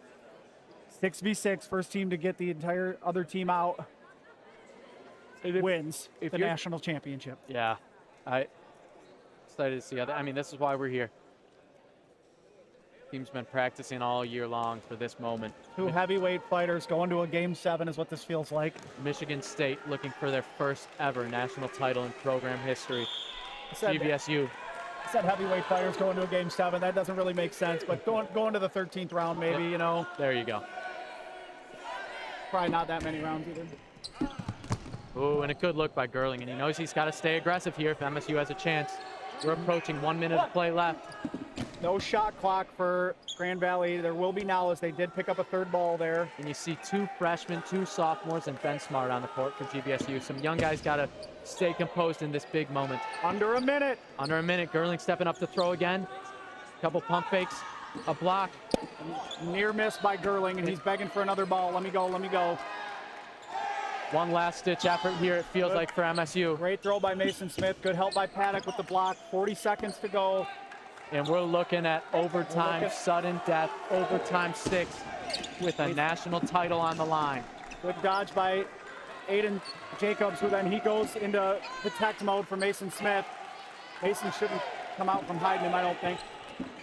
Ben Hackman misses as he returns fire near Aiden Jacobs. Under 20 to go. And you see Ben Smart crouched down in the corner with 2 balls. You got to get everyone out if you're going to get the point, and it's not going to happen. Are you kidding me, folks? Overtime to decide the national title? Team catch. I guess no team catch there. 3 seconds, overtime. Folks, for the first time in college dodgeball history, we've got overtime to decide a national champion. Can you believe this? You could not have drawn this up any better. The 2 teams that have separated themselves all weekend. Can't wait to see this overtime neck matchup. And neck. We're going to see For those that aren't aware of the rules here in college dodgeball, if you're tied at the end of regulation, we go to overtime. It's sudden death, no time, no clock whatsoever. Sudden death, it's just the 6 best players on each roster. So we got 6-on-6 with the national title on the line. Overtime's crazy in college dodgeball. It's so epic, but we've never seen it at this stage. This is, you know, your 2 favorite words in sports are generally Game 7. This has that feel. There's tension. The stands are full right here. It's loud. While we've got a moment here, Tony, let's talk about nationals as a whole, where the league stands in general, and what you saw from nationals this year. It was just great to see the level of competition out here. We had 20 teams coming from all over the place. Had some new teams making their first nationals appearances. You love to see that. Again, like past years, the cream has definitely risen to the top here. 2 Michigan schools in the finals again. Surprisingly, with all the parity that we've seen in the league this year, there's so many talented teams. It just so happened that these 2 were the ones that made it this far. The rumors of Grand Valley's demise were grossly exaggerated, were they not? I mean, seems that way. I mean, we might have that discussion in a few moments too. Right. You know, no matter who wins, even 6v6 here, they're an overtime away from repeating as national champions. Michigan State looking to break through for the first time ever. And while we've got another moment here, if you're watching at home and you're a high schooler and you're looking to play dodgeball at a college near you, or you're in college and you want to start up a club, Tony, let's talk about that. How easy is it to do that, and who should they contact to get that launched? Really easy to start a club. You can definitely look us up on Facebook and Instagram. Send us messages. We have folks that we got boots on the ground that can help you get your resources to start a club. You will want to also work with your club sports organization, let them know your intention, but definitely reach out to us at ncdadodgeball.com. Check out our contact page there. We'd love to have you if you're interested, if you love what you see. Make sure to follow us on social media, subscribe on YouTube where we go live all the time. But yeah, back to the action here, folks. Thank you for joining us. We're here in Athens, Ohio, the National Collegiate Dodgeball Association's National Championship Tournament. 6v6 for all the marbles here today. The cup, is it staying in Allendale? Will it reside in East Lansing for the first time? We're about to find out. We've gone from 20 teams at this.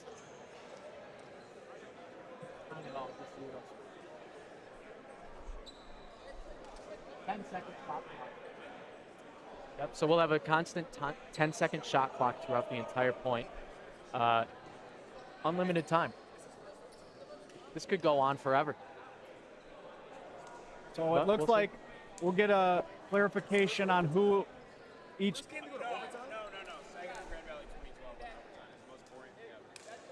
So it looks like Michigan State is going to run out the core 4.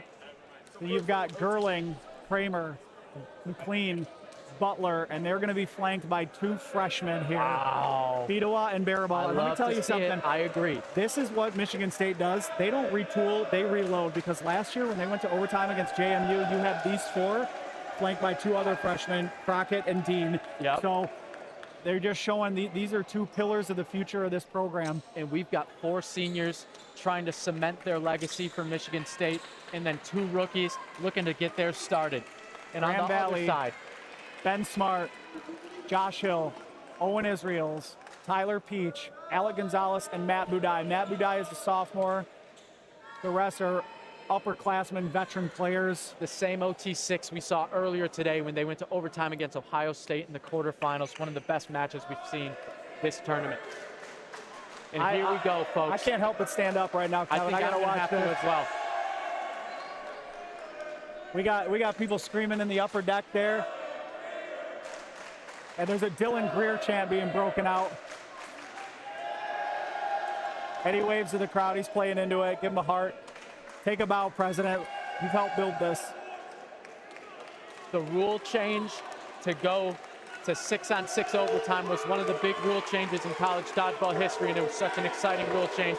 That happened exactly a decade ago, 10 seasons ago. Wow, and here we go. And quick kill gets Budai out. The Lakers will be down 1 early. And interesting how both teams thought there might have been a false start. Kramer let himself a little open there. Wow. Great stop by Gonzalez. These players are just incredible with the way that they make split-second decisions. And we're going to see the best 6 on each team here right now. Gonzalez pretty accurate with his throws, so they're relying on him to make some resets. Josh Kramer, great catcher on the right side here. Keep an eye on him. Almost caught Ben Smart sleeping a little bit there. Good block by Israels. Oh, and Ben Smart just the pump fake and then kill on Barry Butler. He got stuck in transition. He got Butler to tip his hand and jump. And Owen GVSU pushing up for a ball. And Owen Israels goes down. Oh, and Ben Smart with a crazy dodge there. And we got Peach and Gerling going at each other. Oh, what a block by Gerling. What a block. What a play. 5 4 on left 5. MSU.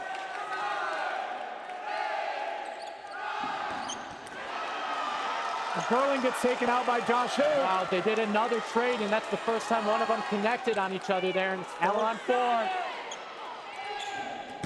Team throw, Josh Hill survives. I can't believe that team throw didn't connect. No shot clock for the Lakers as they only have 2 balls on their side. 2 rookies are left in for MSU of the 4.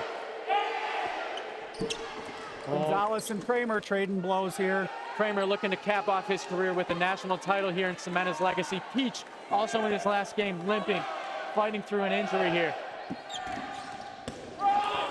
Oh, and Ben Smart looks for a cross, doesn't get it. And a and Peach is hurt. Peach is out, but he's hurt. And Barry Butler back in, 5 on 3. What a play by the rookie. Now Gonzalez goes down, and you've got Perrone and Peach. 2 left against 5 for MSU. And they are on their feet here in Athens. You're going to have to see some heroics from the Lakers here. That might have been the most catchable ball. Kramer's going to send Ben Smart's way. Yeah, I wouldn't expect anything worse than that. You can hear Kevin Wynn screaming at Fido out, run him down. Yep, they want to turn this into a track meet with only 2 Lakers left. Ben Smart with a tackle on Kramer. And that brings in Matt Budai. And now we're at 3 on 4. It's still MSU with the advantage, but this is a close match again. Oh, what a dodge there. Good look by Fido. This guy's known for his catch, but he's got a cannon of an arm as well. Butler pushing up. Oh, Ben Smart. Puts one right past DQ's feet.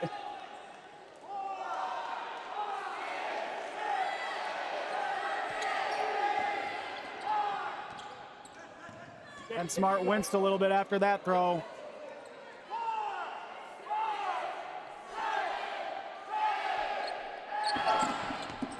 Oh, and a nice throw by both. 2 go down. Michigan State. Only Ben Smart.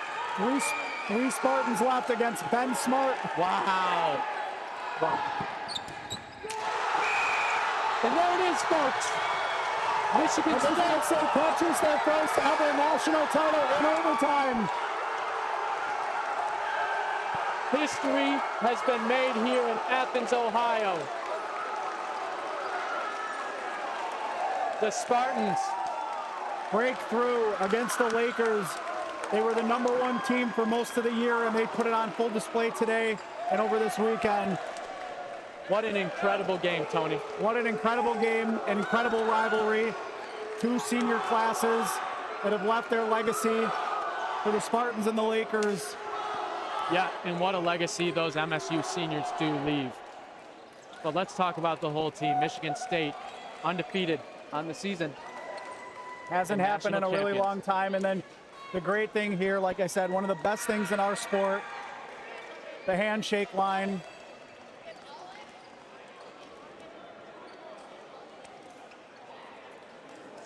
A little show of respect from both sides. Incredible outing by both teams. You can just see the emotion pouring out on both sides. Yep. The Spartans, it's jubilation. Grand Valley showed they're still a force to be reckoned with in this league. We're going to give Michigan State some time to celebrate. I'm sure we're going to want to talk with them after this, but let's give those guys a moment. Guys and girls, I should say. What a hard-fought final. 2-1 final. Michigan State winning their first ever national title. They've been on a mission since this class came in. They knew they had the talent to do it. They faced some adversity. Alec Dean's injury yesterday. And here they are on the top of the mountain for the first time in program history. Yep, and you see Alec Dean here as well. had surgery last night after an unfortunate injury, but let's listen to the team right now. Dylan Greer going to present him with the trophy.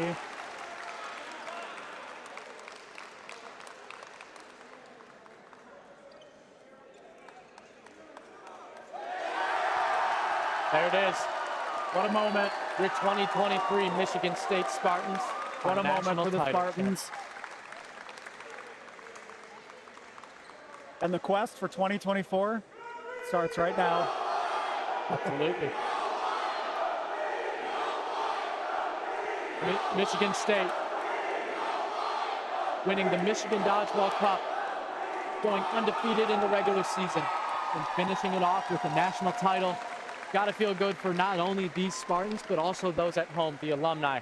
This is 20 years almost of dodgeball history for Michigan State that they've been able to cap off and finally get to the peak, get to the pinnacle of college dodgeball and win the national title. Absolutely. Like, it's been a hard-fought journey for all these teams here, but Michigan State, they went through a rebuild right before COVID. COVID, stunted a lot of teams' growth.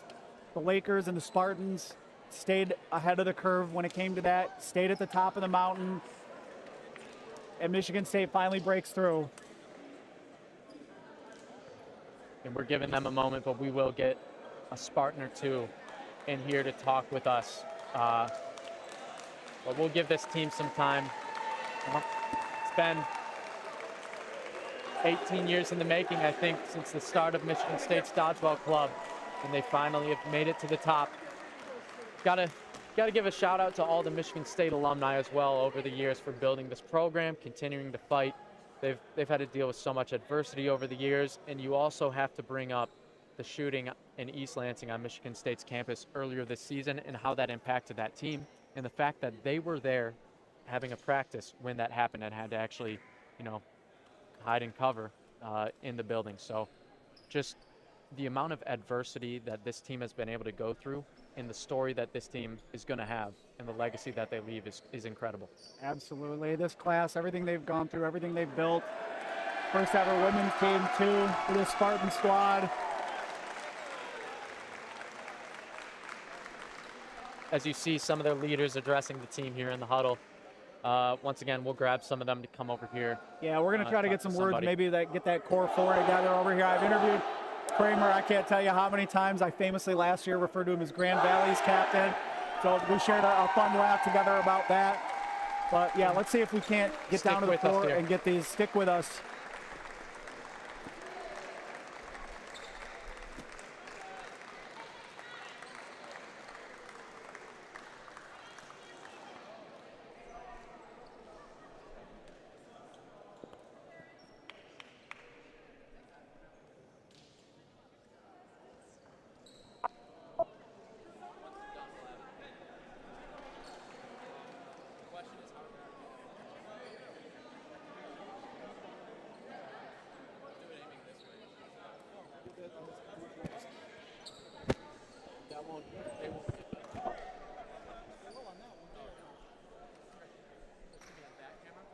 Stick with us, guys. We're going to try to get a word with the Spartans in just a minute. We're going to let them take their picture. And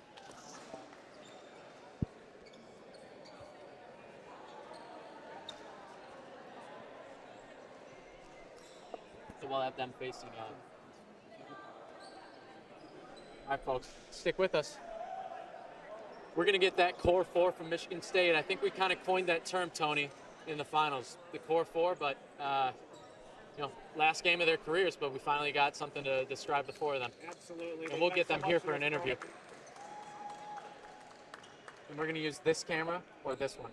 let's do both. To see it live, yeah, if you want it okay. on stream, it has to be this one. All right, so we'll just face right here. Let's get two static cams for interviews. Okay. So, audio-wise, that's my question. We don't have that. So will either camera capture it, or how should we do that? So this is like passing around the mic to everybody? Yeah, either that or we can do one at a time, and I'm fine with that. With the headsets. Headsets are probably better? No, we can do the headsets. Yeah, Tony, so we're going to do headsets. Yeah, I got to click these in, though. One at a time, I think. Or at the very worst, we very least, we can just hold a mic here. It would be ideal if we can do that. That's what we're gonna do and try to get all 4 of them. So you wear yours, and then I'll hold this. Or I ask you questions. You can ask them. You need to not choke for once. Oh, thanks. We're on a hot mic, probably. We have to. I got caught myself. Probably.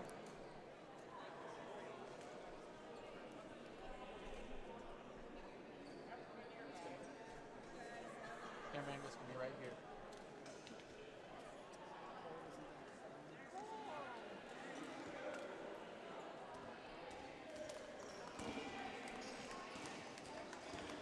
The force of the book.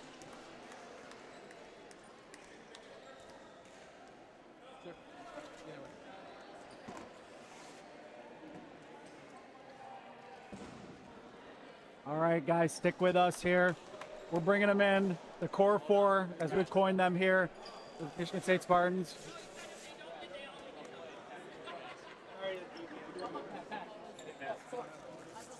I'm mad about that.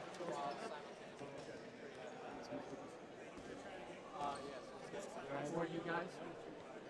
I'm just going to do this because the cords don't go as far. So Okay. is it this camera or this one? You're just gonna get rid yeah, of as it? long as we can Or hear you. should So try and here, get short guy, audio? I'll get in the middle so that I can do this. Tony, let's do both because we want to get the audio for the afterwards too. Okay. I got it. Yep. So Kevin, what do you want me to do? Oh, both. Yeah, I don't know. We might. Should we use this or not? Should we use this or not? All right. Well, I'm just going to get started then here. Yeah. Want us to have. We'll get some afterwards. So I'm standing here with the 4 senior captains. Kevin and I have coined them the core 4 today. Guys, I'll start off with the easy one. How does it feel? Feels good. Relieved. I wanted this so long. Feels real good. So It's about time. We've been, us 4 together, plus others. I mean, we've been working on this for a long time. Yeah, so everything you guys have gone through this season, we've talked about some of the things that happened on campus, injuries, everything. You guys fought through, you handled the pressure. Kind of take me through what you were thinking when you guys kind of fell down 1-0, the point took forever, fell behind in that second point. You know, what was going on in that huddle? Well, I think it wouldn't be a Grand Valley versus MSU match if Grand Valley didn't punch us in the face. I mean, geez, on Peach, they've been doing it this whole time we played them, and they're a great team. Obviously, they got here for a reason. But we just play our game, and it showed. I mean, Jack stayed in for an hour. I mean, it just like these points just play how they're supposed to with us and GV, and we just respond like how we're supposed to, like we always do, and we got it done. I think our confidence didn't waver. Like, we weren't worried. When we went down 1-0, we're like, what do we need to change to win this next point and the point after? And I think that's really what led us to the victory. I want to ask you specifically, how did you brought up how long his time on the court was. What was going through your head as like the point was just dragging on, and you're kind of out there for 20 straight minutes, then you have to go to overtime. Honestly, I wasn't tired. I was just a little bit too sweaty to grip the balls, but I was doing my best. That's you. I tried to win that point. I didn't think we were going to win until I started picking off people. And then once I had more relief that I didn't have so many guys staring at me, I think it was so close. So close. On TQ, one of the things I've always pointed out about you is how you maintain your composure in any situation. You guys are up, you guys are down. I never see your expression change. Like, take me through the pressure of trying to come back in overtime and what was going through your head as kind of that glue guy that's always keeping everybody else on an even keel. I believe that, our emotions show, and it rubs off on everybody. I try to keep my composure. They've been telling me that, everybody's emotions, they play a role. So I want to make sure I'm not showing any stress, any worry. If I get out or, if anybody gets out, we just got to do what we got to do. We feed off of that. If we go down, everybody goes down. So we got to keep our heads up. Pick each other up. Yep, pick each other up, because it's not just me, it's not just Josh, not just Gerlin, Especially Barry. because he's our vocal guy too, so he's our talker. We got to keep him on a sharp leash. I'm in the corner turning around when I'm mad. So yeah, I do want to ask you guys, I'd be remiss if I didn't ask you guys about the legacy of your class. Maybe you thought about that, maybe not, but it's been a 20-year program journey for this team. You guys came in, culture was good, you guys raised it to another level. Talk to me a little bit about your legacy. Barry, you've been quiet, you come over here. You talk about legacy here. I think the legacy of this team is obviously we went undefeated, and that hasn't been done since. I'm pretty sure you know the stat. When has it been? 09, I think, Grand Valley. 09 Somebody Grand can Valley. correct me on that one, but yeah. So that feels amazing to be the only undefeated team like that. But I think our legacy is just we find a way to win. We make the adjustments, especially at MDC. I think we were down 2 points, and then we made that the adjustment, played up the whole time, and we brought it back. And I mean, that just felt amazing, knowing that we can beat them 2, 3, 4, 5, whatever amount of times we fucking played them this year.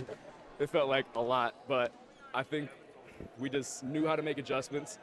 That's kept Kevin. Come here. And I want to say something. Our legacy starts with Kevin and Becca. Like it's nothing without them. We're going to be joined real quick by Kevin Wynn here. They're talking about legacy. And This is the guy. This is the mastermind behind all of our adjustments that I'm talking about. This is the guy. He kept us so composed. Everything they put in so much time, effort. Like they just give their life to us, and it just. Where's Becca too? We love them so much.